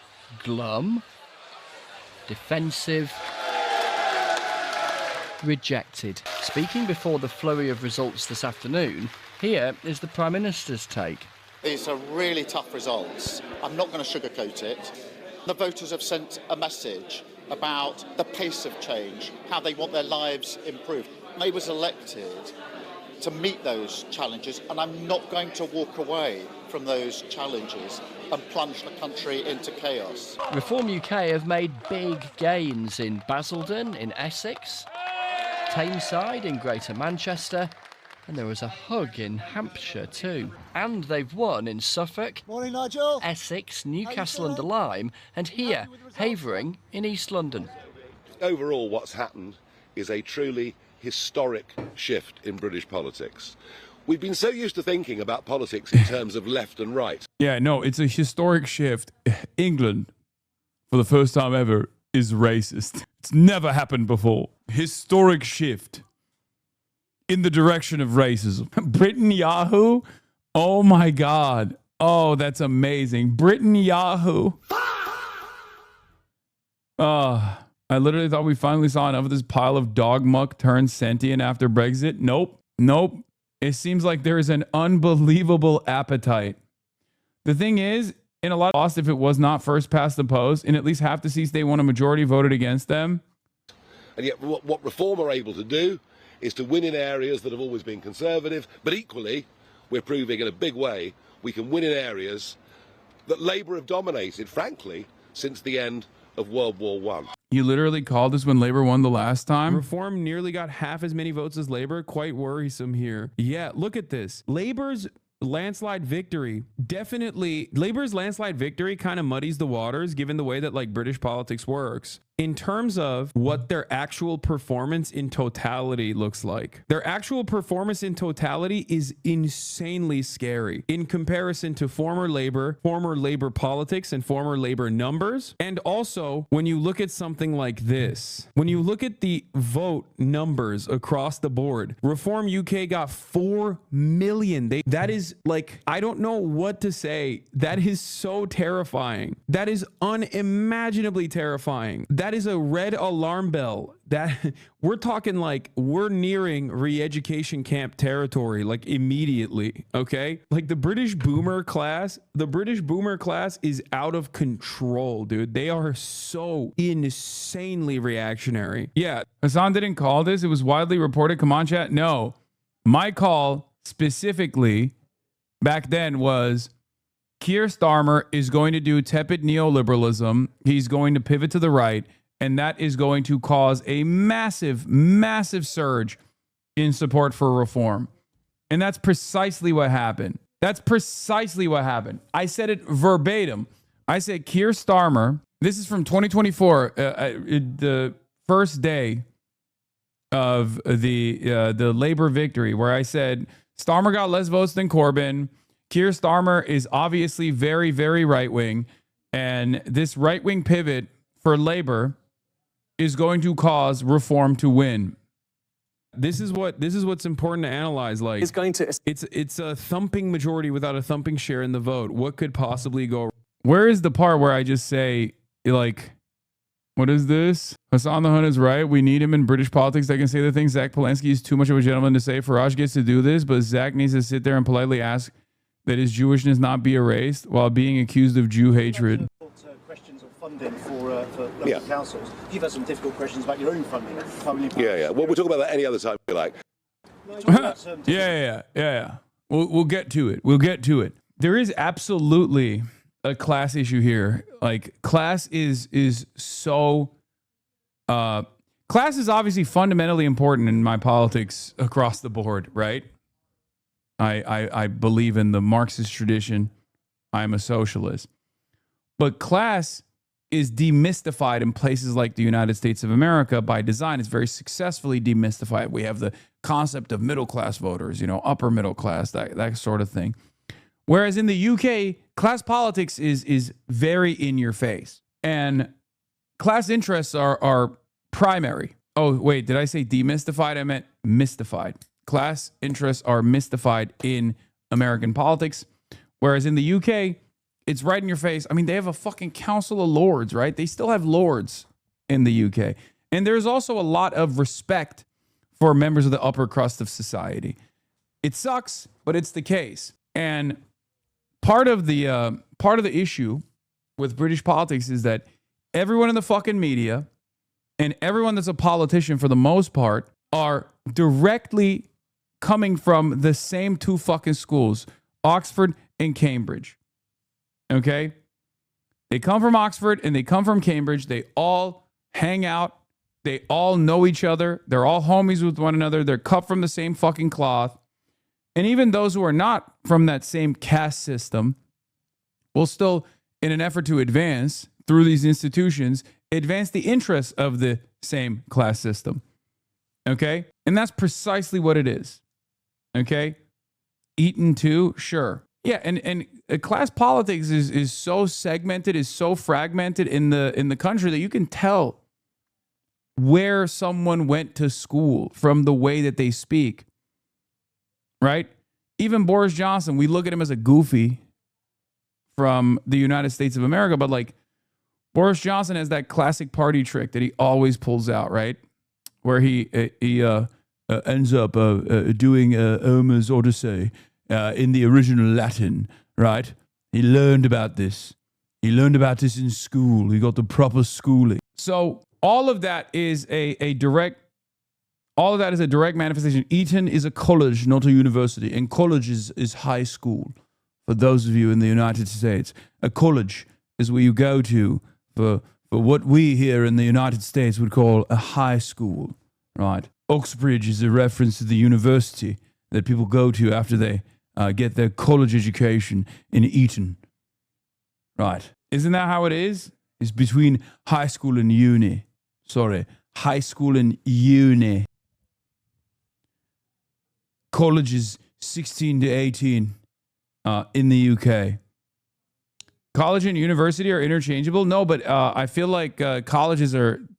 Like in Turkey, we have colleges too. Like we call high school college in Turkey. So I assume it's like the same in it's secondary school. Okay, not in the UK. College is sixth form education in the UK. I thought in the US, a university is a collection of colleges. College is different in the UK is different from uni. That's what I meant. I thought college was like what you go to before you go to university. You go to high school or you go to a college and then you go to university. No? Is that not how it is? Secondary school, then college for 16, 18 courses, then university for degrees. Colleges are usually polytechnic education. You go there after high school and before uni mostly. Isn't that sixth form? It goes primary school. It goes, okay, hold on. I'm going to do the accent for this. It goes primary school until 11, secondary school until 16, sixth form college, 17 to 18, and then university after that. Ah, yes, very nice. Thank you. Spot on, sir. You're a good chap. Sixth form is the same as college, but when it's part of a secondary school. Eton College is just the name of the secondary school aged 13 to 18, but yeah, the 16 to 18 is a further education college. But some people do sixth form for the same years. Very nice. Anyway, the point I'm trying to make is they all go to the same fucking schools, they're homies with one another, and they represent the same class interest, even if they're not directly a part of that same class. And you see this manifest in the media a lot, okay? It's not an accident that the guy who was lasering Zach Polanski, who very clearly represents the interests of the working class rather than the pedophilic capital owning class, was cooked by a guy who was the best man of former Lord Mendelsohn, right? Who has in the media openly said that a lot of people are fake friends to Mendelsohn after the Epstein stuff. I'm still riding for him. And his job is not under threat at all. As a matter of fact, his job security comes from his diehard loyalty to those who are either servants of the elites or a part of the elites themselves. That's it. It's horrible. It's totally fucked up. But this guy nails it. The Greenbelt is mostly empty space, and we've killed all the animals in it. We might as well build on it. We need houses. It's the fundamental thing that kills our country and kills our young people. We need to build houses. We need to make them so that people can buy them and own them and stop them being owned by landlords. So I saw another stat on ITV that in the last 10 years, people on the waiting list for NHS and 2 million children in poverty in the UK, that allegedly that is due to immigration. Would you have any thoughts on that? I think it's not due to immigration. Immigration is the reason our NHS works. The thing that causes that is governments deliberately underfunding and sort of underutilising the NHS for what it could really be. It's nothing to do with immigrants coming in. It's to do with it being badly managed and badly funded. Was Brexit a good or bad idea? Terrible idea. Why? Fundamentally ruined every aspect of our country, and by every measurable factor, it's weakened us. We can't... The problem is, as well, with immigrants, the people that don't like immigrants, that want to get rid of immigrants, that would even be easier if we were in the EU. It's weakened everything. We can't do anything because we're not in the EU. We're not the big, powerful Britannia that we once used to be, where we were going around the world and slaughtering people. We're a little island that's off the coast of the Atlantic. We need to be in the EU to have any kind of power or any kind of say-so. We need to have fair and legal routes for people to be able to access this country, and if you want to stop the small boats, that's how you start doing it. And eventually, by becoming a member of the EU, that would help us do that as well. And I'll ask you more questions. I mean, he cooks, no notes. He's absolutely right. So funny, this fucking dipshit posted himself taking this L. Oh yeah, the guy who was interviewing him, yeah. It's like, well, don't you think it's the immigrants? He's like, no. He sounds like you because he's just saying the truth. That's it. Yeah, if you say the truth like I do, then, you know, you're going to sound the same. Unfortunately, however, especially in mainstream outlets, you never hear this honest and refreshing perspective on exactly what the problems are. Everybody feels the pain, but right-wing forces at the behest of capital redirect that anger to migrants because they recognize that if these people became more conscious of their class position and voted for politicians that represent their interests better, then profit margins would go down. That'd be unbearable. There were lots of cheering, even jumping Greens this evening too. Zoe Garbett is duly elected as the Mayor of Hackney. And a big win for them in East London. This is a historic victory. This is the first time the Green Party have ever won a directly elected mayor. And two-party politics is not just dying, it is dead and it is buried. And actually, whether it's here that Labour have been rejected or whether we're seeing around the country, it's very clear that the new politics is the Green Party versus Reform. The Conservatives, so often leading actors in the story of British politics, feel like little more than an extra today. They've gone backwards, but... Good morning, Westminster. How are we feeling? They did regain Westminster Council. I'm very proud of how we have done. I'm not saying that we're there yet. I'm not saying that the results are perfect. There are loads of councillors, Conservative councillors, who would have lost their seats, but they can see that our strategy is working. Good strategy takes time. It doesn't all happen overnight. For the Liberal Democrats, modest gain. Dance moves. They lost control in Hull, gained control in Stockport, and won in Portsmouth. It's a fantastic result here in... Liberal Democrats are so funny. I'm sorry. Like, what the fuck is a... Like, what do they represent, even?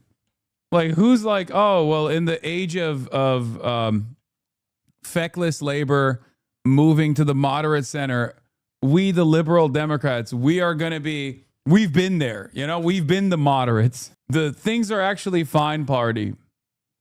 Portsmouth, the Reform threw everything at it, but we won. We've taken control of this council, and we've shown across the country that it's the Liberal Democrats who can hold off and beat Reform. What then of the Prime Minister's future? There hasn't, as yet at least, been an eruption of Labour folk demanding he goes. This Labour MP used to be in Keir Starmer's cabinet. This afternoon she said he should stay. For now.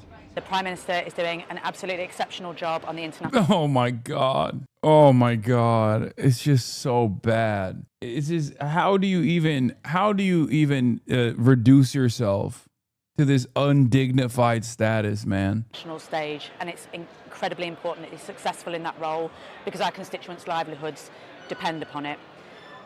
But the message has been clear from the public that unless the government delivers significant and urgent change, it's clear that the Prime Minister cannot lead us into another election. A smattering of other Labour MPs are saying similar things. We have lost brilliant Labour representatives, people who put so much into their communities, so much into our party and our movement.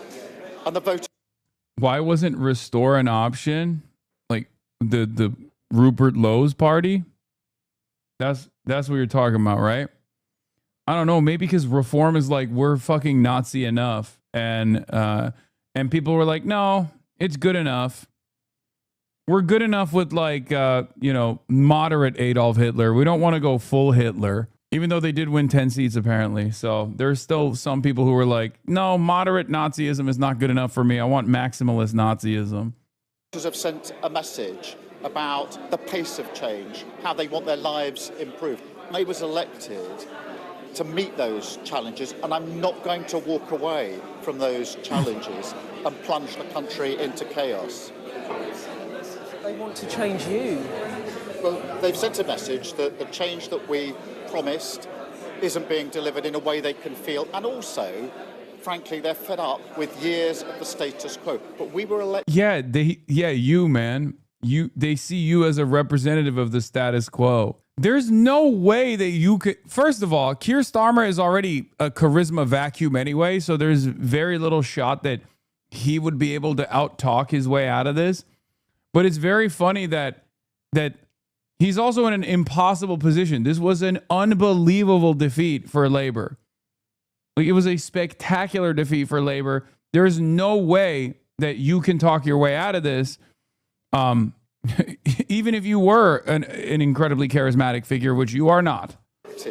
To deal with those challenges, and I'm not going to walk away from that and to plunge the country into chaos. Did you contemplate that the problem might be you, that you might need to go to help Labour win these seats back? Did you even contemplate it? Did you acknowledge it as a conversation even? Look, I think it's absolutely clear that the electorate are fed up with the fact that their lives aren't changing quickly enough. And this has been going on for a very, very long time. I think that we were right to emphasise to the country the difficult inheritance we had, the challenges we face, but we haven't done enough to convince people that things can improve, their lives can get better, the hope. And I'm not going to walk away from that challenge. We made a number of calls which were the right calls in terms of stabilising the economy, investing in our public services and not getting dragged into the Iran war. But we also made unnecessary mistakes. And my job now is to set out the steps that we will take to bring about the change that people want and deserve. PM, to be clear, you are not going to resign. No, I'm not going to walk away and plunge the country into chaos. We were elected to deal with these challenges, and that's what we will do. And asked you to set out a timetable for your departure. Well, I think Ed Miliband has dealt with this and made absolutely clear that he supports me. What do you say to those in your party that are really upset with you?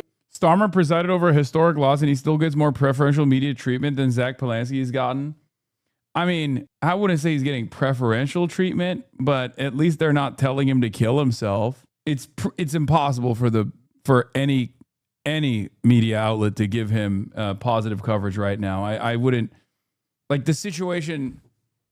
The situation is untenable. It's a resounding defeat. Everyone knows what's going on. He's basically Liz Truss. Last night we were told the Greens were underperforming. Wrong. The BBC gives the Greens a projected share of 18%, narrowly making them second place. That means they are outperforming the average polling, and that's despite younger voters being less likely to vote in locals.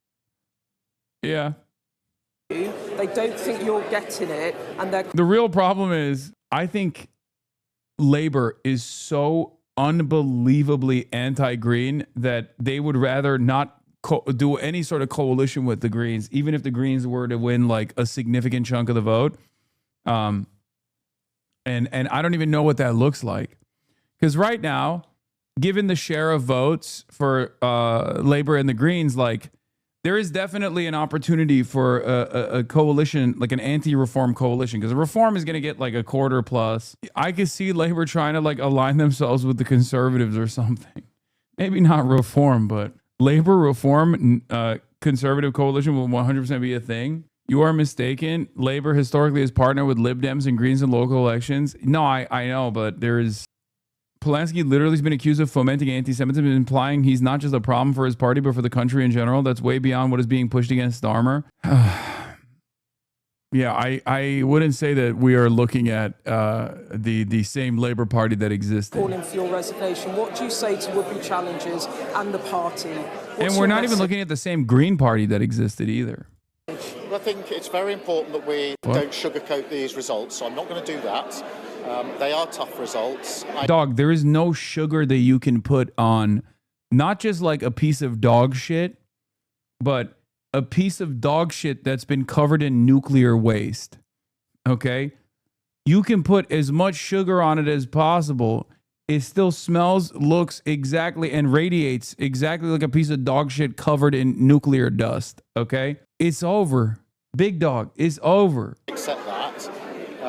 They reflect voters who don't feel that their lives have changed enough or quickly enough, and that's been going on for a long time. We were elected to deal with that, and I'm not going to walk away from that responsibility and plunge the country into chaos. I've got a final question.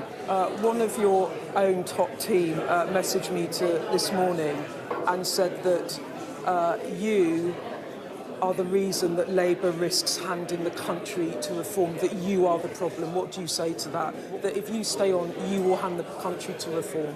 What I'd say to that is, we won a landslide victory in July 2024.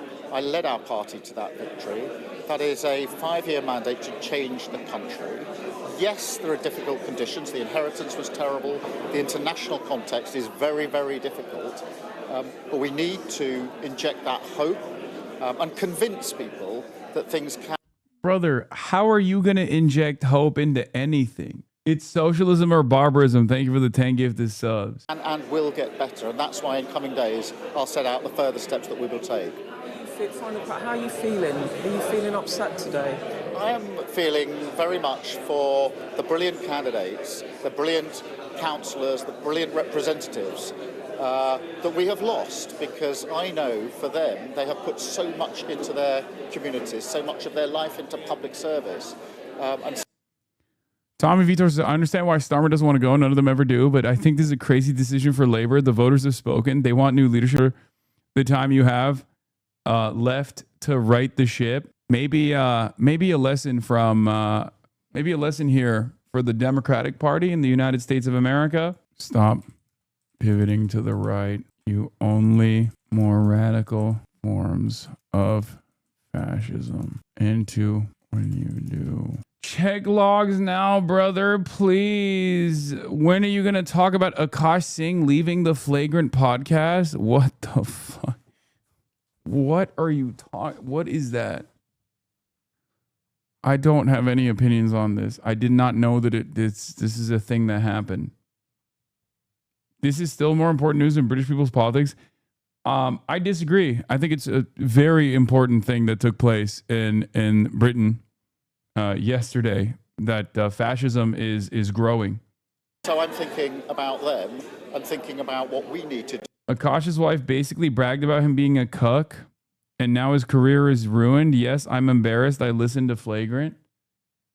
Wait, what? Is he actually a cuck? Like, I don't get it. Okay, now I'm actually invested. What happened? Akash's kinda. Like, what was it? Was she cheating on him? Isn't Akash's wife a stud too? Like, she's dope. That's the only thing I remember is like Akash's wife basically shitting on the politics of the podcast. And no, she just big dogs him.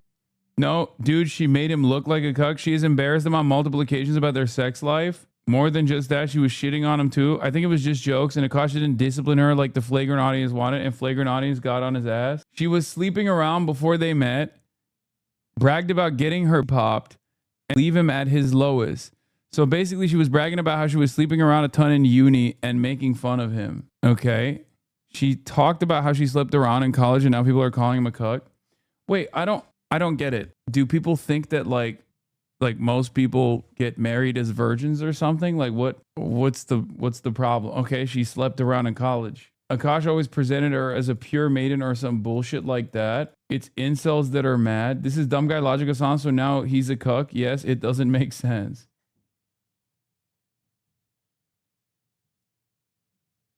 Podcast cringe. We got to address Akash Singh's wife just ended his career. the elephant in the room, no pun intended. Okay? To where our boy Akash, he really...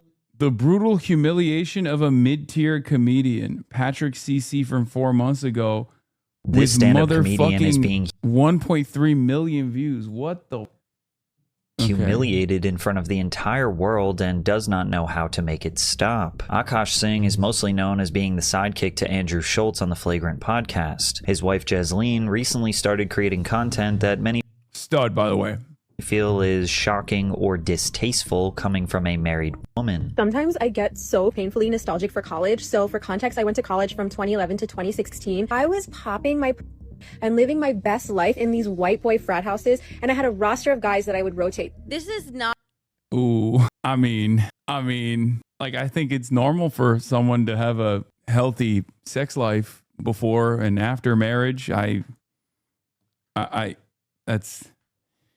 It's a little disrespectful when you're a married person. I feel like, am I crazy to say that? I feel like it's because you're literally saying that your past life, when you were, her words, not mine, popping your for white boys in frat houses was far better than your current predicament when you're popping your for your husband. That's...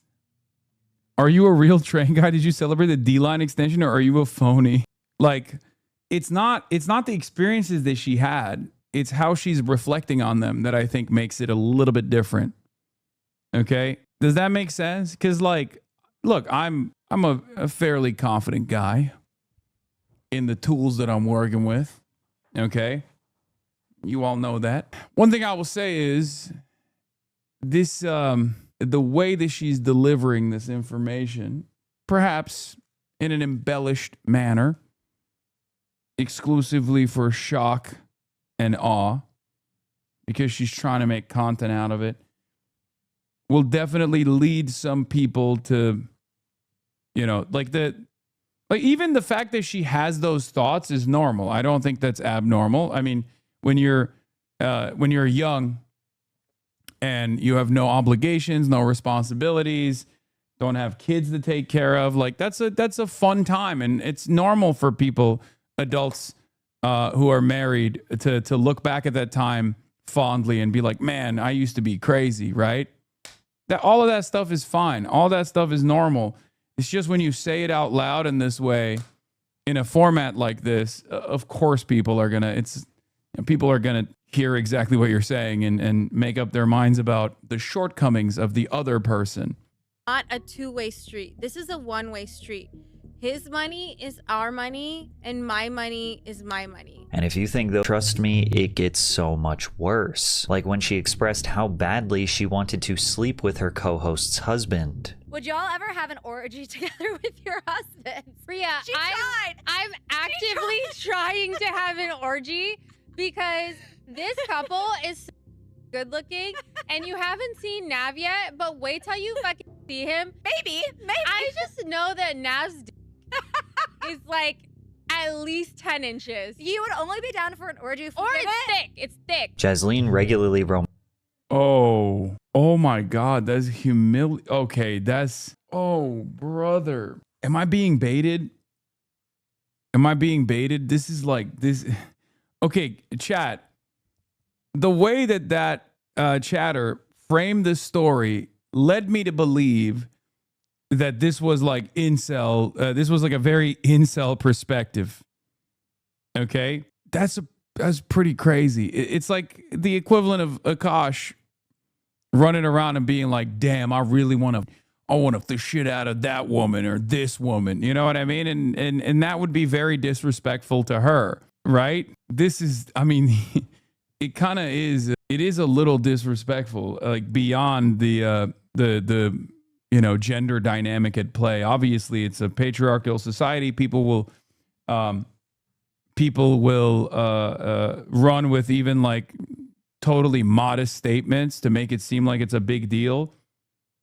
This definitely is a lot worse.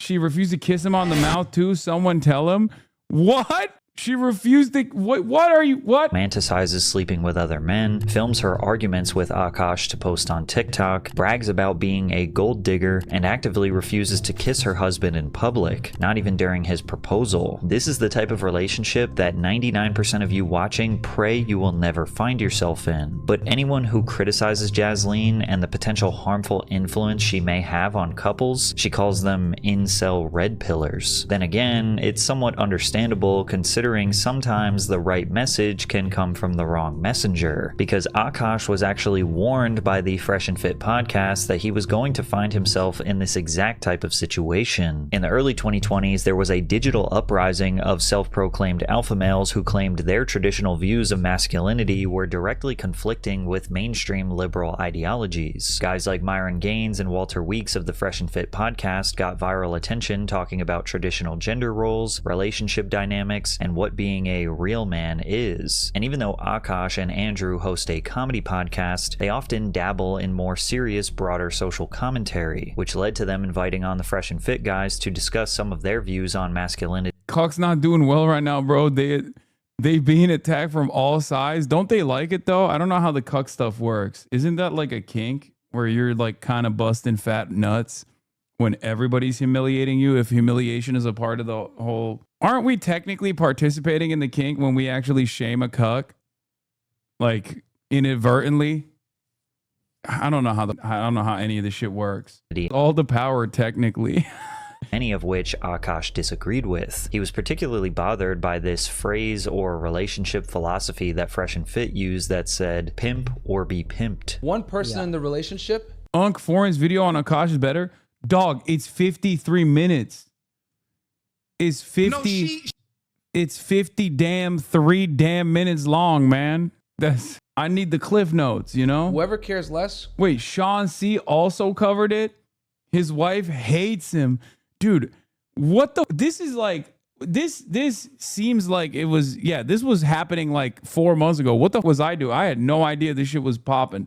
Has the leverage, and we want the guy to always care less. We want the man to always have the leverage. Childish as and you guys might not like hearing that. Childish. But we truly feel. I'm not.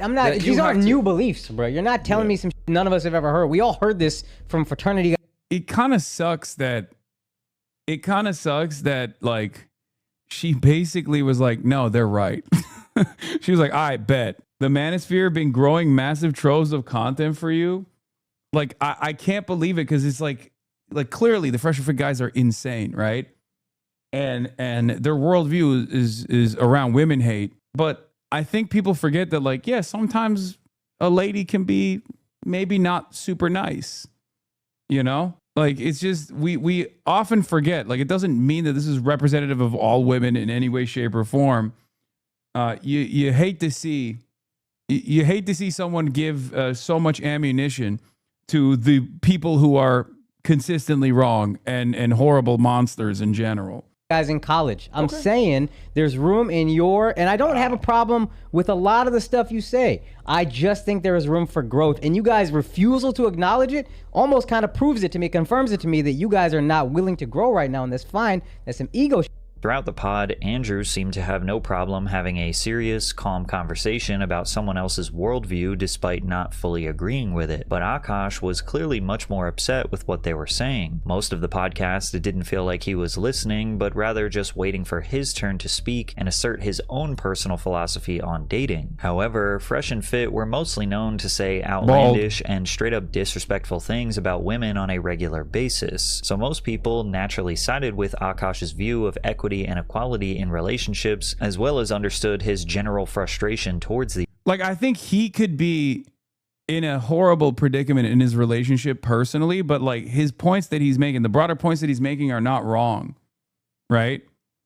Like the broader points that he's making about like these guys being clownish, childish, filled to the brim with women hate, that I do agree. It's just that, you know, it's clear that he's not in, at least from my outsider's perspective, from the couple clips that I just saw, I was like, that's not looking too great, you know? That's just not looking too great for our boy Akash, okay? Not looking great at all. It seems there's something going on there. Maybe he likes it.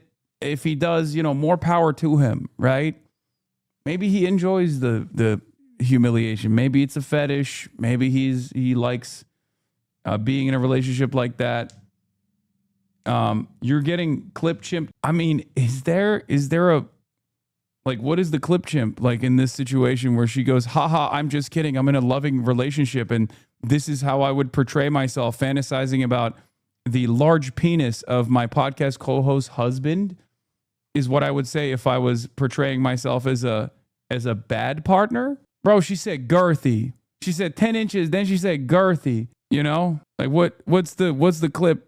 What is it when the clip ends? She goes, as soon as the clip ends, she goes, haha, I was just kidding. Obviously, I would never say these things. Frustration towards these guys. What we would later discover is that the reality of Akash's own personal relationship reflected the exact situation that Fresh and Fit were trying to warn him about. But before we dive deeper, I want to talk about one of the most disturbing industries in America, data brokers. They provide reports like this that have information about you and Flagrant and Fresh and Fit, Flagrant and Despite the episode ending relatively cordially, members of the Flagrant and Fresh and Fit podcast would trade shots at each other over the next few years, but tensions reached a boiling point. Wait, this was in 2023?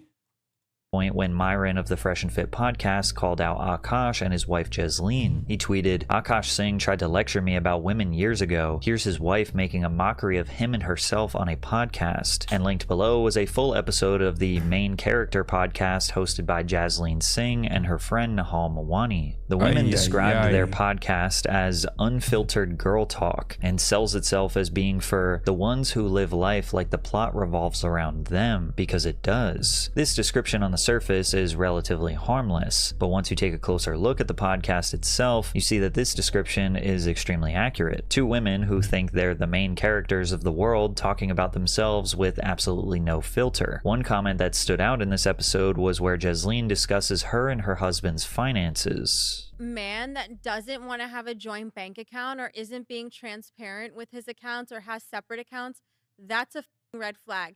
And I will say it again. Bro, why is this any of our business? Great question. I think it's because they're all content creators. And because I know there's going to be already like incel troll mother. This is not a two-way street. This is a one-way street. His money is our money and my money is my money. And look, have I only made $600 from content creating? Wow, it went up $100 from Oh, she's rage baiting here. Like, this is 100% rage baiting.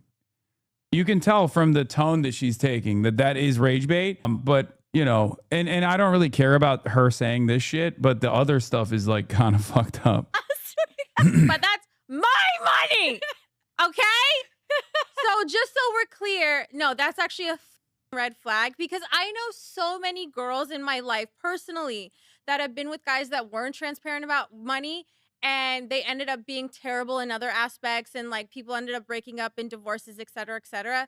So that is actually my number one. They must be generous with their finances from day one. For context, Jasleen is not a celebrity by any means. She does not have a job of her own and has only been able to build her internet following thanks to her husband supplementing her lifestyle. And this is not a dig at her at all. She talks about this a lot in her content, and some even think she brags about it. Okay, hi, my name is Jasleen, and these are things that I do as a stay-at-home wife.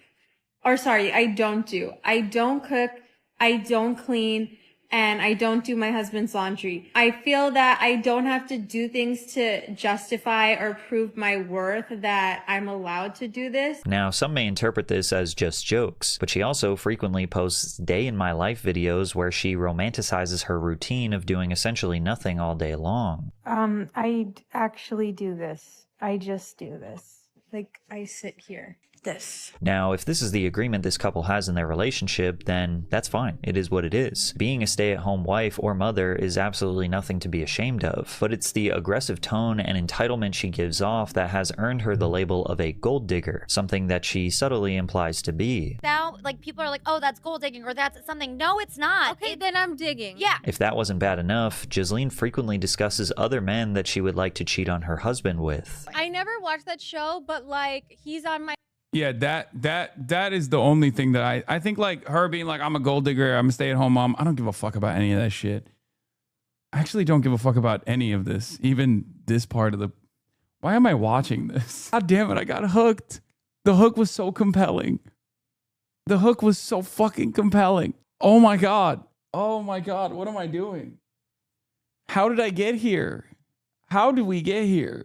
Okay, well, I'm already invested. I have to see more of it. Oh, yeah. Chase Crawford, Jacob Elordi, Austin Butler. Now, some people see the whole celebrity crush thing as unserious because the celebrity feels so distant, so unreachable, that it's basically the same thing as fantasizing about a fictional character. Like, it's not really cheating because in their minds, the situation is so unrealistic that it becomes harmful. Yeah, because it is. I'm telling you, man, there's a difference between someone being like, oh, these are my hall passes or whatever. It literally is. Versus saying that about your podcast co-host husband. Okay? Those are like, those are in entirely different zip codes. I don't give a shit about her also being like, oh, I'm a bad wife or whatever the fuck. All that stuff is irrelevant. Okay? But there is a level of disrespect beyond that. Harmless. Others see this as straight up openly admitting they'd hook up with someone else that wasn't their husband because celebrities are just people too, after all. That him in that movie like did kind of like rewire my sexual. But is that your type, Ranbir Kapoor? Not anymore, but like he was so hot and tall, and he's like Mera Naam Bunny, like Bugs Bunny, and I was like, okay. But Jasleen didn't just openly fantasize about sleeping with other famous men. Yeah, this stuff is this is incel rage bait. I mean, the way that they're interpreting this stuff, it's kind of like, what's going on here is this. Okay? What's going on here is this. There is some things that she has absolutely said that are pretty fucked up in a normal, healthy relationship. But the kernel of truth at the heart of this story is being padded by unlimited amounts of misogynistic framework, right? And I feel like that's what's going on, where it's like she's, you know, perhaps not the best partner, or maybe she is the best partner for Akash. I have no fucking idea, right? Depends on if he's happy or not, because I have no assessment. I have no way to know what's in his heart. I have no way to know what the internal dynamic of this relationship is. So all of this is just people from the outside interpreting the relationship and what it looks like, and adding a shit ton of extra stuff to really pad the deck. I know this because like I often am on the receiving end of a lot of like smear operations where they'll like take a perspective that I have, a real perspective that I hold, and they will bastardize it to the 11th degree, adding on a whole bunch of things that'd be like, oh, these are the anti-communist perspectives that I already had, and all of the baggage that I already have, I'm applying to this individual. Luffy's Afro, all roads lead to Hasan. I mean, I'm a content creator by trade, so I'm just trying to use my own personal experiences here to offer additional insight. Quite literally admitted to wanting to sleep with her co-host husband, Nav. Would y'all ever have an together with your husband? Yeah, that part. This is. I'm gonna skip it. It's too much. It's too much to see. This is too much. This is. Oh God. Okay, fuck it. I'll play it again. This couple is so good looking, and you haven't seen Nav yet, but wait till you see him. His body goes crazy. His face card always slays, never declines. And it's kind of weird because I'm talking about your husband. No, I kind of love it, but I'm like, us four? Okay, maybe. I just know that Nav's dick is like at least 10 inches. You would only be down for an orgy if we or did it's it. thick. It's thick. The original question was a joke about all four of them sleeping together. However, Jasleen only talks about Nav and never mentions her own husband, even excluding him from the hypothetical and talking about a three-person situation. Nahal clearly attempts to steer the conversation back to the dynamic being four people to respect Akash, while Jasleen continues to fantasize about Nav. Once again, you could argue that Jasleen is just joking. But when you joke about something over and over again, especially in a short period of time, you start to wonder if there's a little bit of truth to that. Even while talking about her husband in a positive light, Jasleen can't help but imply that Nav is a better husband than her own. To make matters worse, only minutes later in the podcast, they bring their husbands on, where Akash is forced to sit next to the man. What? Oh my God, brother. His wife was just fantasizing about having sex with, and she once again brings up having a threesome with Nahal and Nav while Akash is sitting right there. I'm a hustler who scams a little bit. I'm not a scammer who hustles. I'm not gonna lie, that was sexy, and that's why I'm actively trying to have an orgy. Even at the end of the episode, Jasleen once again, completely unprovoked, states that she wants to sleep with. Character pod, we love you, we hate you, I guess we respect we you. love you, but I actually love you in one of all of. You would be hard-pressed to make a compelling argument that Jasleen is only joking when she brought up this topic multiple times. And when we get to hear from Akash directly about his perspective of their relationship, you almost get this sense of relief from him that he finally can express how he really feels about Jasleen's behavior. When she's running 2 hours late to a dinner reservation that I worked really hard to get, and then I'm like, baby, we're running late, and she's like, are you kidding me? Do you know? I don't give a if we're late to this dinner. They're lucky to have us. And I'm like, oh, that's what we're doing. #1 restaurant in the New York Times. You know how hard a reservation is? Call them right now. Call them right now. This is not a fun session. I'm not even joking. This is how main character I am. I was like, Sema will be lucky. Yeah, okay, she's just like a fucking annoying person. Like, that's okay. That's what it is. Okay, yeah. She is designed in a laboratory to make incels scream in agony, I think. To go, I told you so. She's just spoiled. She's a spoiled, annoying person. Case closed. That I would grace them with my presence tonight. Jasleen seems to think that being the main character means being as entitled and rude as possible, with no regard for anyone. Yeah, that's literally what that means, by the way, Patrick. That is quite literally what it is. It's probably the only self-awareness that she demonstrates throughout this entire process. else's personal feelings. Stories like these demonstrate that Ghislaine's selfish demeanor isn't just played up for laughs on a podcast, but exists within her real life as well. Akash comes off visibly frustrated when talking about his wife's toxic behavior, turning it into a therapy session for him where he can finally let out his pent-up rage. When I say I'm tired, she can't just let me be tired. I travel, I work, and I'm very blessed to do what I do. He also has really bad insomnia. I have It's really like a bad known insomnia. thing. I work 335 days a year. I'm so blessed to do what I do. This is not a complaint. But when I tell my wife I'm tired, I want her to say, I'm sorry, baby. I understand. That must be exhausting, buying me all these things. Instead, she goes, so am I. And if I dare open my mouth to go, what the did you do that made you tired? Now it's a problem. Now it's a fight. So I gotta sit there. I went to Pilates. Oh, that's what I'm saying.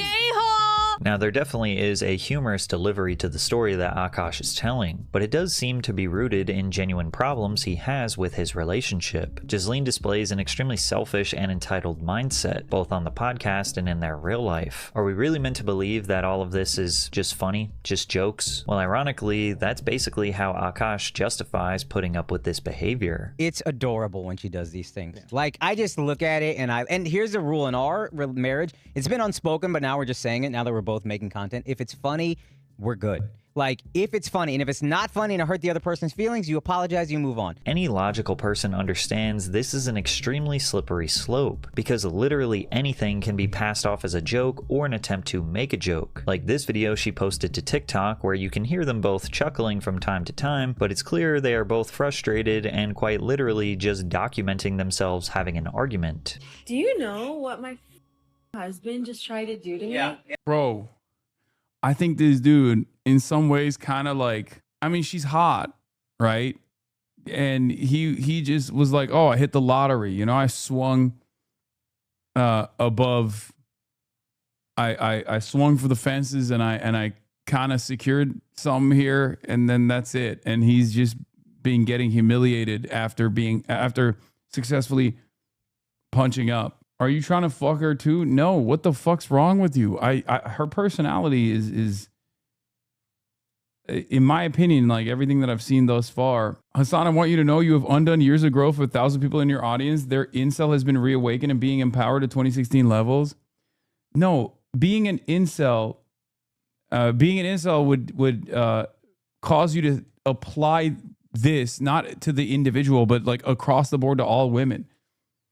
The point is, yeah, there's gonna be people that are just not great. Okay, that's it. People do this all the fucking time, where they make broad generalizations about entire subsects of the population off of like one individual action, especially if it pairs up with an anecdote, right? People have had moments of weakness or like bad experiences and whatnot, and they just like apply it broadly to all women across the board, and that's where you become an incel. It's unbelievably stupid. But I will say that everything I've seen thus far is so crazy that I thought it was like a preordained arrangement where they just know they're both leaning into it or something. Would you allow Dua Lipa to do this to you?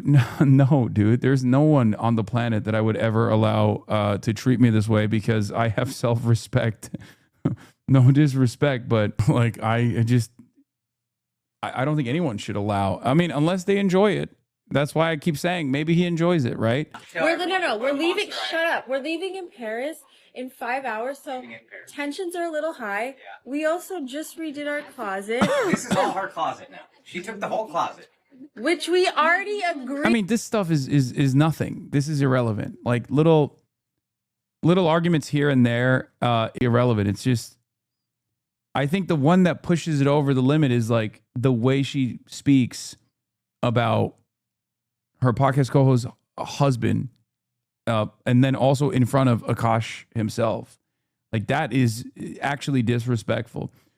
I do think the overwhelming majority of content creators in the manosphere would still make this exact same video, even if she didn't say things like that. But at that point, I don't think they would have that same argument. I don't think it would be as applicable This is a situation and we're monitoring it? Yes. Agreed upon. And now she's saying she doesn't have no space. And now I'm saying I don't have space for all my. I don't have space for. Can you show? Yeah.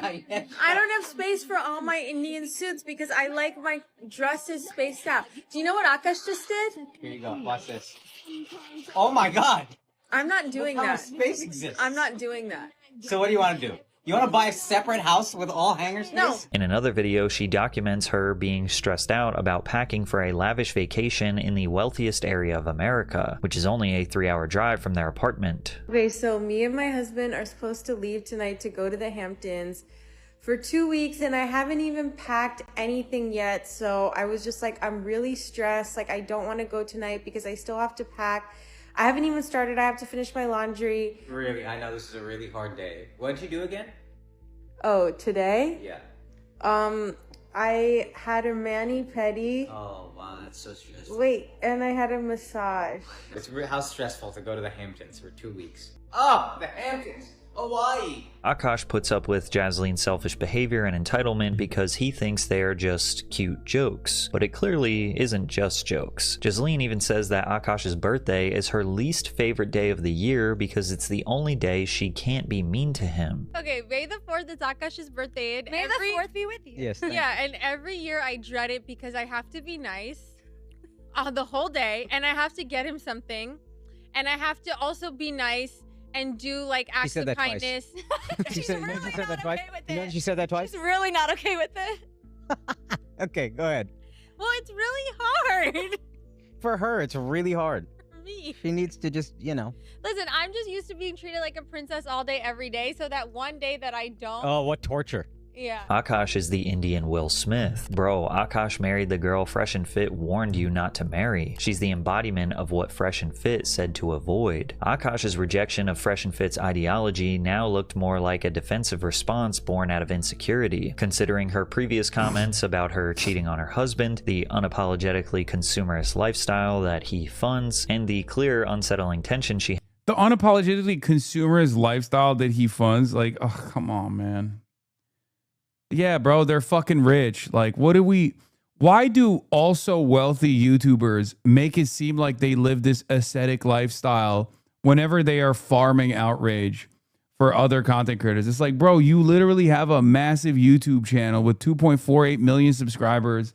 Like, just because there's no insight into how you live your life, like, what is this? What is this count? What is this argument that you're presenting? Like, oh, it's an unbelievably lavish lifestyle that Akash provided for this bad one, dude. has with Akash made many question what her true... Yeah, she's just narcissistic and annoying, and the internet has obviously fed into some of those personality flaws, and she's just farming. She's just rage baiting to a degree. He can still critique it. No, that part is stupid. It's a stupid thing to critique. What do you mean? Like that's not an adequate or apt critique of this relationship. That's my point. That's my argument.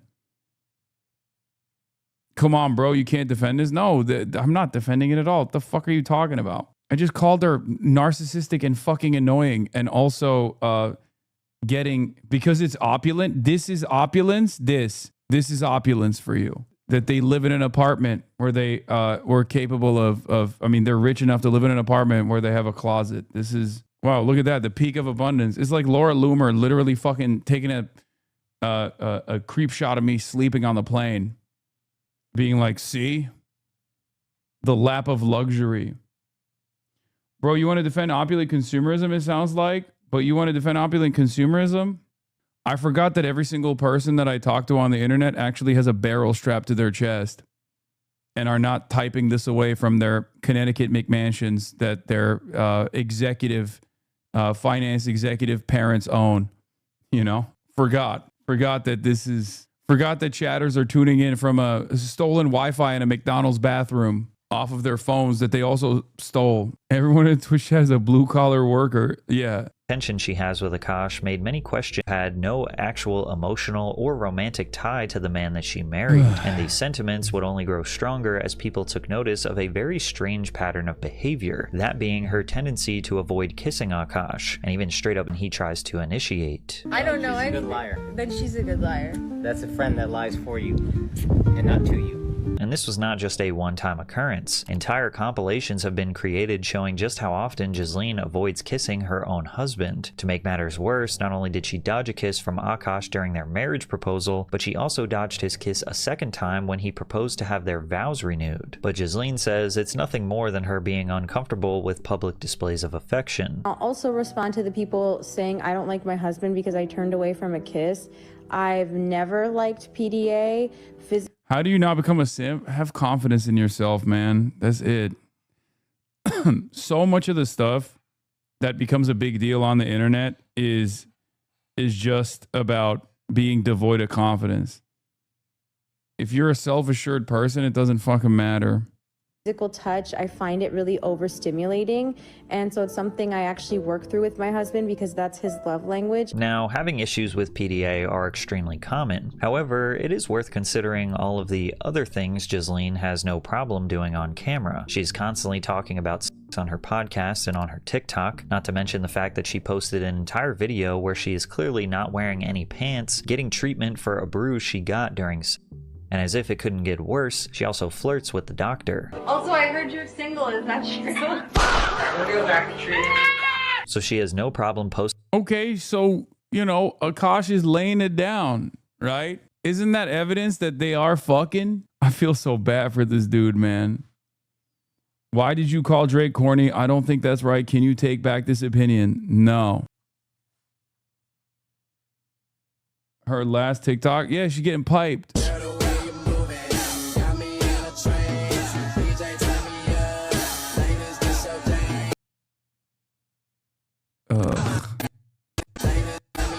For without that, I would have never gotten signed and my husband would have never sold out Radio City. They have sex, but no kissing. Reminds you of something.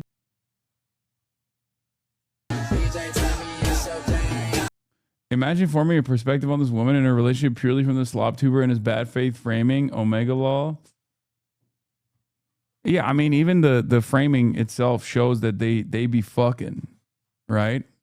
They're fucking. Is this flagrant drama? Akash getting cucked? I mean, I feel. Did you see Bill Burr last night?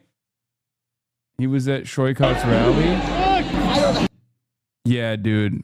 Yeah, Bill Burr holding up quotations from Chairman Mao. I wish that was the reality though I lived in. Akash Singh's wife Jasleen thinks Desi girls are going to white men because brown boys are trash. Don't blame the brown girls for going to white men. Blame yourself and your friends for being trash options. Now, before you're like, wait, Ghislaine, not all. Oh my God, she's hitting every angle. I swear to God, she is like a professional. She was built in a laboratory to piss off every fucking brown boy. Oh my God. Oh my God. Oh my God. Oh my God. It's like, it literally feels like she just designs these takes in a laboratory. Yeah, I think we just shouldn't have the internet. That's what I think. Okay. She got a taste of like negative reaction and she loved it. She loved the attention. So she's just like farming it. It's rage bait. I mean, she might believe it too. I don't really give a shit whether she believes it or not, but it's like clear that she's leaning into it, which herself having very graphic conversations, half-naked videos of herself, and flirting with other men, but she draws the line at giving her own husband a kiss. Just doesn't really make sense. Not only did Jasleen look extremely shady, it now seemed like she was perfectly comfortable with lying about her relationship to make herself look better. And it turns out she wasn't just lying to her small audience, she was also lying to her own husband as well. Now, Jasleen constantly claiming that she has main character energy is particularly interesting. This is supposed to mean that you are liberated from others' judgment and confident in yourself. But for some, saying you have main character energy is just an acceptable way to admit that you are a narcissist. And narcissists tend to lie about everything, which is why many refused to believe Jasleen when she said that she was a virgin before meeting Akash. Akash has previously stated that he and Jas before they met. My wife also hadn't had any partner, so that helped us connect a lot more. Now, let me ask you this: And do you believe her? Why is it? What you said? Why is it so terrible to be insecure? Can you not stand up and deliver some hopeful masculinity? What do you mean? What most people perceive as masculinity is just genuinely confidence anyway. What the fuck are you talking about? What? No, being insecure is not a positive thing. It's not a positive trait at all. What? It's coupled with sexual dominance? What are you saying, brother? What? You think insecurity is not a virtue, okay? That's not, I don't know what other associations you're making with insecurity. Is this the hantavirus everyone's talking about? I already covered hantavirus yesterday. There's a video on my channel on it. If you've seen her, then it's hard to believe. I remember I was just like, what? Ghislaine, in a separate podcast, made the same statement. I was at the point where I was ready, because I don't know if you told her, because I was. Oh no, I didn't know you were a virgin too. So I was a virgin too when I met him. However, posts made by Ghislaine herself tell a completely different story, like the one where she reminisces on the days she spent in college, passing herself around to other men. Sometimes I get so painfully nostalgic for college. So for context, I went to college from 2011 to 2016. I was popping my and living my best life in these white boy frat houses, and I had a roster of guys that I would rotate. Now, technically, she doesn't say that she was sleeping with them, but it is heavily implied. And despite many feeling like they What do you mean? She said she was popping her pussy. What the fuck does that imply? I mean, that's what it is, right? her in a lie, she surprisingly doubled down in a response to the criticism, claiming that she did in fact lose her virginity to Akash. Even though Ghislaine has disabled the comments on her social media, preventing anyone from criticizing her on her own page. Yeah, no, that would be like, see, this is the other stuff where it, like, in my opinion, it moves into it moves into the other territory where it's like, yeah, she's probably getting fucking inundated with a barrage of fucking incels that in some way she totally is leaning into. Okay.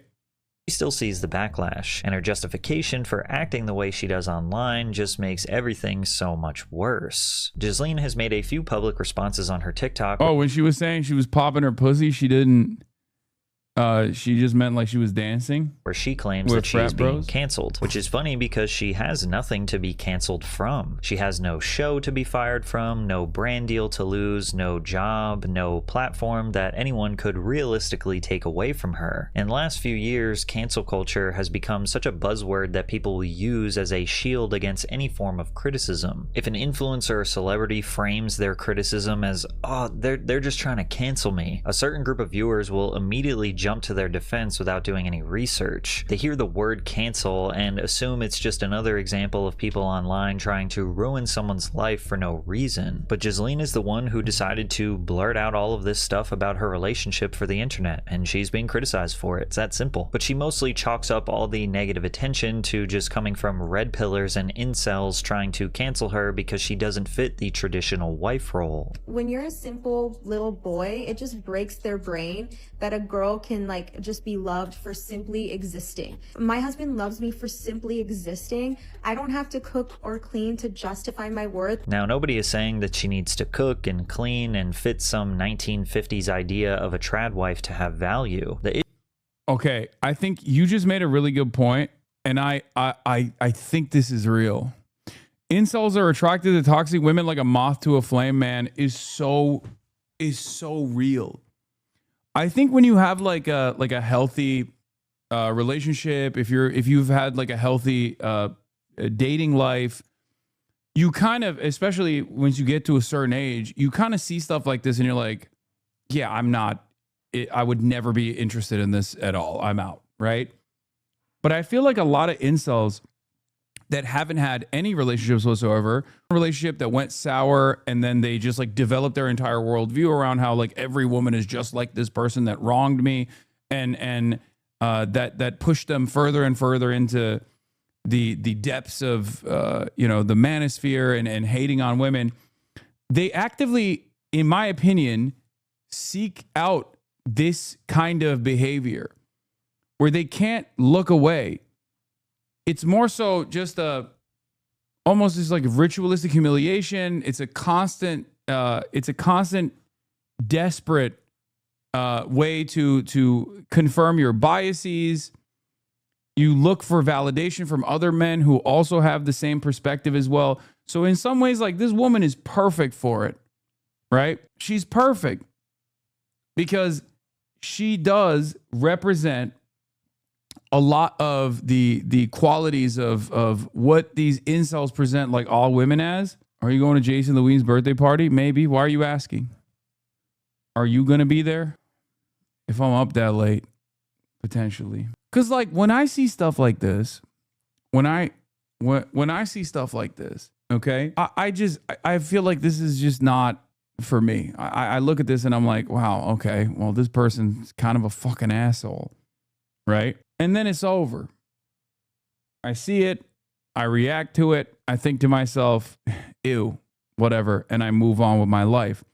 Whereas I do feel like people have this insane obsession with, in many instances, let's be real, women, because that's what these guys are seeking out. They're looking at like women that behave in a certain way because they want to confirm their priors. They want to confirm their biases. Okay. In an effort to reinforce their perspective. They don't see men behaving in a similar manner. Or even if they do see men behaving in a similar manner, they don't perceive it in the same way. And it becomes this like obsession.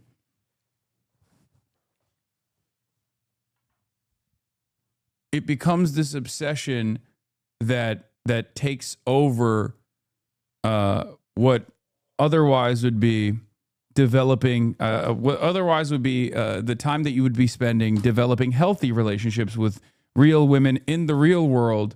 That would most likely cause you to understand that this person is not a representation of all women at all, as a matter of fact. It's like an unbelievably stupid opinion to have. It's very reactionary thinking. The idea that like this person is not like an individual, but a representative of an entire population. I had a right-winger friend who would tell me all about all the interracial porn, the stories of white couples having black kids and shit. And I previously didn't understand why he would spend so much time seeking this thing that was random to me. It's just his insecurity that makes it a big deal. Yeah. White man has been here. Why? Cuck porn. What is this? Meaningful is so fucking subjective. Staying at home and doing my hobbies and cooking while my partner brings me bread is peak. Would you say it's an abusive dynamic? Would it be abusive if he treated her like that? Genuine question. Do I think it's an abusive dynamic? It's entirely up to the individual. I don't know what the fuck's going on in their relationship. Why am I making an assessment on whether or not their relationship is abusive or not from the outside? They are choosing to show these things, these snippets. It's entirely dependent on consent. You know, we're just making assumptions off of like what she chooses to show the rest of the world and what he's comfortable with her choosing to show the rest of the world. You know, people choose abusive relationships all the time. Yes, this is correct. But my point is, we don't know. We don't know enough. I'm not their fucking relationship counsel, right? I'm not their therapist. I don't fucking know. This is like when you get clipped out of context. We don't have the full story. Yes. I think I've been pretty fair in my assessment here. There's like there's a good deal of padding in this story that is just like irrelevant and certainly massaged with a very specific framework that is there to farm a lot of outrage from people who feel like a lot of women are this way, right? It's leaning into that confirmation bias that people seek out. But having said that, she does have a lot of fucking annoying tendencies. Maybe Akash likes it. And also, she has been disrespectful from my standards. If I was in his shoes, I'd be like, this is completely unacceptable. I would not be in this fucking relationship at all.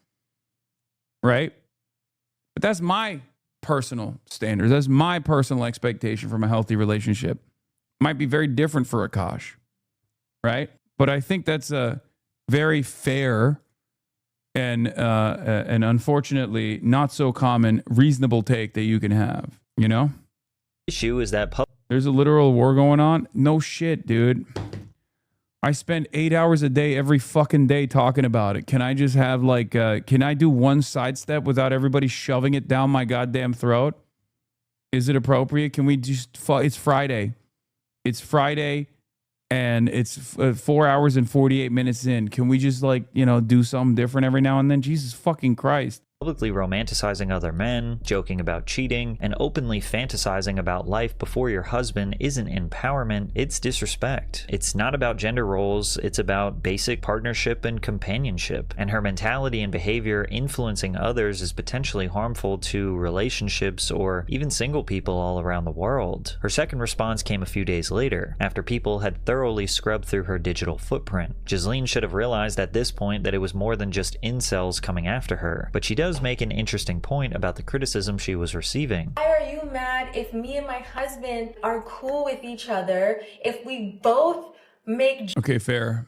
That is low-key kind of fair, though. That's a fair jokes point. at each other's expense? The difference is my husband will go on stage and say whatever the he wants about me. No one has anything to say. It's like, oh my God, it's so funny, it's so relatable. But then I come on TikTok and I make jokes and now you have a problem because I don't have a mic in my hand? Ironic. To be fair, I have no idea what Akash's takes are on the relationship, so I don't know. We've only seen one side of it.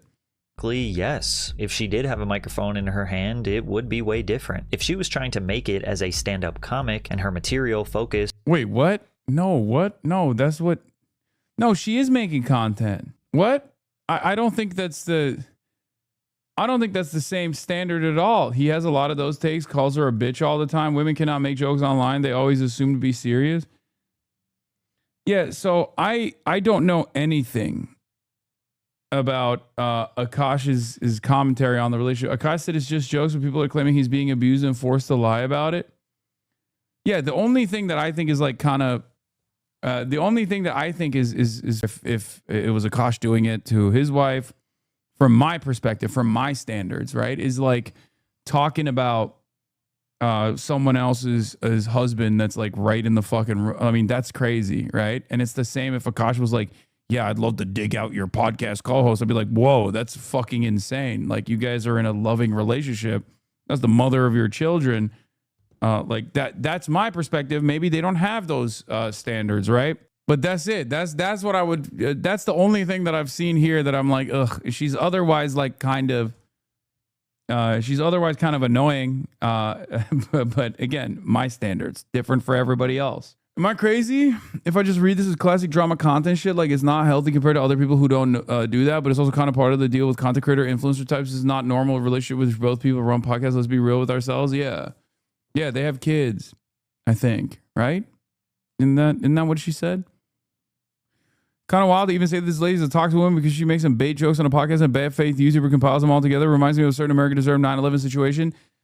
I mean, there are certain things that I think people can understandably take issue with that I have said, that I don't make any excuses for that. I have an entire library of commentary that people can point to. I have an entire library of content that people can point to.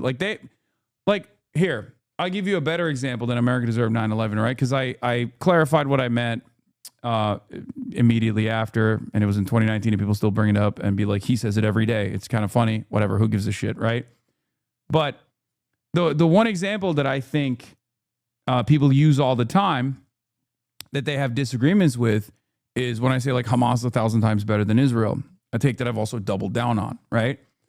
Like there is an underlying ideological tension with the way people receive that information, and there is reasonable disagreements with what I have to say and what people take out of that sentiment. But that from my perspective is a defensible take, right? Like that's the reason why I say it. As a matter of fact, the conversation I think to have in the aftermath of that is a healthy one to have, and it's part of the reason why I say that thing that I say, right? So I think that's a little bit different than like if people were using that as a reason and they were getting mad at that, that would be the equivalent here of her being like, I want to fuck your podcast co-host. I bet he has a girthy cock, Like that's my version of it. Like you can have a disagreement with that, but it's like a sincerely held position. We can have a conversation about that. Whereas the other stuff is like, clip chimped or added onto the fucking pile. Sometimes see a fair majority of men go in the incel direction for TikTok and social media, and I wonder if a lot of women are going this lady's path because of TikTok as well. Yes, I do think that. TikTok has fomented gender wars. It's unbelievable. And I do think that if we were just like, if we knew less about one another, and if we weren't trying to engage in this like algorithmically driven rage bait content in shorter and shorter bursts, given that people's attention spans have gotten shorter as well, we would probably live in a much healthier society.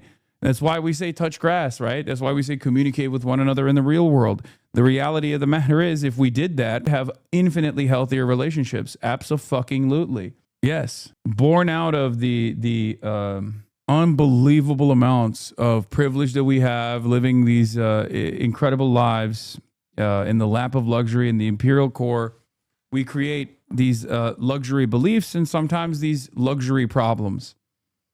We create these luxury problems for ourselves. I don't think that there is like this level of, I don't think these sorts of issues exist everywhere, you know? After all that information about the strange couple, you have to flash us MIB style, please, Hasan.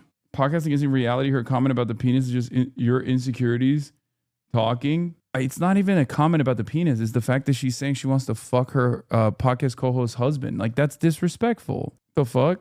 I don't think you would be comfortable with, I mean, I wouldn't be comfortable with a partner saying that, you know? I'm just saying those are my standards. If you think that that's insecurity, then sure. I wouldn't say that about someone else either. Why it isn't real? I mean, there are varying degrees of reality in content creation. There's varying degrees of reality in content creation. Like, there's a difference between doing that in a movie versus doing that in a comedy set versus doing that in a podcast versus doing that in a TikTok video. It's entirely dependent on the context. It's dependent on the tone. It's dependent on the setting, you know? And I'm saying that from my estimation, talking about it, talking about this, this possible fantasy, even if it's like how you're presenting yourself, even if it's like made up, presenting yourself this way is still going to be disrespectful to your partner, I think. Hasan, the co-host, and her fell out because she didn't defend her. Lol, look it up. I also do get like an overall vibe about the type of person that will like actively engage in this kind of rage bait. And I do think that it's lazy. And I think it's also not necessarily, I mean, it's somewhat disrespectful, but it's like also presenting the negative lens on your relationship as like the only way to farm impressions. And when you lean into that over and over again, you kind of put your relationship in second place status, right? Like it's toxic. To be fair, Akash cheats on her all the time by throating Schultz's dick every day. Well, apparently no longer will he be throating Schultz's dick because he left the podcast. Around her being a gold digger or cheating on her husband, people would likely assume that she's being self-deprecating and not to take her as seriously. Because when you are on stage with a mic, people understand that it is a form of performance art. Like, I don't even agree with this take. I do think that like a lot of the stuff that she says, rage baiting on TikTok, is just her doing a bit for sure. And I don't think it's as relevant.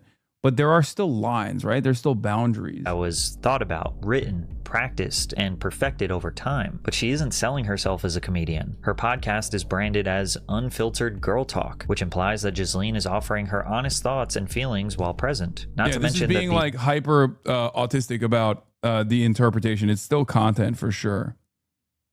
Same things she tries to pass off as jokes, she also attempts to justify as valid opinions she genuinely has. Also, her TikTok is quite literally a behind-the-scenes look at her real life and real dynamics with her husband. She is picking and choosing what should be considered as jokes and what is serious to, again, deflect criticism. This is likely the exact same thing she does to Akash in their personal relationship, which is why he doesn't even realize he is being disrespected and humiliated. Akash certainly complains about his relationship while doing stand-up. My wife is objectively gorgeous. Me? No. So that's what you gotta do. I gotta work my ass off, and then every time she starts looking at me and she starts assessing my beauty, I just throw a bag at that. Chest pass! I'm telling you ladies, if you have a good guy, do you know what he needs? A vacation. You hear it all the time. A relationship is hard work. Marriage is a job. Well, every good job gives you 2 weeks vacation. And if you have a good man, I promise you I know what his dream vacation is. Because every good guy's dream vacation is your vacation. Go somewhere. Go anywhere you want. But in a more personal setting, like a podcast for example, Akash is significantly more graceful when talking about his wife. She just says everything she's feeling at whatever moment. It's done. She just tells me when she's pissed off at me. It just all comes out. It took me a while to appreciate that because initially I'm like, why are you so combative? What's this about? God damn, stop fighting with me all the time. And then I was like, oh no, she just lets it out and she's free. All these little social niceties that we all do where we just lie. Bro took the simping crown from Will Smith. Feeling the pressure from all the backlash, Akash started interrupting his stand-up performances to talk about social media drama. As one fan wrote, I went to the 7 p.m. show last night and it was extremely awkward.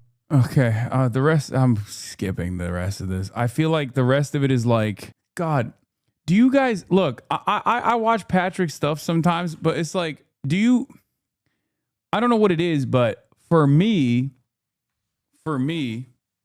when I see commentary like this that's like so heavily fucking biased, I'm like, I'm not getting the information. Like I do feel like a lot of people are so invested in farming that they just kind of drop all investment in like giving you what the information is. 2 days ago, Akash said he's leaving Flagrant to pursue full-time comedy, but people are blaming his wife for it.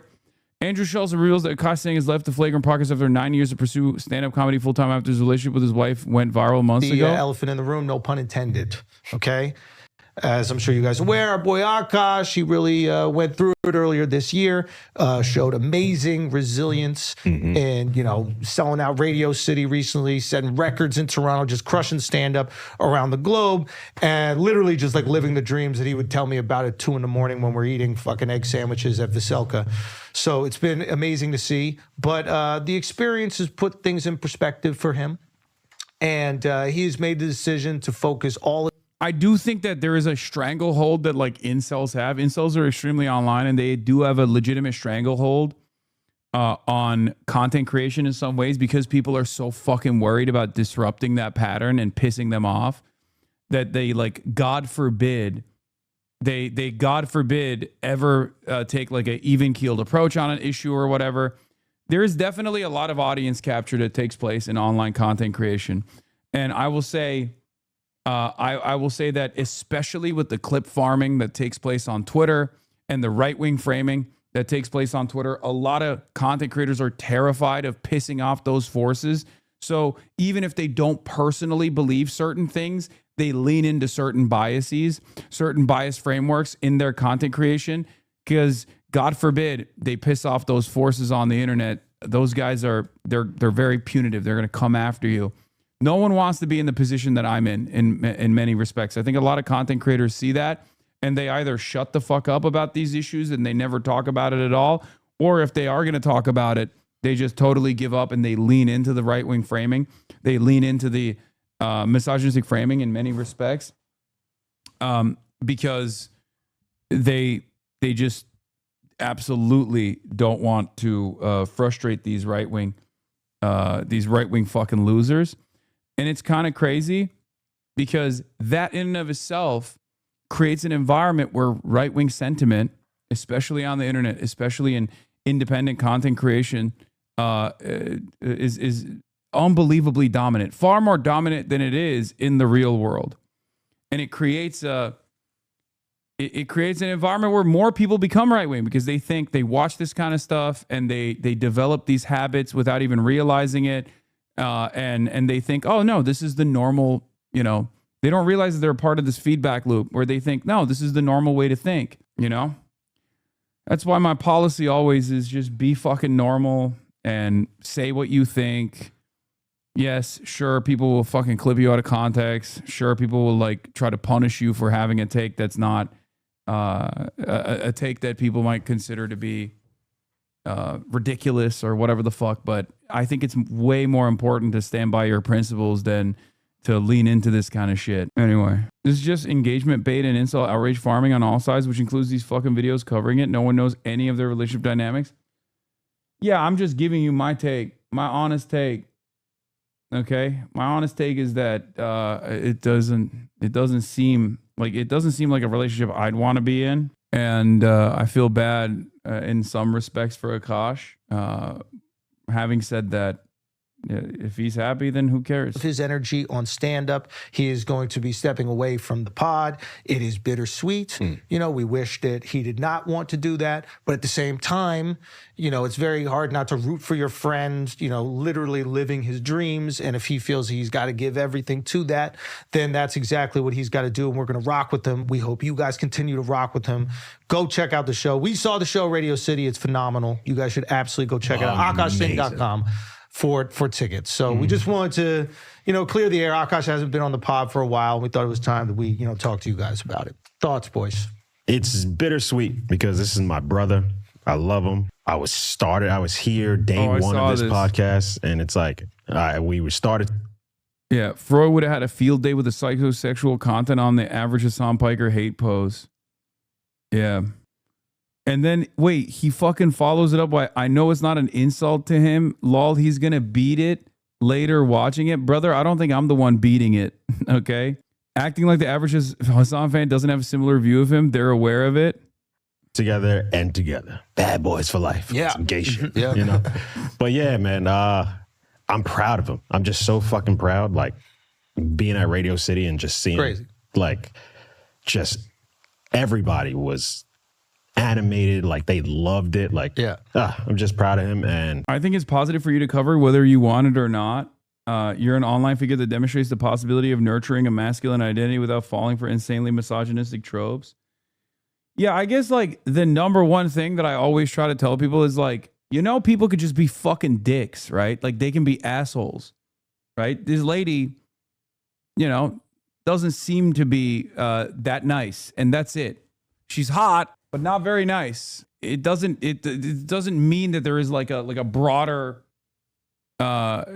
She's not like a representative of all women, for example. I think it's an unbelievably stupid fucking approach to take to anything, really. I think back to when we surprised him when I came home from Sweden. Oh yeah, his reaction was incredible. His reaction, like he didn't even care the cameras are there, jumped up, gave me the biggest fucking bear hug. I didn't know he was that strong. Yeah, for those of you guys, maybe your newer listeners, Alex got locked up when we were on tour in Sweden, and tell Akash that he got out. Yeah. And then there's an earlier episode where he just... No, Chad, this ain't it. HasanAbi is already completely agreeing with the toxic framing because the slop tuber showed are making bait and we're sold. Women can't make jokes. Dude, if I were to hear a man make similar jokes, like even when the Akash bits that we saw, again, it's like probably framed in a certain way, but even the Akash jokes that we saw from his stand-up routine still show him as like being in a relationship where he's like, he recognizes that he's like swinging above his weight class and he'll do anything to make sure. Like, I mean, that's probably a joke too, right? But if his jokes revolved around how, you know, he was slinging dick around left and right, and his wife, he's just like slinging dick around left and right, and he just like dominates his wife or whatever the fuck, I'd be like, it's not very funny. It kind of feels like you're a dick. Kind of feels like you're a bad person. Like that's the way you choose to present yourself. That's it. Bursts in the room, and Akash sees him for the first time, thinking he was in jail the whole time, and Akash just goes crazy, and it was just pure love. It was beautiful. Yeah, man. Yeah. I love you, brother, but, you know, we'll see each other, so it's all good. Yeah, man. Yeah, man. Yeah, it's cool to see all the like the venues he's selling out and everything that he's doing. I remember even like when I very first came to New York, riding in an Uber with him, and he was talking about this exact thing. Mm-hmm. You know, he's like, yeah, man, like the pod's cooking, but like I want to be that guy. And then now he's doing all the stuff that he said. Yeah. And him calling his wife a bitch repeatedly, yeah, that's literally in the same framework. I agree. It's like it's ridiculous. Yeah. I don't think people understand, okay? Your partner, your wife, is a part of your person, okay? You're a team. So when you disrespect your partner, you're disrespecting yourself. I have too much respect for myself to engage in that. That's it. So yeah, it's cringe all the same. If you're like, oh, my bitch ass wife doesn't cook or clean, it's like, what the fuck? Okay, so you just kind of suck. Like, what are you talking about? Like, why are you in this relationship then if you fucking hate it?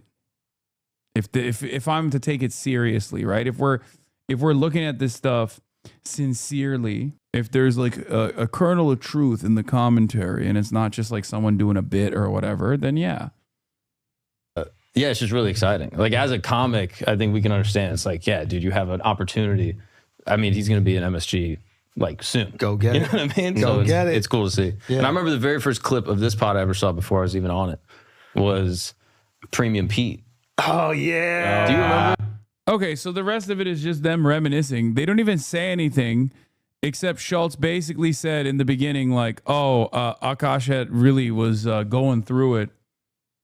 And that's like the implication there is that the implication there is that he was just like getting flamed too hard. So that's what the people are running with. It is really funny at the end of the day that people are just like, oh yeah, this guy's a real fucking loser. Meanwhile, he like sold out Radio City. I find it very strange when like people sitting in their crusty boxers at their homes are like, yeah, this fucking super famous podcaster guy who made more money than I ever will fucking see is a real loser, dog. Like, yeah, he's a real loser, bro. I'm sure maybe if it gets to him, he probably feels that way too. Didn't this begin with people saying he had his career ruined? Andrew Dice Clay sold out MSG. Exactly. And he was popping. I don't like his comedy. I think it's perfectly valid to be like, I don't like your comedy. I think your comedy sucks. But, you know, yeah, while I find his brand of humor to be fucking awful, you know, his I can't know if he was having a great time or not. But at least with like Elon Musk, we know. Right? At least with Elon Musk, we can make an assessment off of how much he chirps in a specific manner.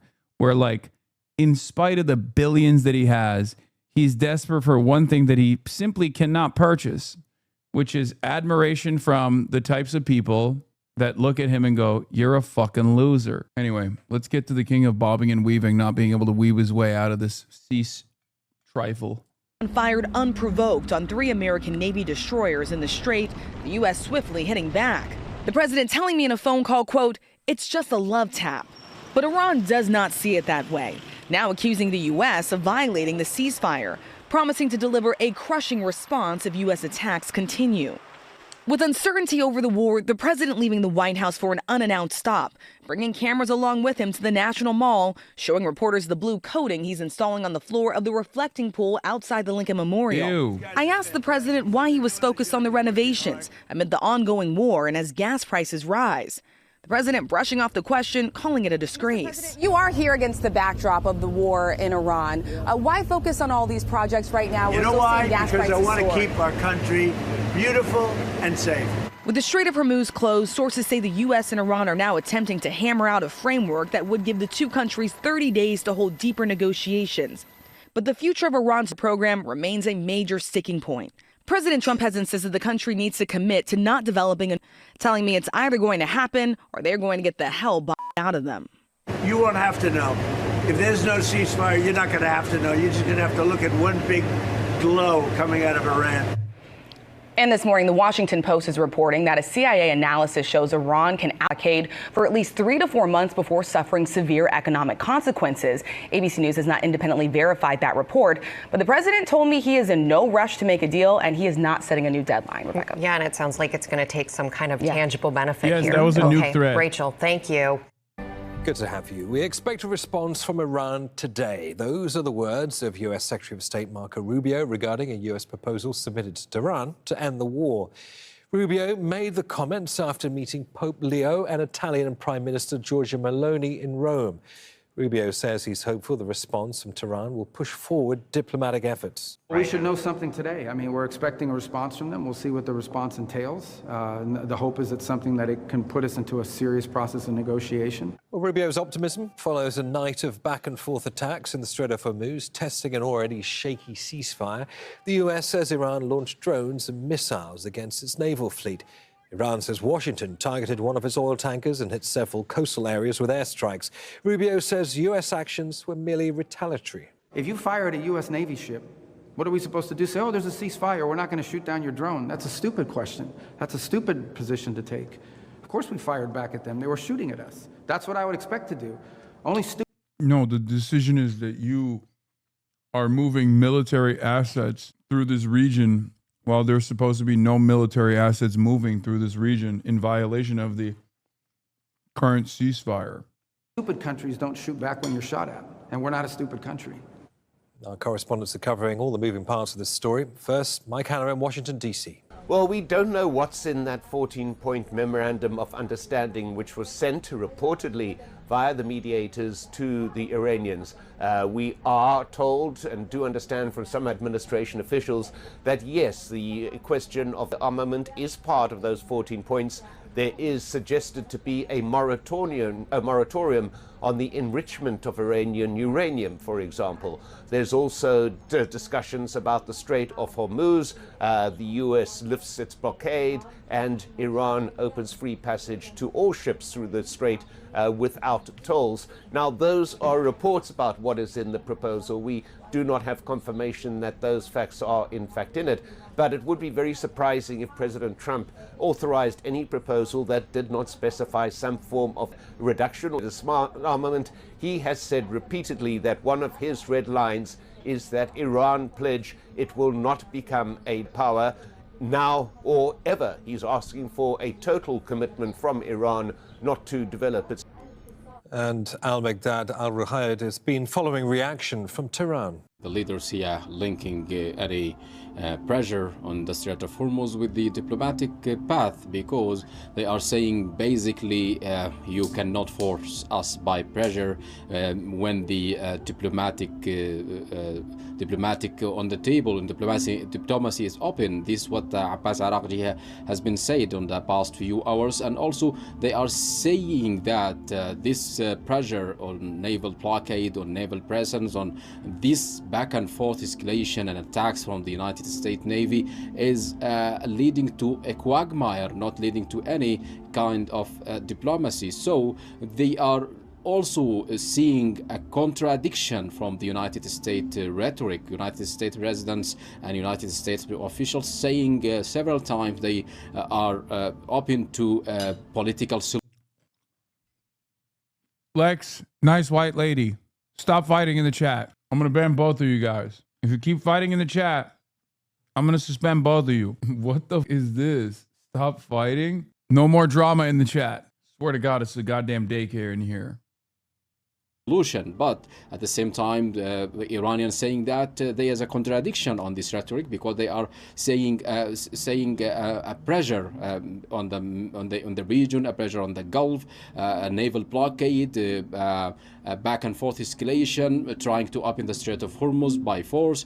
When someone clicks on a YouTube video, they are not acceptable for the Iranians, and saying that this is our rights to control this strategic choke point after this war, because they are saying that the condition in the Strait of Hormuz will not be back to the pre-war norms. Iran's Foreign Minister Abbas Araghchi has issued a statement on X saying every time a diplomatic solution is on the table, the US opts for a reckless military adventure. Is it a crude pressure tactic, or the result of a spoiler once again duping POTUS into another quagmire? Whatever the causes, outcome is the same. Iranians never bow to pressure. Also, the CIA is wrong. Our missile inventory and launcher capacity are not at 75% compared to February 28th. The correct figure is 120%. As for our readiness to defend our people, 1,000%. Mark Kimmett is a retired US general and a former Assistant Secretary of State for Political and Military Affairs. Earlier, he told my colleague, Per Newberg, he says the US may have miscalculated Iran's tactic of playing the long game in this war. The nature of their wars of resistance is they just take the punches. They just keep getting punched and punched. They're very resilient. And they say, we can outlast you. Sort of like the Rocky fight where Rocky kept taking the punches. But the question is the same. Is there a better way then, instead of just keep on punching like Rocky, is there a way for Rocky to take off his gloves and walk over and say, hey, come on, let's talk? So to answer your question directly on the issue of, is this the right way to fight?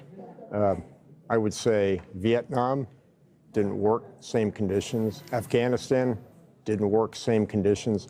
The United States military really hasn't taken grip of how to fight a war of resistance. And it's unfortunate because we call it the body count fallacy. We believed in Vietnam, the more you kill, the more you're seeing the same thing here in how we're fighting against Iran. We think that the more rocket launchers we take out, the more ships we sink, the more military units are destroyed, that somehow the sum of those... Do you think the admin really thinks they have the upper hand despite Iran obviously holding the cards? Or do you think the admin believes that Iran will bend the knee under pressure in spite of the fact that they seem to be very willing to hold the ground? I think that Donald Trump wants to pack this up. He's wanted to pack this up for a while. But the external pressure that he's receiving from Israel and the internal pressure he feels about having to hold a fat L is what's keeping him in this battle, regardless of the fact that he knows it's lost. Yes, I do think that they know that this is not going the way that they wanted it to go. It's like everything. If we can interpret or analyze something here on the broadcast without having access to information, intelligence assessments, and like satellite imagery that the CIA has, that the State Department has, that the Pentagon has, then you think they don't know? Of course they know. We're making out shapes off of commercial satellite imagery. Okay? We're speculating off of what we have seen, what Iran's capability seems to be. So, of course they know everything that we know and more. Jonathan Lemire, co-host of Morning Joe from MS Now, staff writer at The Atlantic, writes, President Trump is desperate for the war with Iran to end. Energy prices are up. His polls are down. Few U.S. military goals have been achieved. Trump doesn't want to resume hostilities, so he keeps punting his deadlines, and Tehran is calling his bluff. I believe it. I think there's two competing, or not competing pressures, but two pressures here. One is the pressure from Israel to continue this war. And two, the pressure internally within Trump's mindset to not hold an L. Those two pressures is what's keeping this war effort from ending. Everyone absolutely is aware that it's a wash. Everyone knows that this is a failure. It's an unambiguous defeat. They're stretching the phrase tactical success to the limits of the English language. You're all set to go, U.S. military officer radioed as the ship glided through the Strait of Hormuz. Safe travels. Soon after, Iran opened fire. What happened when Trump tried to pry open the strait? The mission showed that even small tactical successes can morph into broader strategic challenges, military analysts said. The U.S. military extricated a pair of vessels, but triggered an escalation from Iran that reinforces grip on the world's most important energy shipping lane.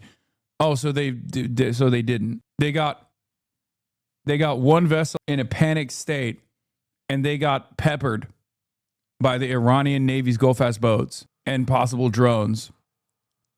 And they had to retreat. Hardly a victory, I think. Yeah.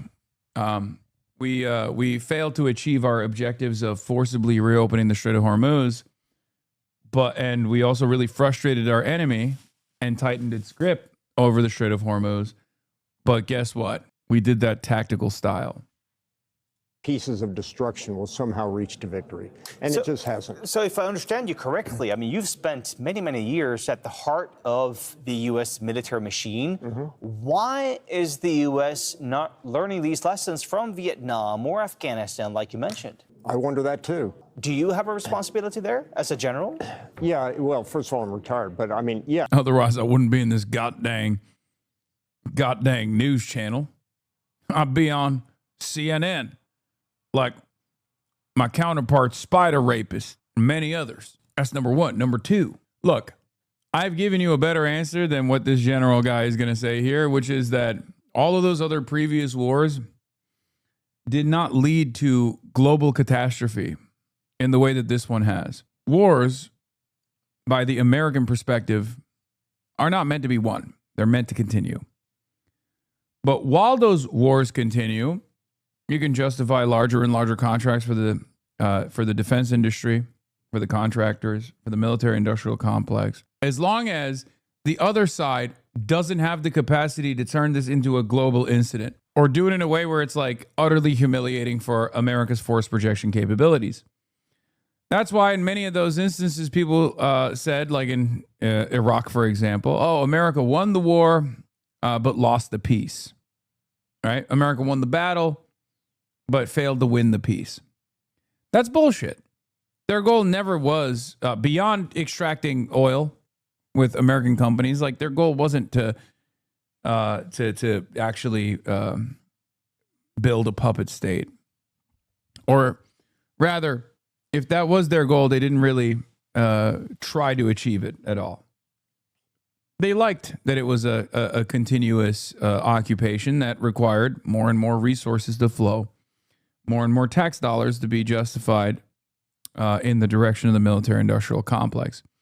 This is different. The reason why it's different is because the opposition has been able to hold back the American forces from achieving their strategic military objectives. And it's also different because the Iranian side has been able to punish the global economy. This is not a local incident. This is not Afghanistan. This is not Iraq. This is now a battle being waged over the Strait of Hormuz, and therefore the entire planet's energy supply, at least 20% of it, and the entire energy supply for, the Eastern Hemisphere. That's why it's different. The answer is we have seen this time after time after time in the U.S. military. And part of the problem is the legacy of the Cold War.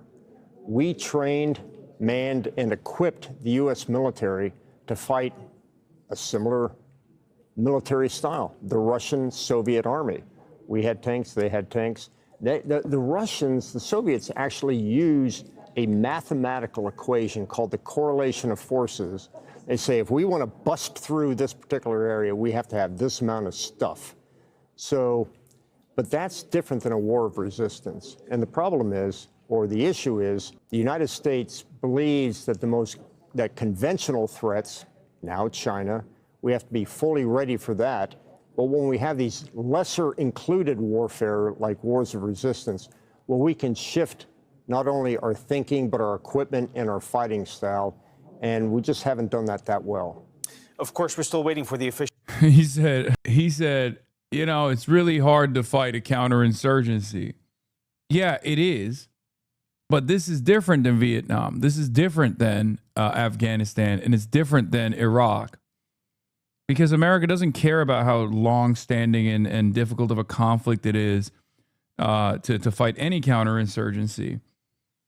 It was just as much a war of survival for the Taliban as it was for the Iraqi insurgency, as it was for the North Vietnamese, as it is the same in Iran. America wages offensive and oftentimes colonial battles. The enemy, on the other hand, is fighting a war of survival. That's always the case. The difference in this situation is that the impact of this war is global. So all eyes are on America. America triggered events that led to Iran closing the Strait of Hormuz, that led to a global energy crisis.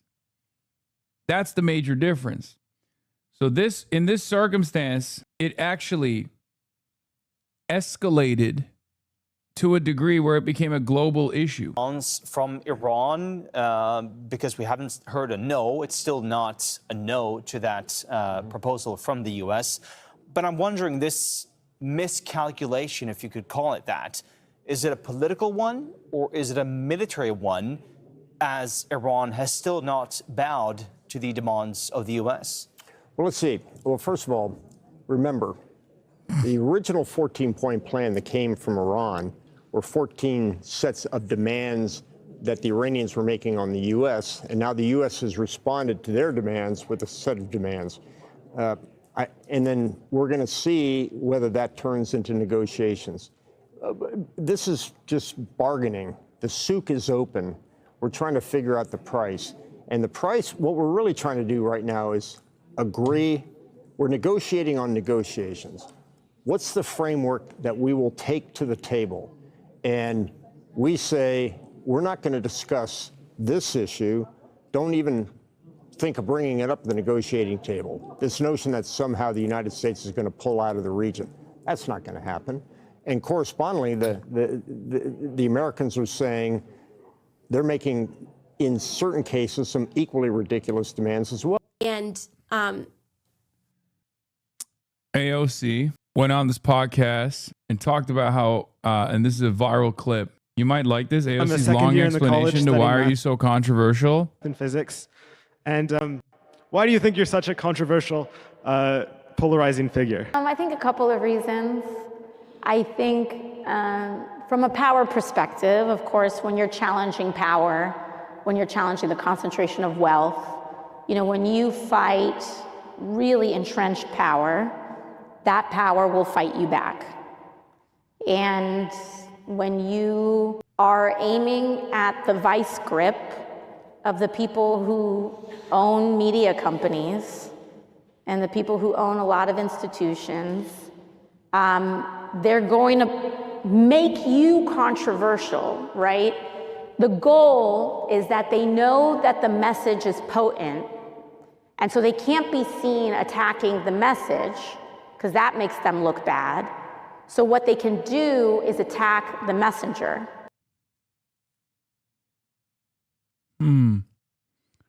Interesting takes.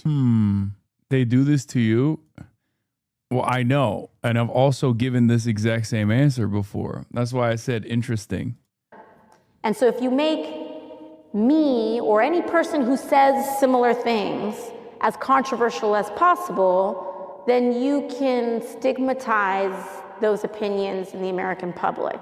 You know, I think about when President Obama had this moment when he was talking about, you know, people of these huge scions of industry, the you didn't build that alone moment.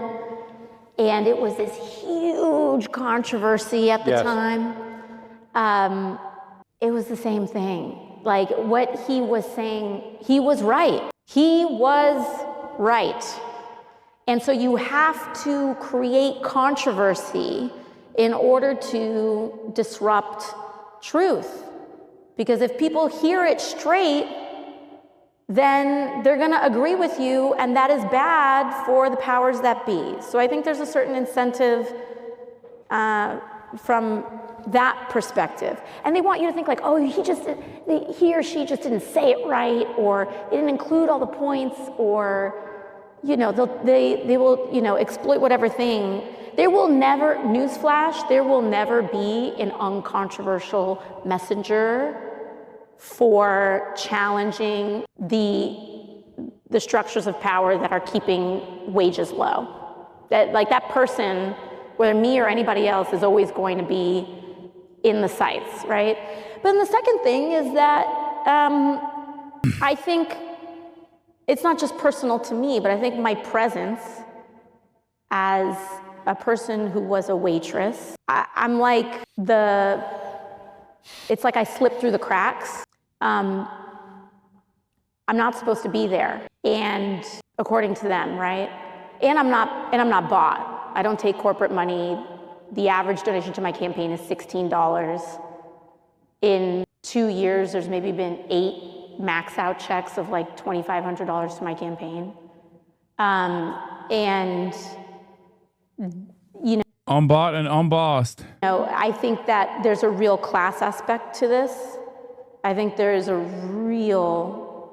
lot of people that really believe that if you don't make a lot of money, it's reflective of your intelligence. It's reflective of your capacity as a human being. And I think that there's a very real built-in denigration and devaluing of people because of the class that they're in. And of course, I'm a woman. And of course, I'm Latina. And I'm from the Bronx, BX. And so it means that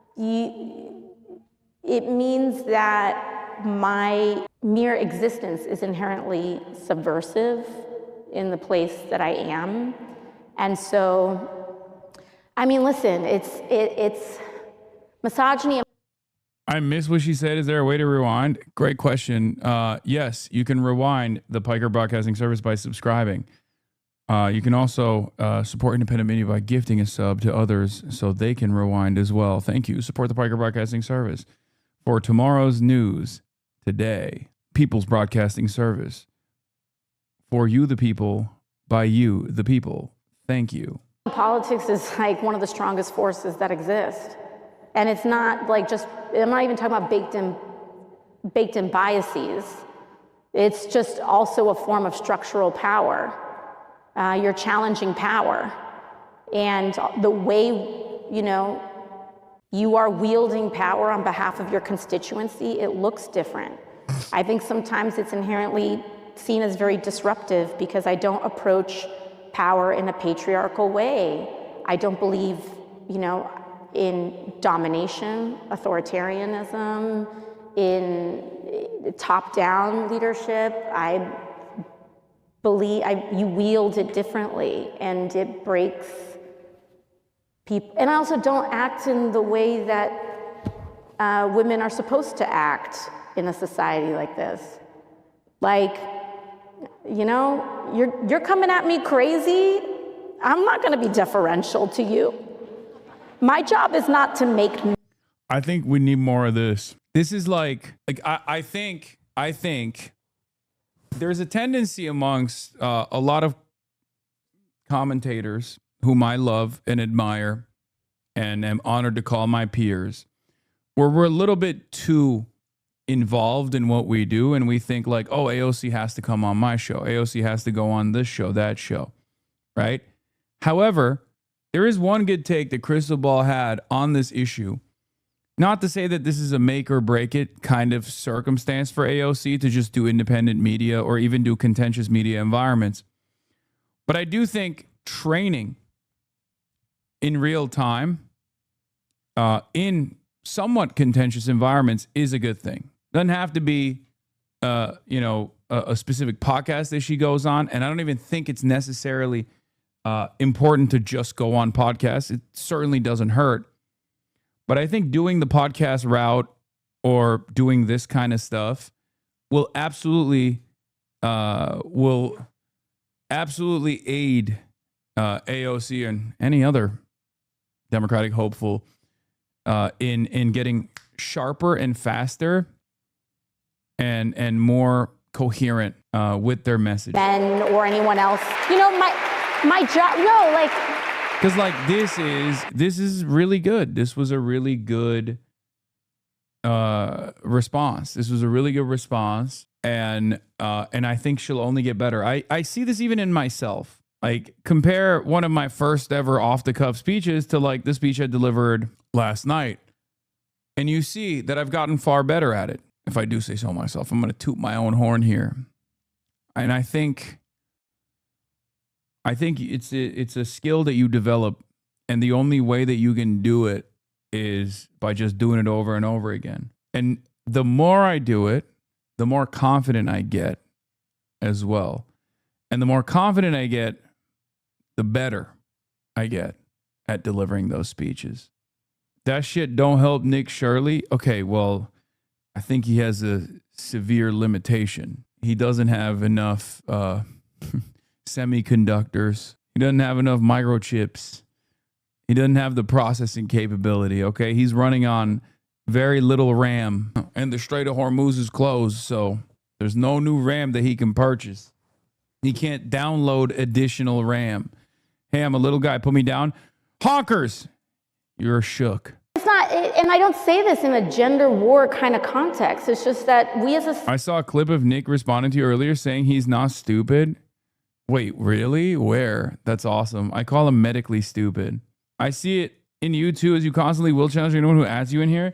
I mean, it's not just even in here. I think it's a different skill to like respond to someone in real time. I'm sure it helps. I think AOC's superpower in 2028 is that a bunch of terminally online Republicans and addicts of Fox News have convinced themselves AOC's dumb or extreme, totally underestimate her, and they don't have any clue just what a powerful and inspiring communicator she is and how much ordinary Americans as well as Republican-based voters will be impressed by her mission statement. Yeah. But that is the requirement for that message to be prescient is bravery. Apparently. Okay. And also a no nonsense attitude. Just don't take any shit. Be yourself, be confident in yourself, and match people's energy for sure. Glenn Beck. I don't know if you know who, I'm sure you do, Hasan Piker is. But he responded to you and says, I obviously don't believe this even a little bit. This is your last post, that went to Cuba to document the humanitarian crisis, blah, blah, blah. I don't even buy this a little bit, but it is ominous that this medically stupid, he called you a foul name, is going to Cuba to manufacture propaganda for what I assume will be additional U.S. intervention. How do you respond to that? Well, he's the same person who went to Cuba with Ilhan Omar's daughter to promote how it was taking communism inside of Cuba. Please tell me he's going to respond to this now and be like, I'm not stupid. So he actually went on a paid trip.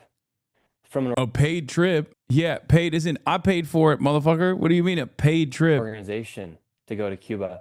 Yet he saw what I saw with my own two eyes, and he thought it's still a good idea to promote communism and socialism inside of a country that is letting their children starve, letting the people go without internet. They don't even have access to freedom of speech inside this country, yet he still wants to promote that. And so he's going to call me stupid. Meanwhile, he's seeing what I'm seeing. I'm seeing people suffer. I'm seeing a civilization. I mean, yeah, it is stupid because I also saw people suffer, but between you and I actually knew what the leading cause of that suffering was: the American oil embargo, the blockade. And that is depressed, has no hope left in their eyes, and yet he's still advocating for more of that. I do feel like he's like the anti-Kirk. His facial features are too big. That's funny. I'm not stupid. He's stupid. I do think that we now live in a media environment where it just doesn't really matter. Like, as long as someone is just agreeing with your biased narrative, your biased framework, that's it. People just like slot themselves in the camps, and no matter how dumb you might be, no matter how brilliant someone is, most people will say you're a fucking idiot, you suck, you're violent, whatever. And no matter how dumb someone is, if they're in agreement with that person, they'll be like, no, he's great, he's awesome, he's based, he's doing God's work, he's doing honest work here. Nick Shirley is proof of that. Right? Nick Shirley is proof of that because he is objectively medically stupid. Nick Shirley has his freedom of speech oppressed by his literacy capacity. Also, that chatter was wrong. He never says he's not stupid. He actually kind of recognizes how stupid he is, in my opinion. The next article Fox News is going to print about you is going to be on your ableism. Yeah, we're making the reactionaries woke piece by piece. Okay? One by one, every single day, we're making these unbelievably reactionary, racist, awful people with repugnant politics woke. They're talking about the same people that were like talking about the Wuhan flu or whatever are now talking about how I'm like an anti-Asian racist. They're saying hashtag stop Asian hate. That's the RNC's research department, dude. The RNC research department was like hashtag stop Asian hate. You accidentally closed the AOC Q&A? No, I just want to watch this. And now. so when it comes to ICE, I think it's where both of these elements meet. Because this is the major controversy now, right? Like, she said billionaires can't earn $1 billion, like, which is true. I mean, even in the age of inflation, sure, there's like some wage billionaires now, which is crazy to even think. But it's not, it's such an unbelievable rarity that it doesn't even matter. Like, it's just more often than not, if you've made $1 billion, if your net worth is above $1 billion, then you have exploited other people, okay? You've taken advantage of stealing their surplus labor value. You've cut corners. Yes, LeBron is a wage billionaire. I know. It's like 8 people total would be considered wage billionaires. Because in an era of extreme income inequality, Exploded, you gave them jobs. Exploitation in the Marxist sense is actually a technical term. for the record. Obviously, there's a flavor associated with it. There's a negative connotation associated with it. But exploitation, not explosion, by the way, but exploitation is chatter. The extraction of surplus labor value. That's all it is. Simply put, you and your boss, you and your business owner, right, have an inverse relationship with conflicting goals, conflicting interests. You want to work the least amount of time for the most amount of pay, right? But your boss wants you to work the most amount of time for the least amount of pay that he can get away with paying you. Okay? And obviously, in this circumstance, your boss is the one who wins that battle every single time. Okay? So whatever you get paid is always going to be less than your actual output, than your actual value that you're providing to your workplace, whether it be a blue-collar job or a white-collar job. That extra off the tippy top is called profits. Marxists consider that to be, or it's called surplus labor value, when it's extracted from you, okay, and your boss pockets it, that's called profit. We call that exploitation, and we call that theft. Do you understand? Considering you thought when I said exploited, you meant exploded, I don't think you will understand what I'm saying here. Yes, sir. Wait, you did? Oh my God, did that work? Did you actually understand the point I was making? Holy shit. No explosions. I did, sir. Oh, wow. Hell yeah. I don't think it's a coincidence that this xenophobia and anti-immigrant feeling is happening at the same time as record levels of income inequality. I also feel this way about Jim Crow and racism and all of this stuff, which is that when there is so much economic insecurity, I don't want to say it's a driver, right? I want to be very clear about that. But I want to say that in the mix of deep racism and all of this, in the mix of that, when you feel like you could be next, when you feel like you are one accident away from losing your house and losing everything, you kind of, there is the lesser impulse of us is to subjugate or to feel like there is another class of people that is below you, that I'm not bad, right? Our systems.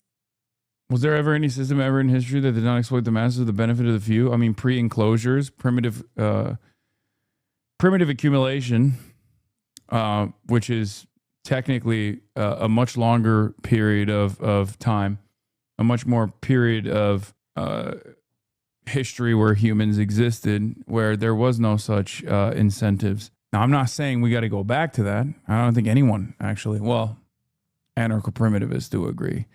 I'm not one of those people, but it's a pretty good way to tackle the issue that this is just human nature. One example I used to use back in the day is always the idea that, like, man did not invent wheel.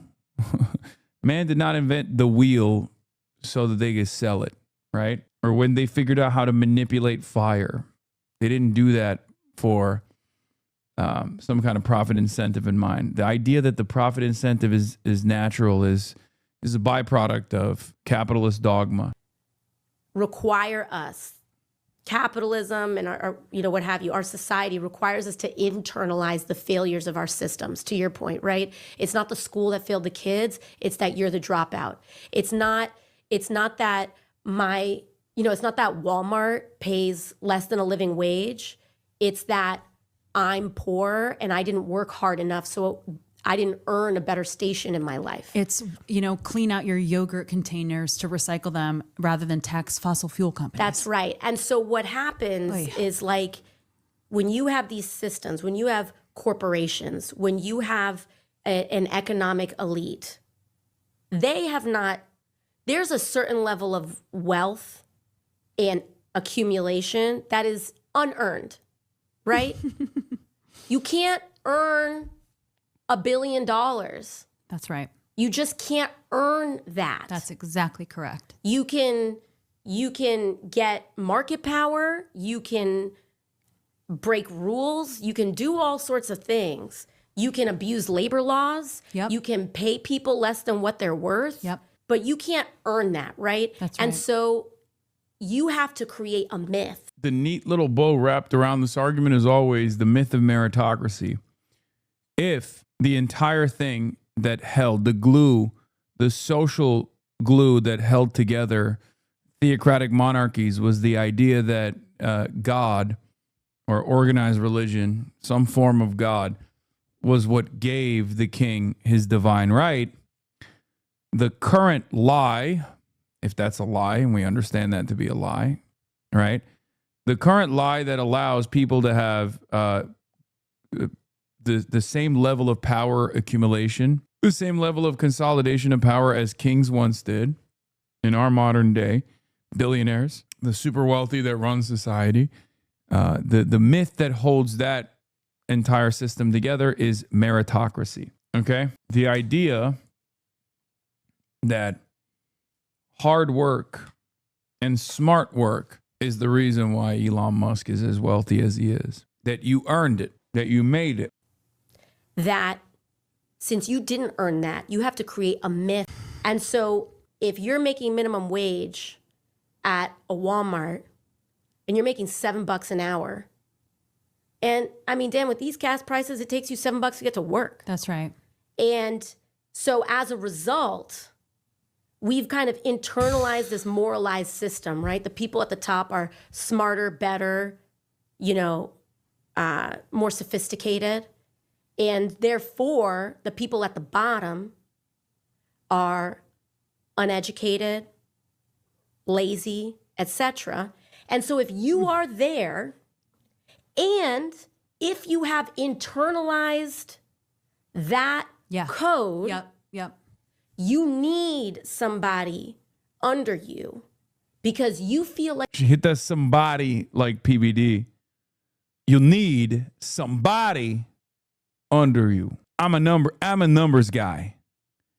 And you need somebody under you. Let's grok it. Vinny, we're going to grok it. We're going to ask Claude. I'm a numbers guy. you are kind of good. And the truth is you are. Right? But if you've internalized that, you need someone to point to that's broken the rules. Right. That's lazy, that's whatever. Because in a way, it's like someone else has got to be locked up so that you're not. Right. It's like a mental coping mechanism because you actually are on the brink of losing your house. And yeah. So you have to think that it's actually someone else. Someone else deserves who's on the that, brink not me. of losing their house. I'm the exception. Yeah. I shouldn't be in this stock. I'm actually, this is a mistake. Right. And America lures people in with the exception to the rule story too. Yes. And again, it's not to say this is the cause.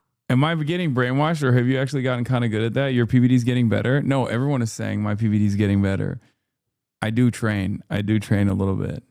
But in a history of racism, colonialism, what have you, it's served up to you on a platter. That's Jim Crow. Yeah, of course, everybody got insanely bent about this. Let's take a look at what Fox News had to say. The AOC dragged for latest claim. You got to be kidding me. Now, what's funny is this is a sneaky thing that the media does, okay? They're the ones dragging her, but they don't want to just say that, she's wrong, or they don't want to openly be the people dragging her. So they try to act like other people are dragging her too. Like, oh, everyone dunked on this. Left's war on success taking another turn this week when Democratic Congresswoman Alexandria... The left's war on success. The left's war on success. The left hates success. Jessica Tarkov, my queen, defended AOC. Dismissing AOC for talking about the rich in terms that the majority of Americans agree with is a mistake. The idea that the system is rigged to benefit the rich and that the working class up to the middle class cannot get ahead is one of the most salient political arguments Trump used to make it himself, then gamed the system for himself and his friends, including the fraudsters he pardoned, of course. Cooked. No notes. Is making here is actually very similar to, remember when Obama said, you didn't build that, right? And it was this huge, I mean, I don't even know how many news cycles we did on that, but his point was that. Bro, Ratch Zem sent a Lindsay Ellis Nebula link. That's a first in the chat. Dude, the left does hate success. Look how often they get mad at you for being wealthy, Lamau. I think there's an understandable and, dare I say, healthy amount of resentment that people have for people who are financially secure. I've always maintained this position, even when people yelled at me when I bought the house. I think it's a healthy attitude to have. Just say you can't afford a subscription. Yeah, no, I have no issues with Lindsay Ellis. I'm just send me a Nebula TV link. It's a good instinct. Oftentimes sometimes it's born out of envy for sure. But I think the resentment is healthy and the resentment is good. And the reason why I say that is because the resentment stems from a place of recognizing that your material conditions are dog shit. Okay. In most circumstances, you're like, well, my situation sucks. I'm living in a dog shit apartment, and the meager wages I get immediately translate into a nice vacation for my landlord, right? And the modest increase I get in my meager wages are eaten up by inflation. Gas is now $1.50 extra per gallon. This shit sucks, right? Why the fuck is that guy rich? The fuck did he do? Fuck him. That's the attitude that people have. Now, of course, it can be unproductive anger or it can be productive anger. If you spend a good deal of your time yelling at like random influencers, myself included, but certainly just like random fucking influencers on the internet about how they're the real movers and shakers in society, well, then you're a fucking idiot. That's unproductive. And this is not a take that I have simply born out of a personal desire to stop people from yelling at me. I know people will say, oh, you're just saying that because you're rich and you don't want people to yell at you, rich guy. No, I'm just saying that because like I truly have no power as opposed to like the real movers and shakers. And with the modest amount of power that I do have, the influence that I do have, I try to use it for good. Okay. I don't believe you. Let's grok it. If you had the pick between America having high-speed rail, but you personally would never make more than the bottom 10%, would you do it? Yes. But there's probably better stuff than just high-speed rail. I would do it for Medicare for all, for sure, like NHS. I'd do it for free college. Yes, easy. Easy choice. The fuck kind of question is that? You can grok right off, buddy. No one builds a billion-dollar fortune or one of these huge companies, which I think is a good thing, and they employ lots of people, and most of them pay taxes, though the Warren Buffett example, I think, makes sense here, where he says I should pay the same tax rate as my secretary, for instance, but that it's a village. It takes a village to do it. We know it takes a village to raise a family. It takes a village to build a business like that. And when he was talking about it, he cited there was a teacher that helped you along the way, that maybe you run a trucking company and you're using roads that are funded with tax dollars, that there is government research that goes into something that you then turn into your business. And so this idea that you've done it on your own is just not founded in reality. And dismissing AOC and what she has been talking about, this idea that the system is rigged to benefit the rich and that the working class and up to the middle class cannot get ahead, is one of the most salient political arguments. If you hear John Ossoff out on the campaign trail, if you even go back to 2016 with Donald Trump, where he said, I use the loopholes, of course I do, and I'm going to get in there, I'm going to change it, which is the exact opposite of what he did. He was tapping into this same emotion, this same feeling that you should have better healthcare, that you should have affordable housing, that your schools should be good, and that the rich live in another planet. They're the only ones benefiting from the stock market. They're the ones that are getting all, and being dismissive of that kind of politics will not benefit the right. The poor on the left and the right feel exactly the same way about the rich and on fraud. Donald Trump has pardoned people who committed hundreds of millions of dollars in Medicaid fraud, also in Minnesota, down to Florida, what are they called? Nursing home fraud. And he's like, yeah, you guys should just walk out. So He doesn't care about fraud. Prosecuting the fraudsters. You guys are giving plea deals. Sure. Jesse Waters' take. Oh, let's go. Obviously, I had help getting all the way to where I am. My mom read to me. Bro, he's so cynical as a grifter. Like, every time he tries to deliver a message, you can tell that it's insincere. Like, he kind of recognizes he is a fucking fraud, right?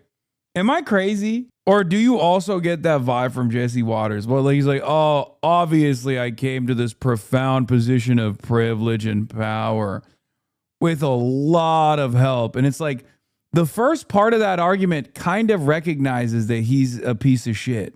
Like, he is so shameless that he knows he's a piece of shit and he's almost flexing it. Where he's like, yeah, I'm just a fucking dumbass in a suit on television and I just talk shit. Cuts my hair. We get it, Jessica. It's obvious. We didn't all do this alone.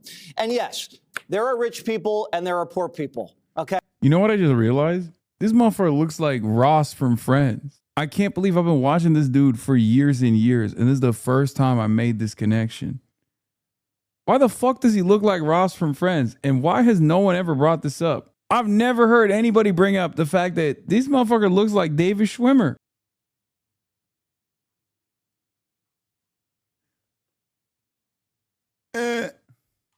That's how it's always been. Okay. For the poor people, it seems like they can't get ahead. For the rich, it seems like they write the rules. And to a certain extent, they do. But she's lying when she says these guys made all this money by breaking the law and like hurting workers. Top 4 richest men in the world. Men, Jessica. Zuckerberg, Bezos, Musk, Larry Ellison. You know the average salary at Facebook? $380 grand. At Amazon, $220 grand. SpaceX, $175,000. Oracle, $150,000. Yeah, famously. Glad he brought up the average salary. Okay. Yeah, famously, people that work in Amazon distribution facilities are making too much. Yeah, he didn't say median salary for a good reason. He said average salary. Okay. I think they're paid pretty well. I would say the people that work for these billionaires are pretty happy. And I think everybody wants to work at one of those companies. Okay? This isn't like a railroad baron that's like breaking the law and making kids work in a mine. Wait, no, that's exactly what the fuck they're doing. Just adjusted to the current time frame. Like, that's literally what they're doing. And they have even more power and wealth consolidation than the robber barons of the old ages. And you know what? We have more income and wealth inequality now than we did back then. If they do break the law, they get sued and they pay up. It's no big deal. This is a capitalist country. If you can create value. Famously, super easy. Famously, the easiest thing ever.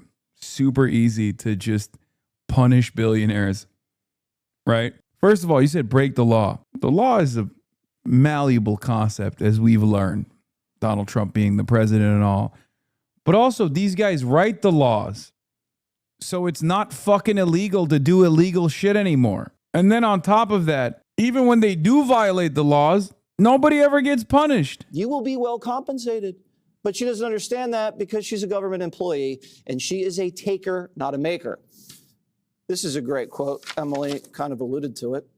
Blue states have bled $2 trillion in wealth to red states in the last 10 years. She's talking about how great blue states are.